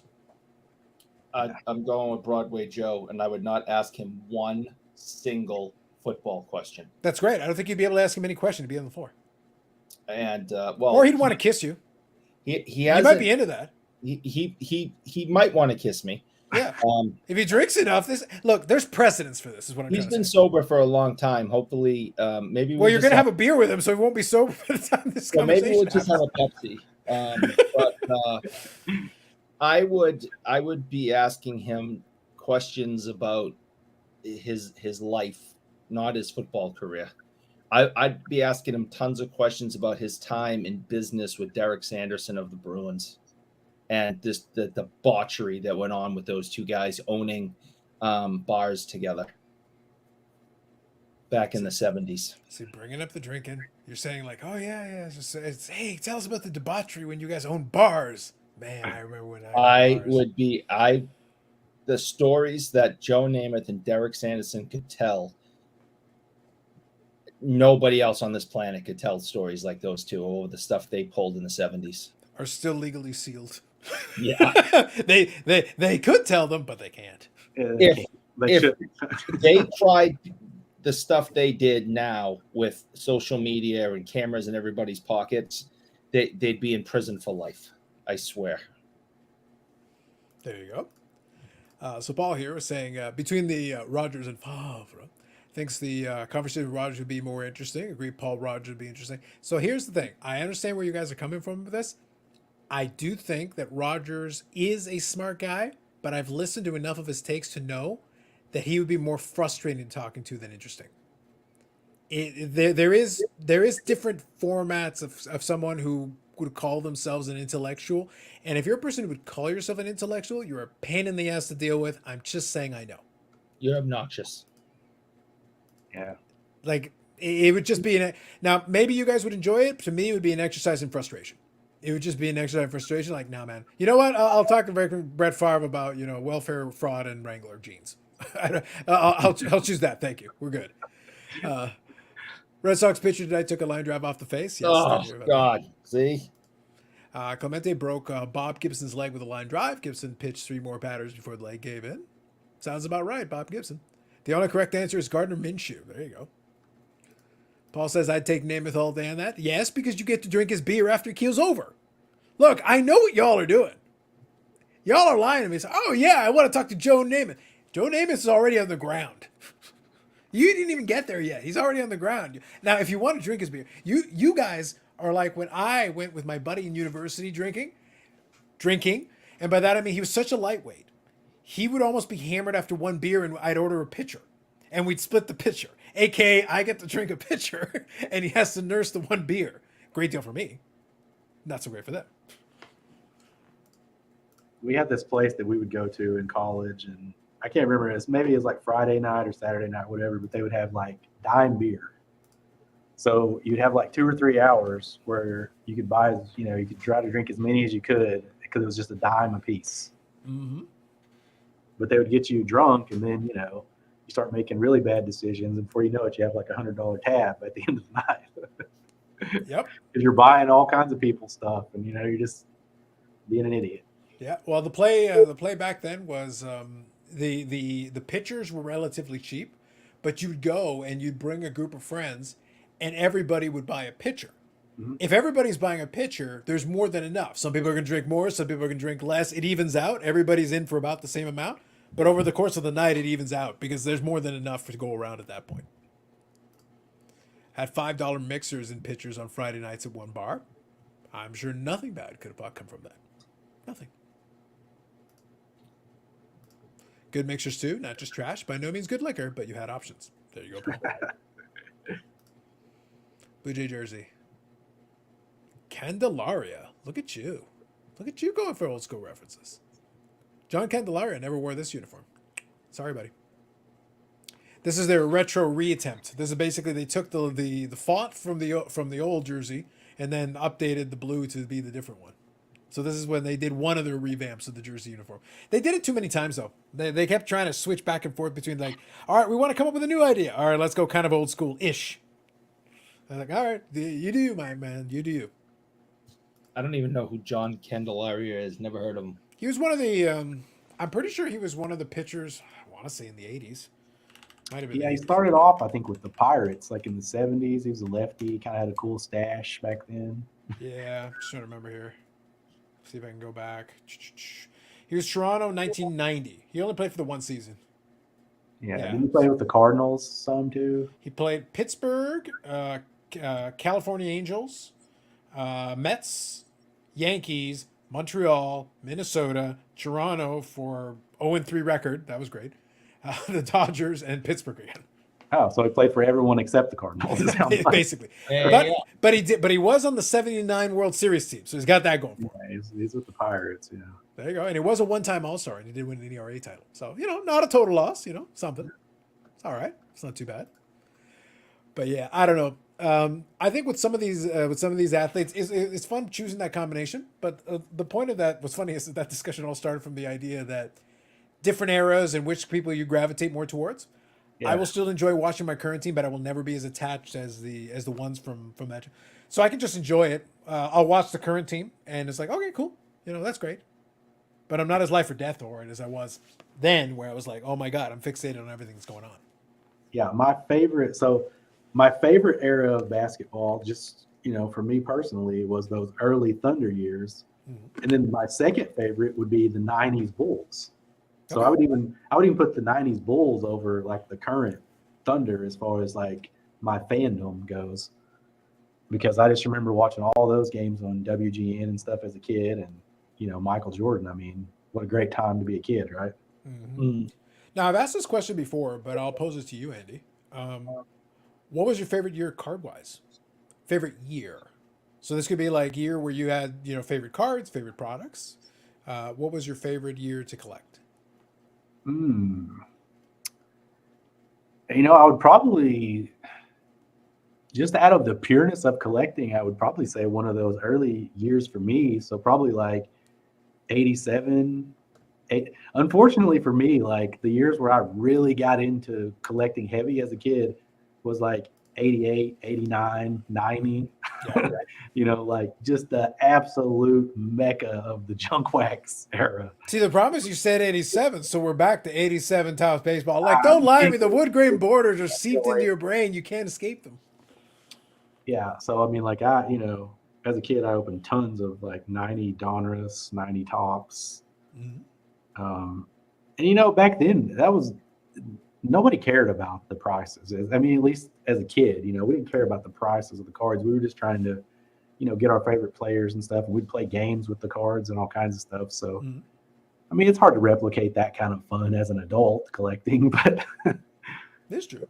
you know more about it. It's almost like sometimes we know too much about it. Like there's something about, not knowing so much and, just taking it for what it is. Like it was, just collectibles, fun. See, Paul picked up on it. As soon as you said the year, we knew. See, I like your answer. I always give mine is always 97, 98 because if I pick the hockey, because it's a sweet spot. It's still earlier enough in the collecting days where obviously I had started collecting already by that point. However, 97, 98 was like apex period. If I say hockey specifically, it's apex period because they had enough time to come up with ideas. They were trying. Pinnacle was coming up with ideas left, right, and center. That was the year they did Dare to Tear. That was the year they did the Totally Certified. That was the year they did. So I'm looking at Leaf coming out with some amazing sets. Pinnacle coming out with some amazing sets. And I'm sitting there like, and Pacific had just started in hockey. So I'm like, there's no weak spot here because you got variety. You got multiple manufacturers trying different stuff. We're not beaten down by one of ones and all that yet. Game use just started, literally just barely started. So we're not inundated with that yet. One of ones do exist. Some game use exists, but we're not overkilled on either one of those things. But they're still doing the technology cards. We still got nice refractors. We got all kinds of. It's a little bit of everything, and we got some numbered cards. I feel like that's a good sweet spot. A little bit of everything. See, unfortunately for me, 97, I was a senior in high school. So that was probably, one of those, like those high school years was when I collected the least. Mm-hmm. So I didn't get to enjoy like those sets like in the moment. Mm-hmm. Like I had to go back later and kind of appreciate that period of time. Sure. For sure. So when I pulled King Griffey Jr. from a pack of 89 Upper Deck in 1989, I didn't give one thought to the centering edges and corners. Oh, yeah. We didn't care about that. So it's true. It is true. It's like with that's where, and if you did care about them, you could have put it in the lucite brick. Yeah. That'll protect it forever. It's funny because like condition wise, back then, the only thing that I remember people even caring about was the corners. Yeah. And that's probably like the least. I knew a few guys who did care about the centering a little bit. Like for them, it was just an aesthetic thing. They just like seeing the card lined up properly. So they might be a little bit picky with it, but for the most part, it was whatever. Yeah. As a kid, I never even gave one thought to centering at all. Like I would think about a little bit about the corners, but yeah, that's really the only thing that I would really even think about. Like I never thought about centering as a kid. Yeah, no, that's fair. Part of the reason also that I choose that one is like if I can have a lot of those, we borrowed a lot of the designs from some of those years because that late 90s period. That's why the opening this was a little bit of a fun throwback because this is 2000, 2001. It's a couple of years removed from that, but we're still not so far removed that like you can still see the DNA of a lot of that concept, same idea, because you're already using the foily cards. You got a little of that going on. It's nice for what it is, and they weren't expensive. Like we didn't have the super duper premium stuff yet, but it was starting to round up. We were getting there. Basketball wise, obviously, once you get into the early 2000s, I want to say, what was the LeBron year? 05 or 03? 03. Yeah. So you're not that far removed. Like it's coming because that's where you get exquisite. And that's where like that comes out and that happens. And the cup comes out in 05. So we're getting there, but we're not quite there yet. We haven't arrived at that destination yet. Yeah. So exquisite, when it first came out, it was the outrageous price of $500 a box. Yep. Which, in today's world could probably buy you like maybe a hobby box of Prism. But you know what's funny? We don't even have to go to Prism. Like, look at it this way. One of the products, when I was chatting with Brad the other day, one of the products that's coming out is O-Pee-Chee Platinum. In hockey, O-Pee-Chee Platinum. It's a nice set. It's got a lot of parallels. Not everybody likes that. Cool. You don't have to collect them all. But it is nice. Like, if you like opening packs and getting color and some of the different variations, and you're a player collector, you want to build it, that's one of those sets that are for you. Yeah. But for the longest time, it was sub $200 a box. I want to say it was like 150 a box, whatever. Right. This year, it's going to be like 260, 270 a box. Oh, good Jesus. So here's the problem. You talk about $500. We're halfway there for a product that is not anywhere near on that tier. It's like, we're talking pushing $300 for like, it's a nice product. Yeah. But it was like $150 not that long ago. So how often do either of you guys actually open product anymore yourself? I've opened some of the AEW ones. I've done that, but I've gotten a lot of that on discount. So if I just say product in general, then that would be the answer. I opened that at Expo. So I did that this spring. I did that. A hockey product or baseball product or football product even. The last time I really did it in earnest was probably, 2018. That's part of the reason that 2018 one it's like that's the last time I opened like a decent amount of boxes of any sport or product or whatever. Just because I was like, all right, screw it, I'm gonna try it because I didn't just open one. I did Unparalleled. I did Luminance or whatever. Yeah, I opened some of the Illusions. So I tried different ones just to try it out, and I was having some fun with it. It's way too expensive a hobby though. Like even then, it's like, and I even opened a box of 2018 Prism. By the way, the sealed box of Prism is worth way more than what I pulled out of it. Yeah. But I think, here's the thing, 2018 Prism football. I paid $260 for that. For a hobby box. For a hobby box of 2018 Prism football. I remember like when they first came out, I got some of the first off the line boxes. They were $125 box. Yep. The basketball was too. The Luca year. That's how much they were. It was $125. Totally. But here's the thing. When I say 260, I'm saying Canadian. So Yeah. knock off about 35-40%. They're like about $200 what US, give or take. Not like that crazy, like not outlandish. And I think in 2018, like Optic, when basketball came out for Optic, it was like $85 a box. But yeah, like Little bit higher. I haven't really opened anything since probably 2019. Yep. But that's I think the threshold I gave one of the guys is I said, I remember when $100 a box was like, you got to think about it. Yeah. Oh yeah. And I was like, and now the problem is, all right, so what does $100 a box get me? Nothing. That's exactly it. Some blasters. Retail. Some blasters. Retail only is what it gets you. Yep. I tend to buy wax when I'm working out of town and losing my mind from boredom. Fair enough, Paul. The sad part about it is that I actually still like opening packs. Like even the 8 packs that I got to open while I was chatting with you guys, to be like, I enjoyed that. They're retail packs from 23 years ago. You're not going to pull anything too crazy. The odds were against us. The odds were we weren't going to pull anything crazy. But I pulled a couple of nice insert. I remember those from back then. It was fun for what it was. Yeah. I remember buying Hobby Box in 2014 for $30-$40. Very true. Luca year, you could go to Walmart and get all the Prism and Optic you wanted. And that's what I did. Like the hobby boxes, like the first off the line boxes that I had, I just kept those and then sold them later. I don't think I've ever opened any Prism hobby in my entire life of any sport. I've had all retail. That's all I would used to get, because hobby was just too expensive. No, that's fair. That's fair. But I think that's the issue that we come into right now. And unfortunately, the other side of it is, as it's gotten more expensive, it's also gotten more watered down. Oh, and that's the big criticism I have is like, okay, so in the example I gave, all right, you've raised the price, so now it's going to be like $260-$270. Cool. What I'm getting out of it is basically the same that I got when you were giving me $150 box. You've added a couple more parallels to try to make me feel like it's like, but you didn't actually change anything. It didn't actually make it better. There's not more in it. It's basically what it is. If anything, it's harder to pull something good. And I think what the problem is that these companies, they try to find the sweet spot, right, as far as printing goes. And there is no such thing. It's either you print way less and then everybody wants it, or you print too much and then nobody wants it. There is no sweet spot, really. What can I tell you, Andy? It's no 1991 Topps American Gladiators. Few things are. It was 55 cents a pack. 55 cents.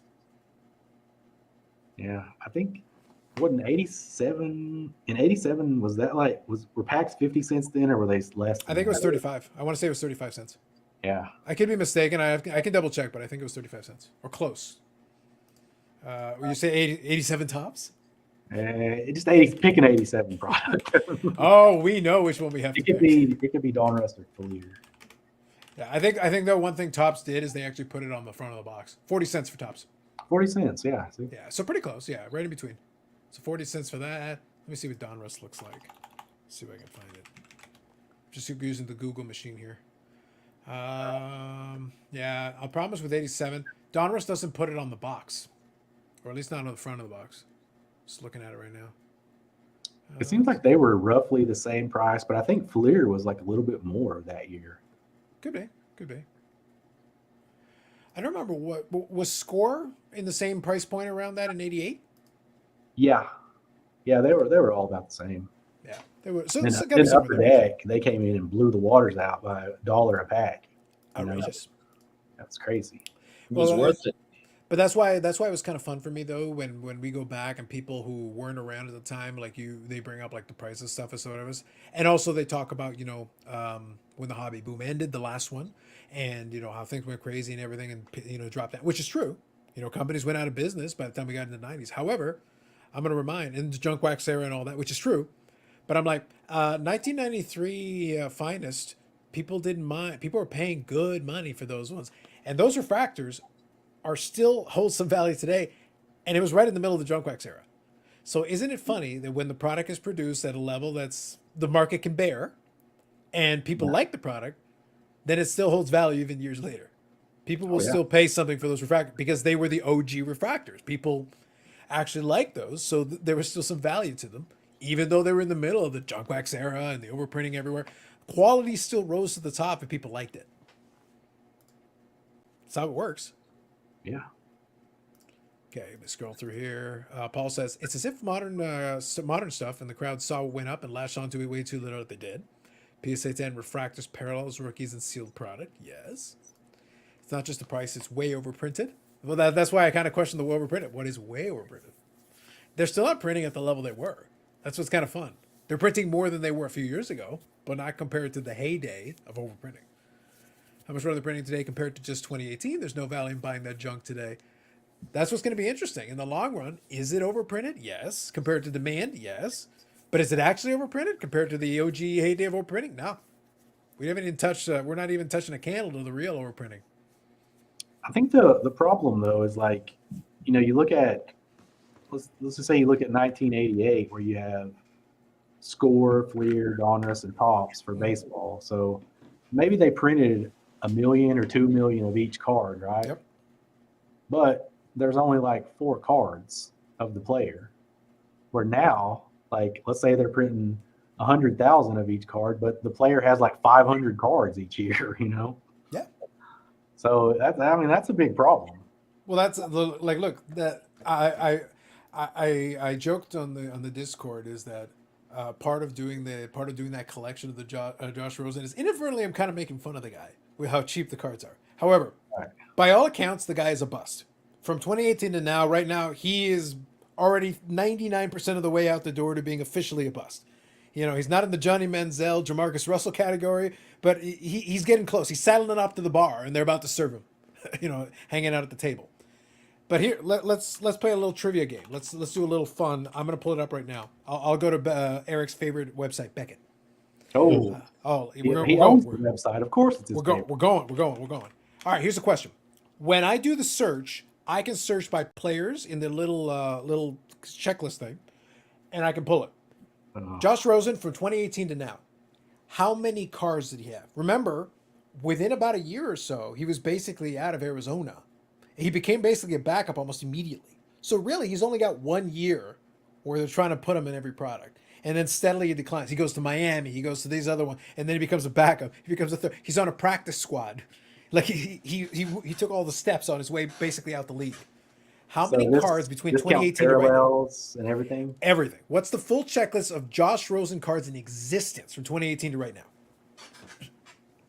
And this is a dude who is basically out of the league right now.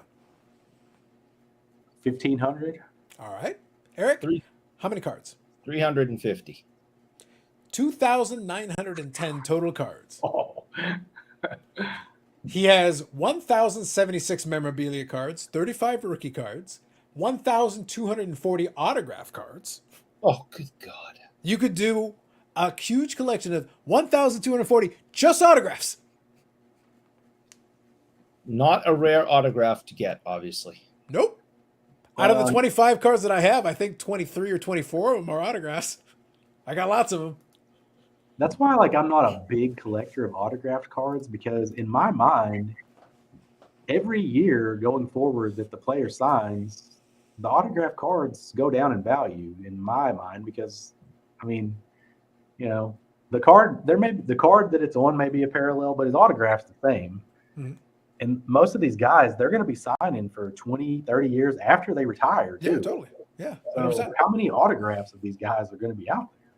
Well, that's why, you want to try to get player era autographs and the first couple of issues that they autographed.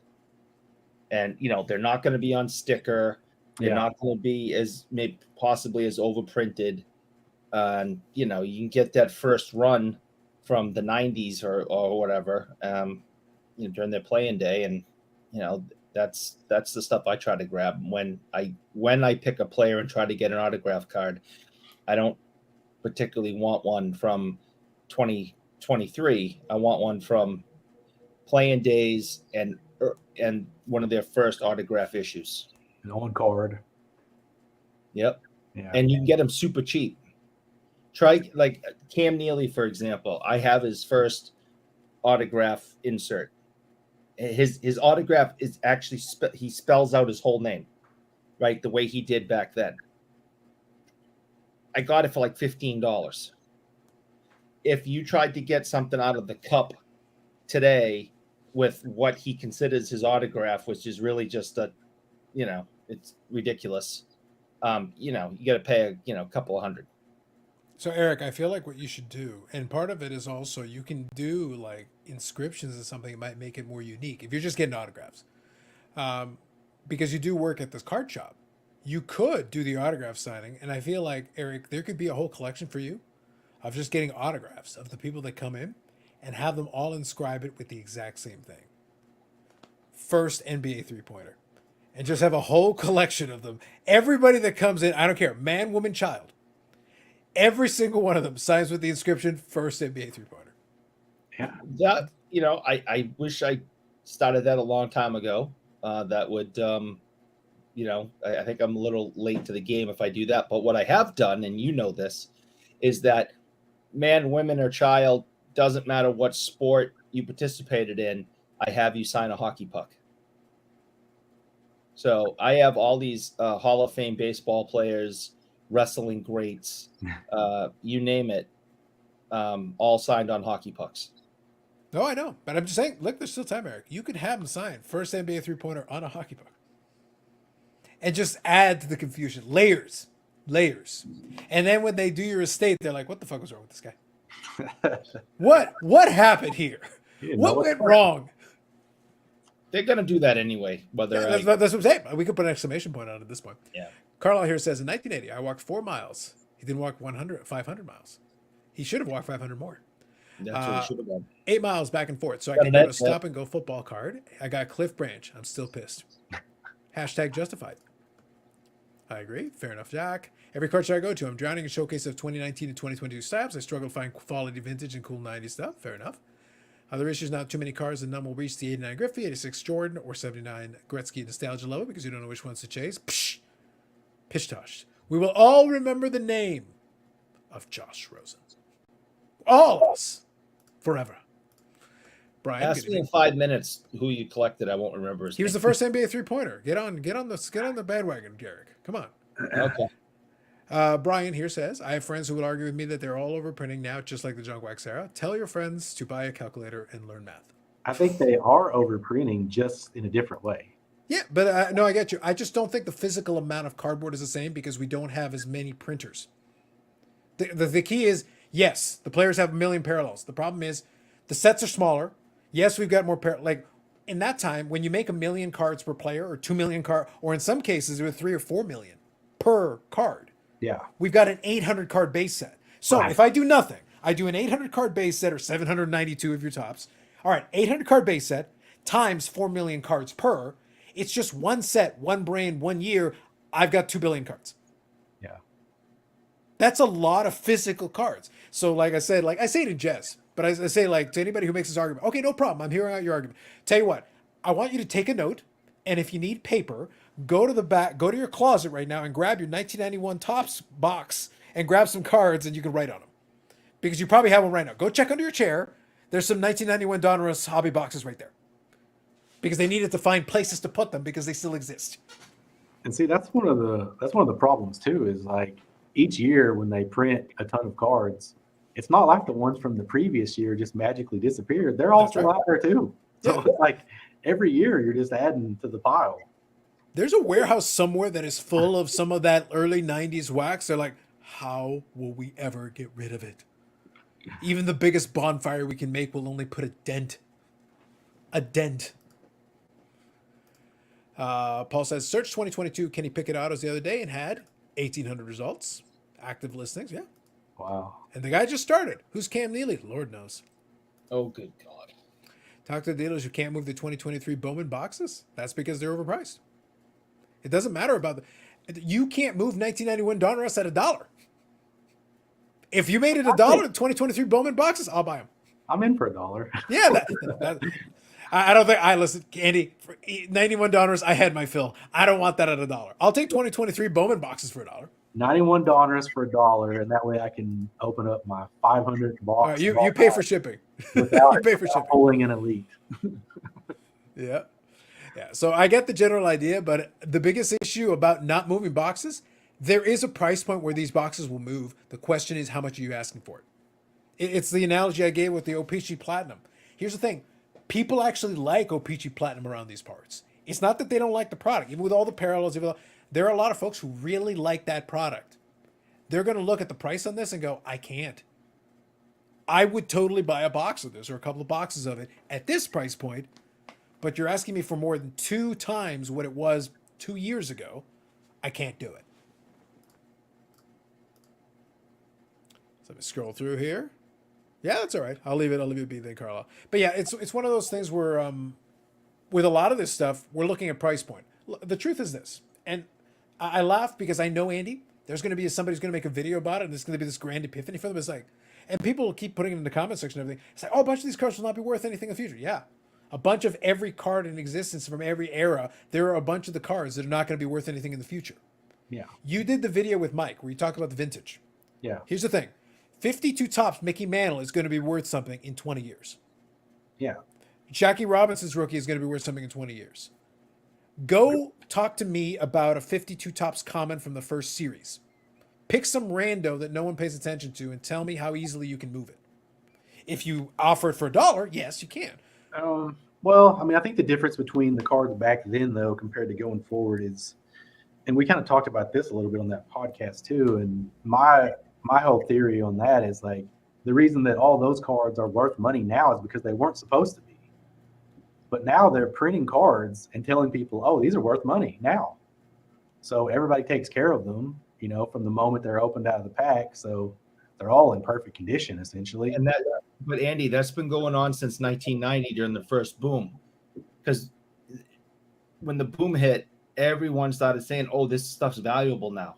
So instead of taking them and throwing them in their back pockets like they did up until 1990, it went right into plastics and right into, plastic boxes and right into 9-page holders and binders. And that was kind of the end of the era of, throwing elastics around them and kids actually playing with cards. Yeah. When the bubble gum came out, these were now investments. Okay. And throwing them up against the wall, carrying them around, playing with them out in the rain, putting them in your bike spokes ended in 1990 when the bubble gum came out of the packs. And ever since then, this has been a huge, business.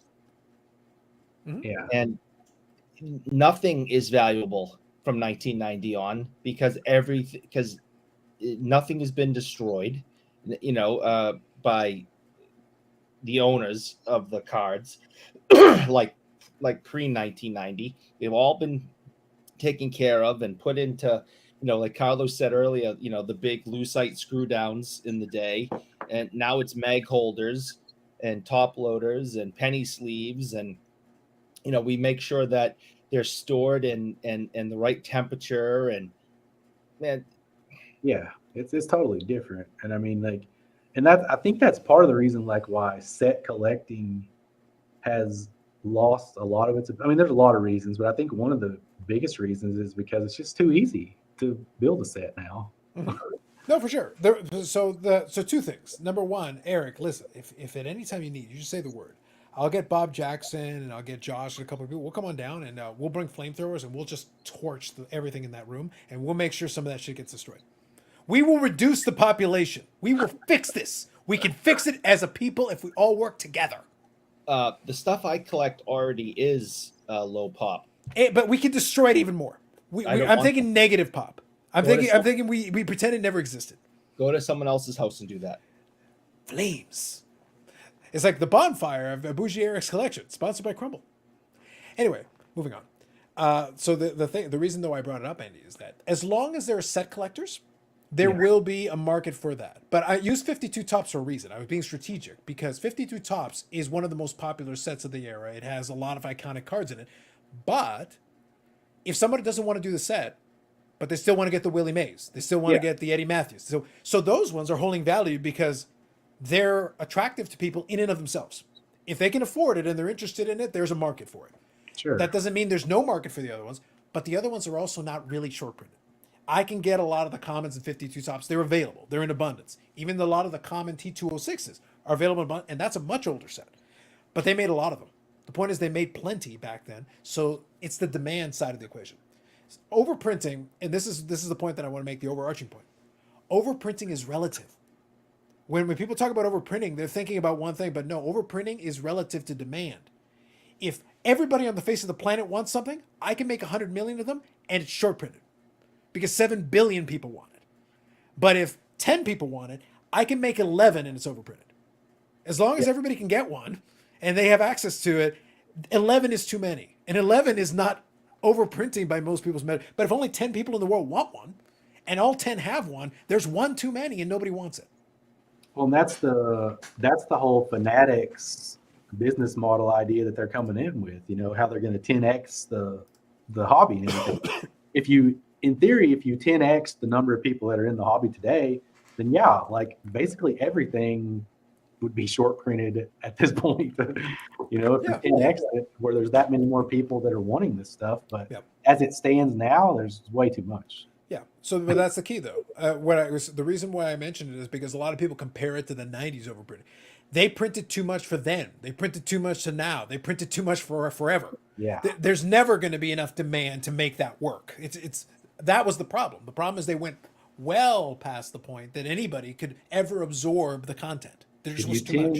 If you 10x the hobby and it was a requirement to enter, you had to have a complete set of 90 Donruss, then we might be okay. That might be our only shot. That's about all we got. But that's what I say. Like, and the thing is, that's okay because it means there's going to be somebody who maybe does team sets. Well, the good news is the base cards of today are going to be so cheap they'll be able to put it. You know what? There's still somebody who will want it. Most people won't, but then it'll be cheap for them, which is great. That's actually fine. If you're a collector, you just want to collect, that's not a bad thing. You can get your team set cheap. Awesome. I'm happy for you. Zach says, I wonder if and when we'll get back to affordable hobby boxes that make sense to buy. Makes sense will be relative, and honestly, probably never. People stop buying them, and they'll have to lower the price. Yeah, they'll have to lower the price, or just reduce the supply to the point that it reaches equilibrium again. Yeah, like you could give you an example, and you can play games with this. The example I'll give you is that Upper Deck has adjusted their flagship thing. It's going to be 12 and 12. So there were more packs before, but now it's going to be 12 and 12. Even if they keep the box price the same, they're technically giving you less cards for the same amount of money. That's inflation without a price increase.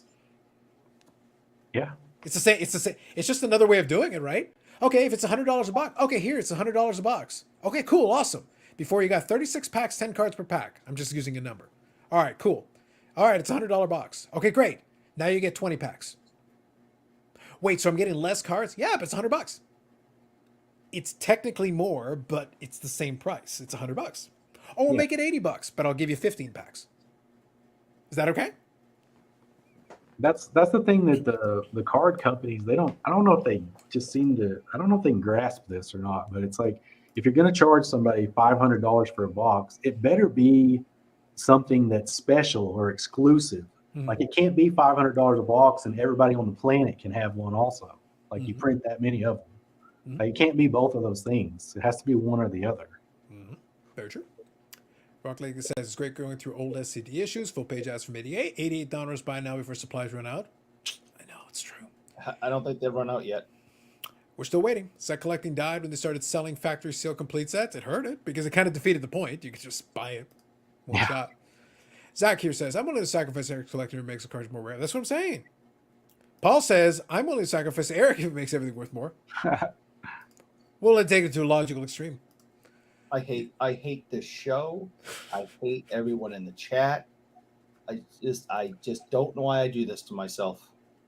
Secretly, you're a masochist. Why do you think you watch mountain biking? I hate you all. Mm. USA Patriot cards, Andy. How do you feel about color match premium, particularly in football or baseball? Do you always prefer the silver refractor? No, I mean like the color match thing. It's been a thing for a long time, and it really just kind of caught fire over the last couple of years. Like, I mean, if you can find a card that where the color of the parallel matches your team's jersey, I mean, it just looks better. I mean, it always has. Mhm. And people really kind of took that and ran with it over the last couple of years. I mean, there didn't used to be like a huge premium for it. Like the collectors would prefer that card, but as far as the price, they weren't really that much different. But you've really seen a price difference in that over the last couple of years. But yeah, like the one that I always think of that it doesn't make a ton of sense is the 13 prism Giannis. Like the green prism Okay. looks so much better than just like the silver prism, you know. Okay. But they're pretty close in price, I think, still. That's fair. Well, that's the market, though, having to figure itself out, right? People got to Yeah. decide if they want to pay a Oh, premium for it. It looks way better than green does, I think. Yeah. Principal reason people are still paying $100 for a 2018 Topps Living Nick Markakis card is the last guy paid $100. It happens a lot less often now. It's the scarcest card from Topps Living, but it's more common than most cards produced by Topps Living after 2018. The market is the market, though. Fair enough. Due to excess shrinkflation. Yeah, but that's why I gave that example.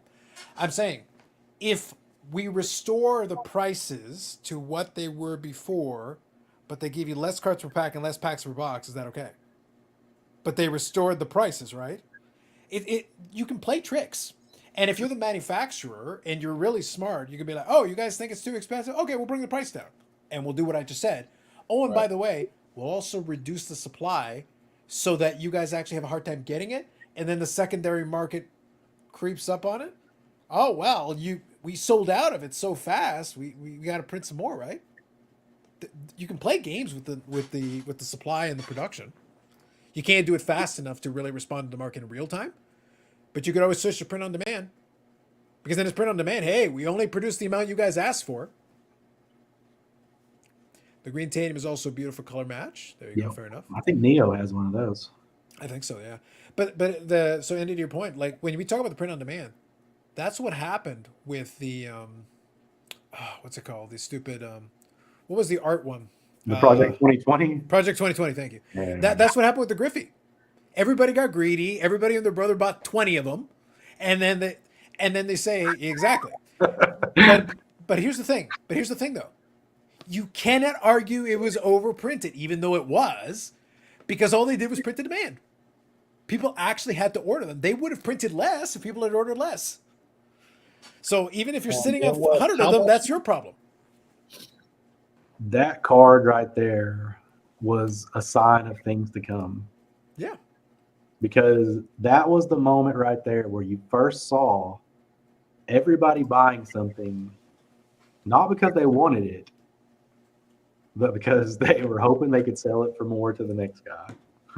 But let me ask you this question, Andy, and I'll quickly acknowledge Ozzy Cardad. But let me ask you a quick philosophical question. We'll start winding her down on this one, but this is a good one to kind of finish on, and it'll be good for the chat as well. So Ozzy Cardad, absolutely, good day. And then Panini has been reducing the number of autos per box, but prices stay the same. That kind of plays into what I just said. You're making certain hits tougher, but you keep the price the same. Oh, but we're not increasing the price, but you're reducing the value. Oh yeah, it's a different way of playing this game, right? You just get more clever, right? It's marketing, right? It's how you sell it. But kind of playing into what you were saying, Andy, though, is that when it comes to sorry, I kind of lost my train of thought there when I acknowledged Ozzy Cardad. What was the last thing you said? Just before I was talking about like that was the Project 2020. Yeah, the sign of things to come, where people were just buying it just to sell it to the next guy for more. Like nobody wanted that Griffey, really. Mm-hmm. Yeah. So this is the question I was going to ask. This is the question. The whole 2020 thing was stupid, but that's just my opinion. Yep. But some people did legitimately like it. And I don't know how. Some of the stuff looked. I mean, it was up there with V-Friends. It was just fucking garbage. I know people that were very passionate about it, but I'm with you, Eric. I thought it was hideous. Listen, Eric is sitting on a pile right now of RMC Trouts. Don't let him lie to you. Oh, Pile. Yep. I got a pile of V-Friends on this side and a pile of 2020 on this side. I am gonna just corner the market, and I am gonna make so much money. You guys heard him. After we torch Bougie Eric's collection, we're leaving the tops of the Project 2020 alone. Those are the ones he actually cares about. Leave those be. But what I was going to say, Andy, is that comes down to one of, and I made this video years ago now, it feels like. The question comes down to this.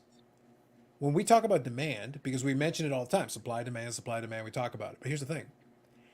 For me, when we're talking about it, demand is demand.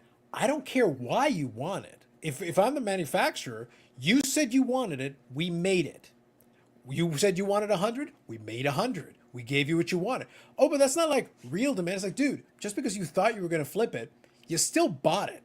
Yeah. That's your problem. After that, it's your problem. Don't come crying to us. Oh, but you made too many. You ordered 100, we made you 100. If you had ordered 50, we would have made you 50. Why are you blaming us? It was demand, but it wasn't authentic demand. But Andy, this is the part. This is the reason I asked this question. I love that we have now segmented demand when the definition of demand has not changed.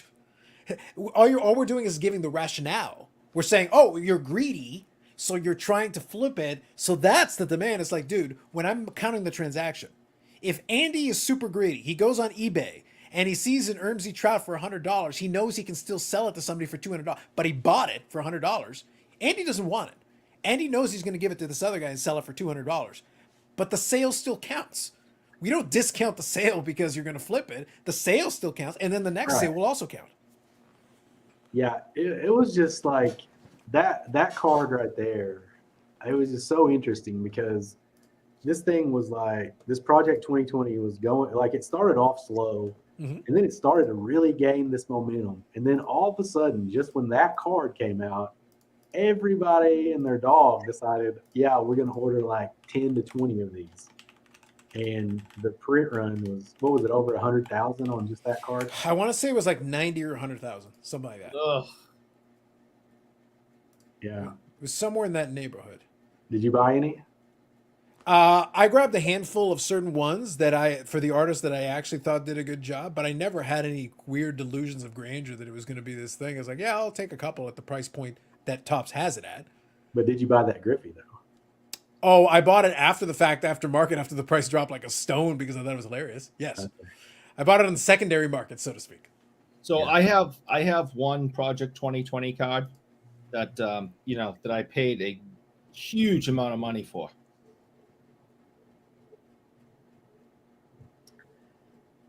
You feel special? Did JT make that? I don't know who made it. I know. Yeah, I know. Yannick got it from somewhere. I can't remember if he actually did it or if something else happened with that. But they threw a 2020 sticker up top on it, and It's probably JT. it sounds to me. Eric. It sounds to me. I still have a couple extra ones lying around. I can send them to you. It's a funny look at that story, but like, so JT was making those customs like that for people, and I think the first 15 or 20 that he made, he was using the Griffey cards that I gave him. Nice. So he got rid of some of those. Yeah. What would a 2023 Topps Series 1 or 2 sets look like if they only produce cards on demand? What about inserts? That's a good question. That would be an interesting thing to find out. How many? Because there are people that collect the set, but the question is how many would they produce if they just produce to demand? You have to order it. You have to pre-order it. They'll just make what you order, not a box more. It would be like the Keith Shore Griffey. It could be. It could be.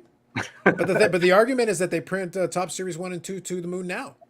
So the question is, would it be even higher, or would it be the same, or would it be a little lower? I don't know. That'd be interesting. I wish they would try it just to see. That's why I agree with Carlisle's question. I actually think that would be. They already print lots of it anyway. So the question is, if you have to pre-order it, you have to commit to buying however many boxes you order. We'll make as many as you guys order, not a single one more. I think it would be less than what they print. I think so. I think so. So then the question is, would that be a better model in the long run? I have no idea, but I just posed the question. I wanted to quickly show this because since we mentioned it and talked about it, that's why I say like the whole demand thing is kind of a favorite conversation of mine because we've come up. Oh, that's why I say demand is one thing, but then it's like scarcity, organic scarcity, versus artificial scarcity. So guys, scarcity is literally the lack of something. Organic and artificial is you trying to put your value system into it. It's like if you make one because you intended to make one, or we've got one because other people destroyed the rest of them. What's the difference? There's one. I remember this thread right here. That's why I wanted to show it to make the point of how crazy this thing got. I'm gonna go to last. Yeah. There were to this day there were 4,197 pages of this mega thread on Blowout that went on and on and on. And by the way, this was posted yesterday. The thread lives to this very day. They're still posting the damn thing. I will say during the peak of that thread, like while it was actually happening and everything, there was like a group of 4 or 5 people. They were posting probably 25, 30 posts a day on that thread. Do you remember Andy, the guy who was posting that big stack? He had a picture of like a big stack of them and then had the running like value total and was doing it until things turned and then suddenly the posting stopped. He should have sold. And at one point, I think the collection was worth over $1 million on paper. And I was like, sell it? Question mark. Hey, it would probably be worth $150? No, I mean, it would probably still be, I mean, the quantity and everything you had, I mean, it'd probably be at least a couple thousand, I would think. Well, how much is the melt value of the plastic? There's some value there, man. There were some of those cards, like, I mean, what was that trout selling? It was the for? Ermsey trout. It was a couple of grand, wasn't it, at one point? Yeah. I mean, it was at one time, it was selling for more than the actual trout update card, the real one. That is so stupid. Oh Andy, God. look, the best part about the Ermsey trout is that I made a video about Top Project 2020 at the time. And nobody ever mentioned it on the video. People saw it, and it pissed me off. I'm very lazy when it comes to editing a lot of the videos. But at that time, I went and did it like a tutorial. You ever seen, there was an episode of Seinfeld where Kramer was like, "Don't look at me, I'm hideous," and then ran out the door? I did a thing where I put the Ermsey trout where Kramer's head was, and I had it track and follow him through the scene as he ran out the door. And it was Ermsey trout. I said, "Don't look at me, I'm hideous." And it was a clip in the video. I go, I edited this shit and not one person said a thing. I hate you all. That was the Seinfeld where Kramer he invited all the smokers up to his apartment. Nice. And they were smoking inside because he didn't think it was fair that everybody had to smoke outside. Right. I was just annoyed that, man, I got in a good dig on the Ermsey trout. And people liked the video. They commented on the video, but it's like, did none of you see the Seinfeld? Never mind. I mean, it was seriously one of those situations where like you could have bought that trout for like $15 or whatever it was, 20 maybe from Tops, and within a couple of weeks you could have sold that and bought a real trout Tops Update rookie. Yeah, no, that's true. And they were like, those were like $1,500 cards at the time, like a PSA 10 of the trout, the real one. You could have sold that, that Ermsey and bought a real one. People were truly out of their minds during the pandemic. Oh, it was insane. So just since I was curious, the Ermsey trout, the problem is I don't have, I canceled my card ladder a long time ago, but you can see 3 months online on the site. The last sold was $372 in a PSA 10. In a PSA 10, it's a pop 71 if you graded it in PSA 10. So $372 was the last sale. What did you type in? Just trout Ermsey? I did Ermsey trout, yeah. Okay, Ermsey trout, I'll look and see what I can find. Yeah, because if you do Ermsey trout, I was able to get that. Somebody graded one and got a PSA 5. They're encapsulated cards. How do you get a PSA 5? I mean, the ones they were the quality on those was terrible. I get it, man, but a 5, jeez. So the highest price one sold for. Yeah. Well, this was one of the parallel ones numbered to 20, right? No. I just did the regular one. That was the one I did originally. One of the parallel ones sold for $7,100. I'm sure. Yeah. For the parallel one, I'm sure. And I think there was like an autograph down the road or a foil version or something. I forget. Like an art. Maybe the one you're thinking of is an artist proof. I feel like there was some parallel they did. So here's one in May 25th of 2020. One sold on eBay for $2,425. Yep. Yeah. So and is this a raw copy? Yeah. Yeah. And I think the last one I'm seeing here was $171.29. Raw copy. Yeah. So, Nice. not exactly a wise hashtag investment. There. Oh, so bad. It's about like Top Shot. That was pretty bad too. Andy, I'm going to look back on this era with great fondness. I mean, there's going to be books, documentaries. I mean, just about the sports card world during that time period. Andy, I feel like your Hobby Palooza. Everywhere. Andy, I feel like your Hobby Palooza stream should just be entitled Chapter 1. It's like, guys, here's what happens. You're like, how much time do you got? God. Look, Andy, I've been trying to hijack this Hobby Palooza thing for years. This nonsense is like an hour. I'll show you. That's what I should tell Mike. Like, like get everybody an hour on Saturday, and then you can have Sunday. You just take the whole day Sunday. That's right. I need the time. We're gonna do Chapter 1 of the new book on the hobby, talking about the boom. During the period, people were all about zagging to the next thing. Yep, they would make it about money. That's true. If you had to focus on one thing during the pandemic that caused this, and why people are so out of control, we know it's because people were trapped in their house. They had additional funds because they weren't spending their money other ways. But the biggest thing was FOMO. Said something new would come along, and they had to jump in on it because they didn't want to miss out. Yeah. And the next big thing. I mean, whether it be new grading companies that popped up left and right, whether it be fractional sharing that came about and people jumped on that, dumbass V cards, dumbass 2020 cards. Oh, gotta get involved. Every new thing in the hobby that came out during that time period was like going to be the new Amazon or Microsoft in people's mind, Like, I can't miss this. I've got to. Yep. And it was FOMO to the moon. And you can hear, I remember being in Clubhouse for so many hours, listening to people promote this stuff, and I'm getting involved in this, and I'm doing that, and I'm doing this.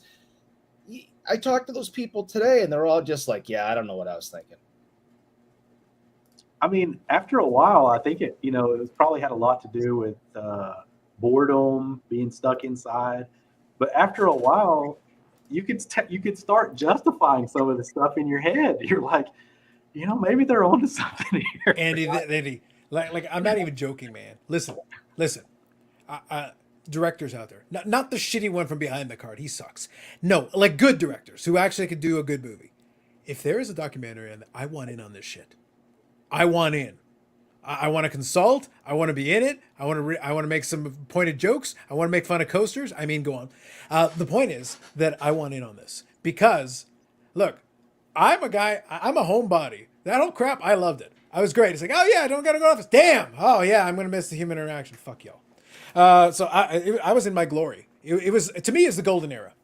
So hundreds of thousands of people died. A worthwhile sacrifice. It was golden era. The point is that it also meant that because when the prices went up, some cards that were actually very difficult to come by came onto market because it motivated some sellers to sell stuff that had dried up years prior.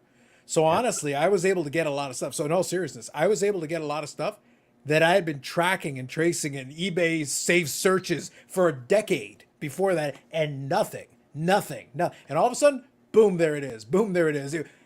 Ping, ping, ping, ping, ping. They're all available all of a sudden because people wanted to move it while the getting was good. And I was like, I'll take one of those. I'll take one of those. I'll take one of these. I'll take one of that. And we'll do that. So I filled in the whole section. If I did a top 50 on my checklist, I probably scratched out 48 of the top 50 that I needed. It was stupid. It was expensive, but it was stupid. Starting last fall, right up until right now, think about how many people went groveling back to their former employers, begging for their old jobs back.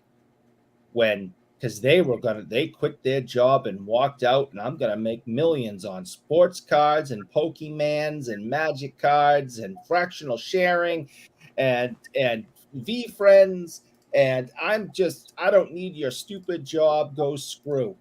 And then everything fell apart, and you are in a hole deeper than you could possibly imagine. And you're going back saying, may I please have my job back? I can only imagine how many people had to do that. Groveling. begging for their jobs back because they maxed out their credit cards, they took a second mortgage out on the house, and they were just breaking boxes all day because this was going to make them millions, and they're just completely bankrupt, and they had to call up whatever the hell job you had before and say, can I please have my job back, please? What's the craziest sale that either of you guys made during the peak? Like something that you sold at a high price that just absolutely just tanked. So I don't know how far it's tanked, but like, okay, so I'll do one, like, I'll say on a percentage basis, because comparatively to where it was, I had bought a bunch of that 2018, and I gave the example live stream now, it feels like years ago, but it was a while ago.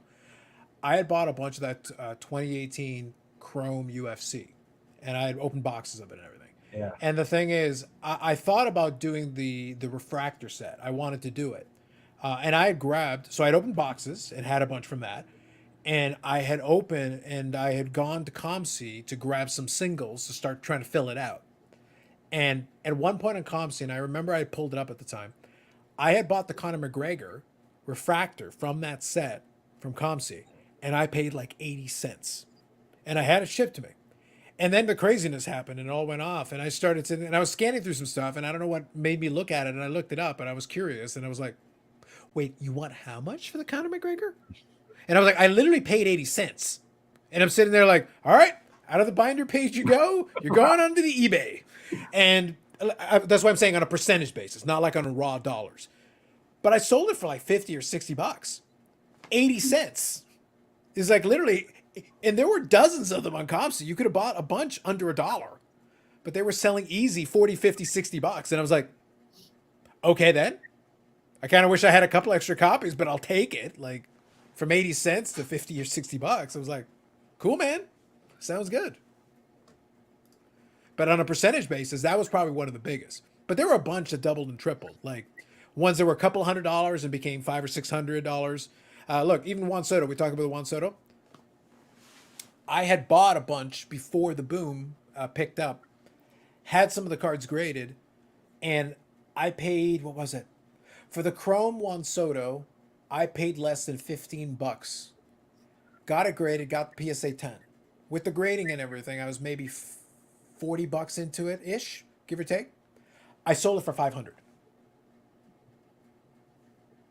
Like, Yeah. it was easy. It was the easiest thing in the world. I had bought a handful of Donruss Patrick Mahomes cards on ComC for less than $15 per. Got it graded. Sold that one for $500 or $600. And it was printing money. It was so ridiculous. Like, So it's like, it wasn't like hundreds into thousands and thousands of dollars. But just imagine, you turn 15, 20 bucks into $500 or $600, and you're doing that with any consistency, you're printing money at that point. One thing I was going to say real quick, and I'll read a couple of these comments here in a second. It's always FOMO, that's what makes the world go round, very true, and I'll get caught up on these comments. So the thing is, Eric, you're downplaying this because you talked about the Pokemans, and I've joked about it on the PSA show, but here's the thing. This is the cheese stringamon. Mm-hmm. That is the infamous cheese stringamon. Yes. But I want to share something because I saw this the other day. I went down the rabbit hole. I want you to look at it for a second. This is the picture of the Pokemon. This is the 1,000th Pokemon ever. All right? Are you seen it enough? You committed it to memory. Yep. All right. I'm going to show you a second image. Okay. So that's the first one. All right. Okay, here we go. I'm going to bring up the second image now. Okay, here. It's the same dude and he's got a job. The cheese stringamon is employed. I told y'all. Yeah, look at that. Look at the head. Look at the thing. Even the color. Somebody I'm sorry. better- It's a cheese somebody- stringamon. I don't care what anybody says. I called this shit. I now have the video proof. Somebody better sue somebody. I'm just saying. That's the same guy. Very clearly. I had to look up the price of this card because I was thinking about this one when we're talking about 2020.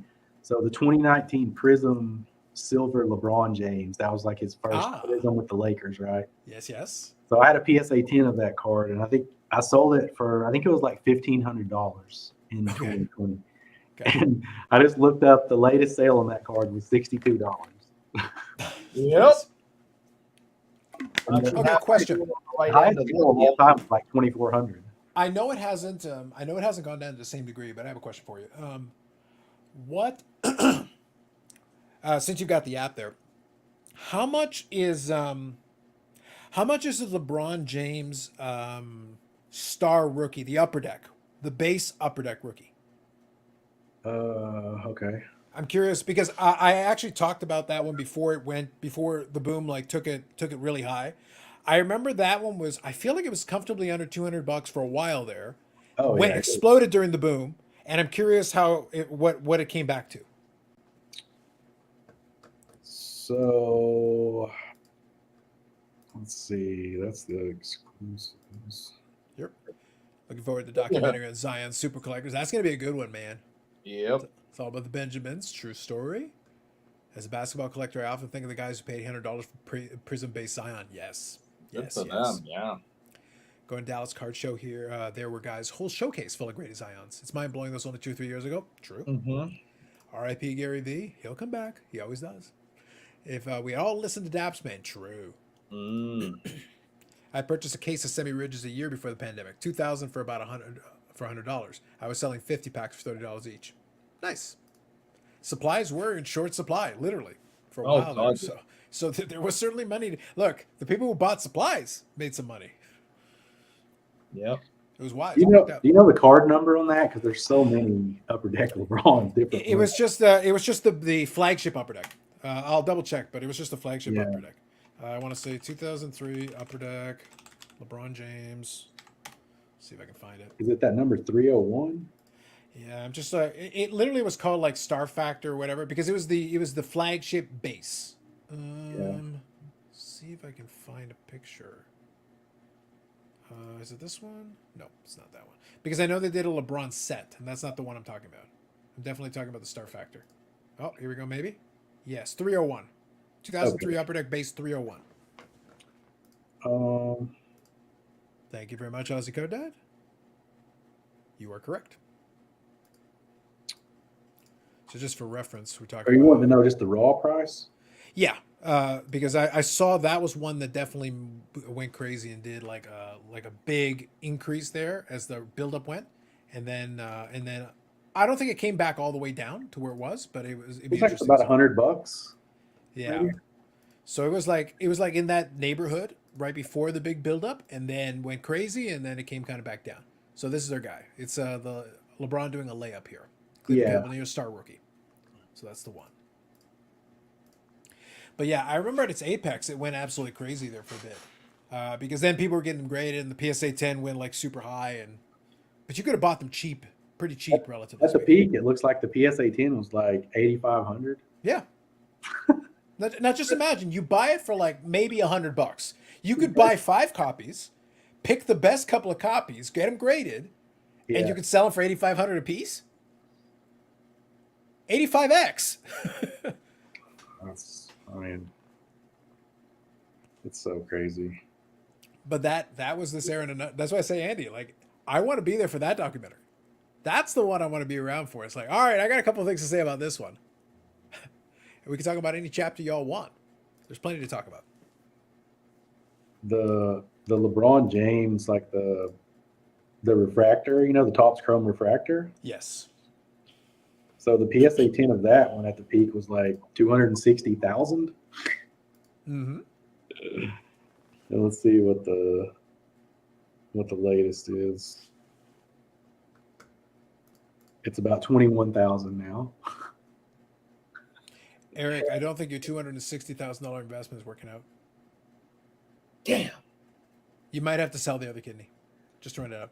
It's the same thing with like the Jordan Fleer, of course, and then the Kobe refractor, the Topps Chrome. I mean, all those got up to like $250,000, $500,000. Now they're like 10%. Yeah. Just and listen, I'm not an expert in everything, but I've been doing this long enough. And Well, you're an expert at making hockey picks, so that's well, clearly. Mm. And I already saw that. I lived through the first boom, so made the mistakes there. saw a lot of the same things happening here, and I just wasn't going to buy in. And, we talked about it while it was all going on, doing the show and everything. And then I started seeing the end coming near. I prophesized it was going to be, July 1st and the whole thing. And I was right about everything. It's the first time in my life I was right about something. And You all should have been listening to that before you took his hockey picks. yeah, Did you hear the words he just said? yeah, it's the first time I've ever been right. And I it was so clear to me of what was happening, and all this money that was going out the door, that people were going to lose their shirts, and it could not stay at those levels. It just couldn't. That kind of money going out the door was not going to last forever. The Yeah. balloon had to pop. And the writing was on the wall that a moron like me knew that as soon as July hit, that it was gonna pop. And guess what it did? And people lost a lot of money and have ruined their lives over this. And I just just wish people made different decisions, but it's their decisions to make. But I was watching it happen and going, don't do that. Don't buy into that. To be fair, there's a lot of people that made a lot of money too. No, there were 100%. Well, look, that's why like my job at that point is not to present one side or the other. Like the reason I mentioned the point is that there were certain folks that came out of the woodwork and sold stuff that I actually wanted. Yeah. And I'm like, I don't care why you did it. For me, it worked out because it gave you cause to do that. I didn't sell as much stuff as some people did, but I made some money on some of the stuff I did, so that was nice. But it certainly didn't measure up to the amount that I spent on stuff that I wanted to get my look. Since then, a bunch of the stuff that was on that list has again dried up. Yeah. Isn't it funny when the pricing went away, suddenly I can't find it again? So I wouldn't have been able to buy it had it not been for that. So for me, great. That works out awesome. It was the same way for me, like what you were talking about. Some of those cards got brought out of the woodworks that you wouldn't see normally. Mm-hmm. But the problem was, like, I mean, there was a lot of cards that came out that I wanted, but even if I wanted to buy them, I couldn't afford to at the prices they were going for. No, they're insane. And thank God I couldn't, because I probably would have if I could have afforded to buy some of those. But I mean, it was just so bananas. I mean, like they're talking down here in the comments, like the Kobe, the Topps base rookie PSA 10 was going for $5,000. I mean, It was, yeah. What? Yeah, and that's when people were maxing out multiple credit cards and taking second mortgages on their homes and emptying their kids' college savings. And I mean, it was horrible. It was like a bunch of degenerate gamblers for 3 years. Yeah. Yep. So Lives were ruined. The Ozzy Card Dad says, the MJs I collect still haven't come down much, so I've been focusing a bit more on the side PC players yet. So that's why, that was the other point I wanted to make also, is that, yes, stuff went up like crazy. Yes, a bunch of that stuff went down, back down, in some cases to pre-pandemic prices, in some cases close in line, in some cases a little bit above where it was. It depends. Your mileage may vary depending on the item. But I'll use an example. One of the cards I put on Instagram was that Medano limited logos card. The cup cards are the nicest cards for the players and whatever. Medano's been long retired. That was a post playing days one. It's a nice card, nice autograph on game used memorabilia piece. It's got all that. They're awesome cards. They're also numbered to 50. I paid, I want to say, almost 300 and change US, 300 and change whatever US. That's kind of the going rate now. I want to repeat this. Medano is not a top-tier Hall of Fame player. It is a nice card. It's a post-playing days, game-used patch autograph card. That did not cost me $300 pre-pandemic. That did not cost me In fact, even in the boom, it didn't quite cost me that much if I had bought the same card, if it was available to me. The prices on those have not gone down. As a matter of fact, they're higher today than they were pre-pandemic. They're higher today than they were during the boom. It's not across the board. It's not everything. I collect this player, but unfortunately, there are set collectors I got to compete with. There are team collectors I got to compete with. There are folks that just like nice patches. And the problem is they don't come on sale all the time. The hockey guys hoard. So the problem is, we talk about supply. It's a print run of 50. There are theoretically 50 out there. There should be plenty. I should have been able to buy that for $100. And for years I could have if it had been available. At different times I didn't get a chance to grab it, but now I have to grab it and now I have to pay 3 times what it probably would have been 5 years ago, 6 years ago. Yeah. And the problem is I don't have a choice. The next one that sells will probably sell in the same price range. So what does that mean? It means supply demand. There's not a lot of available supply. So it means the next one comes on sale. If somebody wants it, they got to pay the freight, even though it's higher than we'd like to. It's way higher than I would like to still. Yeah. But what does that tell you, Andy, though? We're in the down market, right? Yeah. I still had to pay a very strong price, even compared to a couple of years ago. I didn't get the discount. My seller didn't get the memo. The last Russell Westbrook card that I bought was at the National last year. No, that's fair. I mean, it's because like the ones that I want, they're still. Is there still like a big checklist of ones you're looking after, though? No. Yeah, it's narrowed down a little bit. The now. ones that I want are just too expensive. No, but I'm saying if they had been a reasonable price, though, like, is there a big checklist of ones you would want? No, not really. Yeah, that's kind of what I was saying. That's what I was kind of inquiring about. There's a few different ones that I would like to get, but I mean, they're at prices now where, I mean, I'm fine if I never get them because I mean, I'm not going to pay what they go for. No, that's fair. That's fair. Now, I was going to make one other point here real quick as well, kind of to Eric's point. You know, during that whole run-up, when people were doing FOMO and all that stuff, Eric was there trying to be like, you know, hey, and I want to get to this question because I think it's fair. We'll start winding her down on that. I want to say, like, Eric is like trying to prevent people. He's like, no, don't do that. Save yourselves. Don't go on credit. Don't do all those things. It's going to ruin you financially. And I just want to make clear that I agree with Eric. I was looking compassionately out to the well-being of other people. I was trying to discourage them. I was, you know, I wanted to hold them back. I wanted to give a visual representation of my feeling during this time period, and like what I was. But like I said, I felt bad that, you know, people would get ruined, and I, being a kind, compassionate soul, wanted the best for them. Just throwing it out there. You know, you got 2 kidneys. Is all I'm saying. Yeah. I mean, you don't need both. I want to live, so Andy, I like the suffering of others. Is what I'm trying to say. why not? I Right? enjoy, and let me tell you the pandemic was crazy and all, the boom was crazy and all, but as the prices go down, Andy, my joy is the index of my joy is doing this. Yeah, I mean, everybody wanted to talk about like It's past the screen, Eric. It's past the screen. Keeps going. there's so many people that, you know, they wanted to talk all day about how smart they were when it was going up, and now you just never hear from them anymore. They're gone. Literally, how many shows have disappeared off of YouTube when they were saying, you know, how brilliant they were, how much money they were making? They were videotape. They go into shows all over the country. They're driving here. They're flying there. They're just showing wads of cash. Where's your YouTube show now? Huh?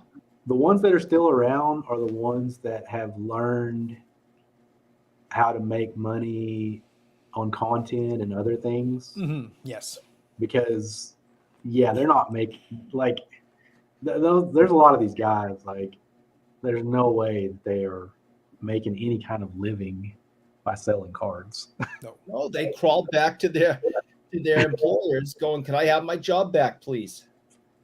I mean, there are some out there that do, but most of the ones that people see, I mean, I find it hard to believe that they're making a living. Well, like, no, but we talked about this before. The traditional way of making money in cards in the hobby, if that was your desire, was on smaller margins and volume.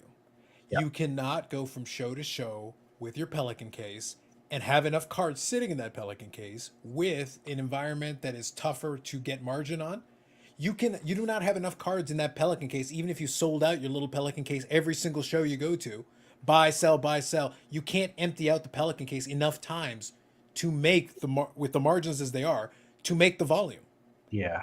Like, it's not even whether you could be profitable. I'm not saying you cannot make money. I'm saying you can buy these cards at price X and sell it for X plus 10, 20%. But even on $1,000 cards, 20% is $200. How much did your hotel cost? How much did it cost you to fly or to drive? How much was gasoline? The point is, to be profitable, you can't sell one card and make that work. You have to sell your entire case full of items, and then you made your money. Yeah, and it's not just selling your entire case. You have to sell it for more than what you paid for it. But then rinse and repeat. Then you Yeah. got to buy more stuff and sell that for a profit and repeat that a couple of times throughout the course of the show. And then you can tell me you made some money. Yeah, and I think one of the things that kind of like it's kind of the new fad amongst this group is like, it's the young quarterbacks, right? Mhm. I mean, that's only going to last so long. I mean, it's going to be like everything else, once people really start to get burned on it. I mean, it's because there's none of these guys that people are buying that, 5-10 years from now, like most of these guys, to be fair, are going to be the Josh Rosens, the Johnny Manziels, the Ryan Leafs. These guys are not going to be the Bradys and the Rogers and Mahomes. They can't be. There's like this group of like 5 to 10 guys. How dare you, Andy? How Yeah. dare you? You're going to see #invest to the moon. By the way, quick quiz game. How much did I pay for this card? $3. Eric? I'm gonna go with the Price is Right rules. $1. Ooh. You're both Andy would still win. I paid $4. Oh, that- He was close. Look, that's a Spectre RPA. You overpaid. No nonsense, Eric. This is not Boston Bruins cards. This Josh Rosen is an athlete, and when he gets up from the couch and goes to get a beer and laments his lot in life, he is being athletic, like an athlete. What team does this athlete play on? He's playing on Team Couch right now. Yeah. Okay. He's an all pro in Team Couch right now. Just checking. Yeah, just saying. The reason I say the young quarterbacks is because like all these social media platforms, it's like they're all talking about the same thing. They're all doing the same thing. Like everybody's buying these young quarterbacks because you're going to take them to the national and sell them. Well, what happens when you get there and all of you are trying to sell these? Thank Who's you. buying it? But here's the thing. No, I agree with you, but I make the joke about it with the card and everything and all that. It's like, but here's the thing. Here's the cool part. That Josh Rosen card, Team Couch or not, is a better investment than a lot of the people that are going to spend money in the quarterbacks this year. You know why? Because that card can only drop to $0. It can only drop $4. Yeah. There is literally nothing he can do to drop more than $4. Somebody is going to pay good money for a quarterback that is going to drop a lot more than $4. I'll give you $1 for it if you get tired of it. There you go. But I'm saying, but the point is, I've got a much more attainable floor. Well, It can only fall to a certain degree. There's only so much I can lose. There's a huge difference between paying $4 and paying $5,000 for a guy that's not proven. That's the point. Like, look, we're pretty sure we know where this guy's going already. So here's the thing: I got way more than $4 of entertainment out of this. And when I put that collection out together, I'm gonna laugh. I'm gonna laugh real hard. How much did the guy that you bought it from pay for it? He probably paid hundreds, if not thousands, for it, right? That's what I mean. When that Spectre product, when it came out in 2018, that Spectre was already up to like $500 or $600 a box. Somebody got that, and that was their hit. Mhm. And I paid $4 for it, And they had to pay eBay fees on the $4. Think about that. That was their hit, and they were happy to get it at the time. At the too. time, yes. At the time, yes. So I need you to think about that for a moment. Think about that.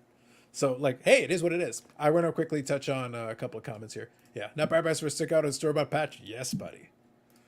Laughing at Rosen, he's a 26-year-old retired millionaire. As long as he keeps his money, as long as he #invested correct, and I will still laugh at it. One of the quarterbacks that I know quite a bit about because he's from here, Sam Bradford. Look up how much money that guy made in his career. Never amounted to anything, but I think he made over $100 million. But this is where I say Rosen is gonna have to if I was advising Rosen, I would advise him to do enough to get the backup job. Yeah. There's still millions of dollars to be made holding the clipboard, man. Get on the roster. Just hold the clip. You hold the clipboard like your life depends on it. Be Chase Daniel. There is money to be made in this. There's enough NFL jobs that if you can figure out how to hold the clipboard, you support your team and hold that clipboard. Chase Daniels made a career out of, he may have played a dozen or so games in his whole career. That's what I'm saying. Like, why would what do you have to lose? To the point, he's 26. Dude, you got time. Get your ass on a roster, find a way, get on there and hold that clipboard. There's still more money to be made, and you don't have to take a hit. Yeah. Get over there. Do it. All right. USA Patriot Cards was asking a little bit earlier here. What do the next 6 months look like if we can see the future? Eric, you want to prognosticate? Please don't pick a Stanley Cup Finals. Prognosticate for us for the future. Well, I'll say the next 3 months are going to be slow. It's the summer time. We have a dip every single year since the beginning of card collecting. It starts right about now because you have basketball and hockey that just ended. So, when people are going to start going on vacations and they're not going to be going to card shops and they have to spend money other places. So Well, I think already around these parts, like I talked about it for those card shows recently. The cottage is a big thing here. There are a lot of folks that have the cottages out in the, over in the boonies, out in the they'll go swimming in the lake and stuff. So they'll just go on the weekend, but they're out there. They're not doing anything around here. You can see the cars piling up on Friday, and they're on their way. So the next 3 months are going to be really slow. That means prices are coming down because people's got to move. For the few people that do show up to a show or show up to a store or are on eBay, the prices are going to drop, and hopefully they'll go back up to where they are now in the fall when basketball and hockey and football and baseball's in the playoffs. That's the best time right there is when all four sports are going. That's when the card market's at its best. So I would say the next 3 months are going to be even lower prices and be very slow, and then hopefully in the fall we'll see a quick bounce back. There you go. I think we're going to see. I think we're going to see people make pronouncements for an entire segment, but we're still going to run into the same thing that I talked about a little bit earlier. It depends. That's why I use that Medano example. It's like, here's the thing: car prices are down across the board. The dude's already retired. Like, his prices are what they are. Today I'm having to pay more for some of the cards that in theory would have been like $20 or $30 a couple of years ago, even from new product, because all they did was print less. All they did was reduce, make the odds a little longer. And they're like, oh, and they're a set collector. Here's the problem: set collectors. Some of those sets, patch autographs and autograph sets, there are people who will collect the autograph set.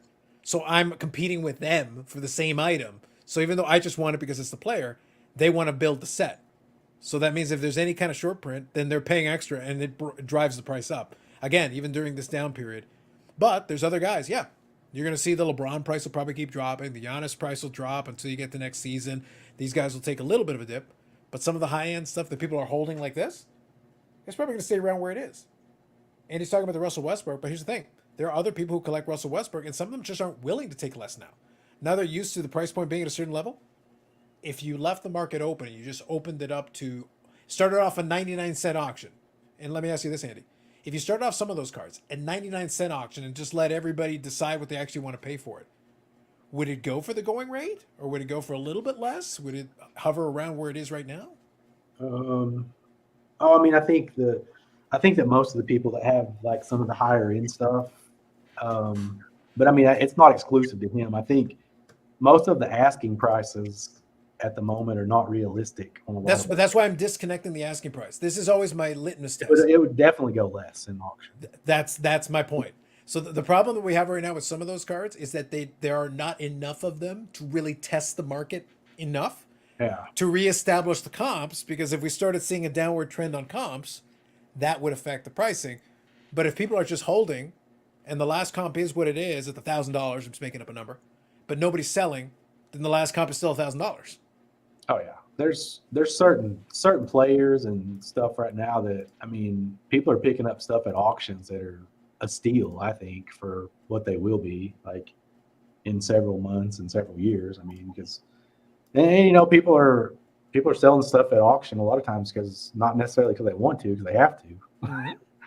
No, it's fair. But that's why I wonder. Sometimes I wonder with the stuff, like, I would like to see what it looks like in open auction, because I would challenge them. I'm like, I don't think it's going to hold at that price. I want to see what it looks like if I actually forced you to be like, do you actually want to pay that? If you're Right. allowed to pay less if nobody else bids. That's Yeah. a more legitimate question. All right, let's read the last couple of comments and we'll wind it down. I don't want to go to 5. We'll stop shy. So a bunch of our retired AFL players head over to the States to try the luck as NFL kickers. Easy money, fair. When's the next hobby apocalypse coming, Eric? He will tell you on next week's episode, following by crumble cookies. Because the next hobby apocalypse will be sugary as the cookie crumbles. We'll workshop that. Josh McGowan got a Verizon commercial for being a career backup. See? That's how you do it. Legit. And Westbrook hasn't signed autos for years either. Fair. Yeah, he hasn't signed for Panini in like it's probably been 10 years. Well, that'll definitely keep the price of the auto up. Yeah. Like it helps. It's not as much supply, right? It doesn't flood the market. And I think he's one of those guys too. Like he's made enough money in his career. Like I don't know that he'll ever sign for them. Honestly. If you're an athlete at this point, do you really need to sign? Like if you've made good money, do you even care? Yeah, I know he doesn't because he hasn't done it. I wouldn't either if I made the kind of money some of those guys make. Why bother? It's just extra labor for no reason. And it's there for you after retirement, after a few years. If you do need some money, that is true. You haven't signed in the decade. Now you can just go out and just milk that. Yeah, makes sense. All right, so let's touch on this and we'll wind her down on that. Andy, a pleasure chatting with you as always. Yeah, thanks for having me on, guys. Absolutely. Now I know you don't do too much YouTube videos anymore. However, I suspect you're going to be doing the Hobby Palooza thing, and then we'll see what that comes of that. So I don't think they've announced official. I think they've got the dates, but have they said what the lineup is going to be and all that, or is it still TBD? I think it's still in the works. Like I'm sure they'll probably. I would guess they'll have it up by I don't know early this week. I would think. Okay. Maybe midweek. That sounds fair. I know when I talked to Mike, he was still waiting to hear back from some people, and they're still trying to coordinate the times that each person's going to be on. But they'll post that, I guess, on their website or whatever. No, that sounds fair. Makes sense. So in that case, the only thing I'll suggest is that if you guys want to check out what's going on with Andy, you can check out She Blinded Me with Refractors written like that. You can put it on Instagram. You put it in, or you can put it on YouTube and connect through it that way, and at least you can see. And you can check out some fun cards. The last couple of them are out Russell Westbrook. There's some fun vintage baseball in there, so there is a little bit of a mix, and you guys can check that out on Instagram, so and kind of follow those exploits. I'll usually post a video once every couple months. Well, I thought the last one was good because it gave a little bit of a mix. It included again wiener cards. Yeah, so we got that. Collins wieners. I just like the fact that I knew that set because of Scotty Tradition, because he's got a lot of the Packer ones, and there's a couple of them in that. Because he's got like, what's funny is I joke with some of the guys that put in the comments. They're like, "Oh, Carlos, why don't you collect this in football, guys?" And I joke about this. It's like, I don't collect hockey, I don't collect football, I collect Mike Modano, I collect Brett Favre, I collect Josh Rosen. I don't collect the sport. I collect specific athletes inside of the different sport for different reasons. Yeah. But in general, like most of the football, I don't give a shit. I just don't. The crazy thing too is like, I bought this card it was on Golden. Like they had a couple of different Collins wieners, Jim Brown. Okay. And so I was looking at a couple of different ones, and I had decided ultimately to go for this one because it went for less. There was like a PSA 7 that was from the 63 set that went for more. So I went with this one. And this was like, it was like 2 days later, no joke, is when he passed away. Like when I bought this. So it's your fault. I mean, it was weird because like, I mean, I hadn't even got it in the mail yet. And then he literally just, he passed away. Like, so it was just, I mean, I probably wouldn't own it otherwise because I'm sure they probably were going for more, like, you know, how people are when somebody passes away. Yeah, But, immediately run out to go buy some of those pieces, and that stuff is a little bit tougher. So that like stuff with that's a little bit tougher to come by, people run after that stuff. Yeah, for sure. But yeah, but part of the reason I brought it up is that I can still enjoy a lot of Scotty's videos because I don't collect football per se, but I'll collect some, and I keep tabs, and I'm interested. I still want to see it. I'm still interested in the explanation. Show me the cards and all that. I think that's cool. But it's not going to be something. I don't want to go down the rabbit hole of collecting a whole bunch of stuff in any sport. I like having a little bit of variety. It's fun to have that that keeps it interesting for me. If I just was stuck in one thing and I gotta collect it, it's like they'd get boring for me. Yeah. Sounds good. Oh, Bob Jackson, last word, mayonnaise. Ah, gross. Beautiful. Beautiful. Oh, I hate them. I can appreciate Bob Jackson coming out and out of nowhere. That was beautifully done, Bob Jackson. All right, Screw you, folks. man. I'm stopping to shy of the fiver. I don't want to get too many people excited. But again, thank you, Andy, for joining. Thank you again for Bobby the Burrell giving us knowledge from the garage. Thank you for Brad for gracing us with his present. You prefer Vegemite, Eric? I've never had it, but I hear that it's an acquired taste. It is. It is. It is true. But thank you all in the chat for joining in. Some great comments. Thank you for that as always. Back next week, same thing. We'll see. I may invite a couple of folks in. I may just do my own concurrent Hobby Palooza. Maybe what I'll do is I'll grab the people from Hobby Palooza after they're off Hobby Palooza and compete against Hobby Palooza. There you go. I might just do it. We'll see. Competition. There we go. We'll find out. I don't know. We'll see where my mood is that day. Anyway, folks, have yourselves a good one. Enjoy your weekend. West Coast, you still got a little time left. East Coast, happy Saturday. Enjoy the rest of your weekend.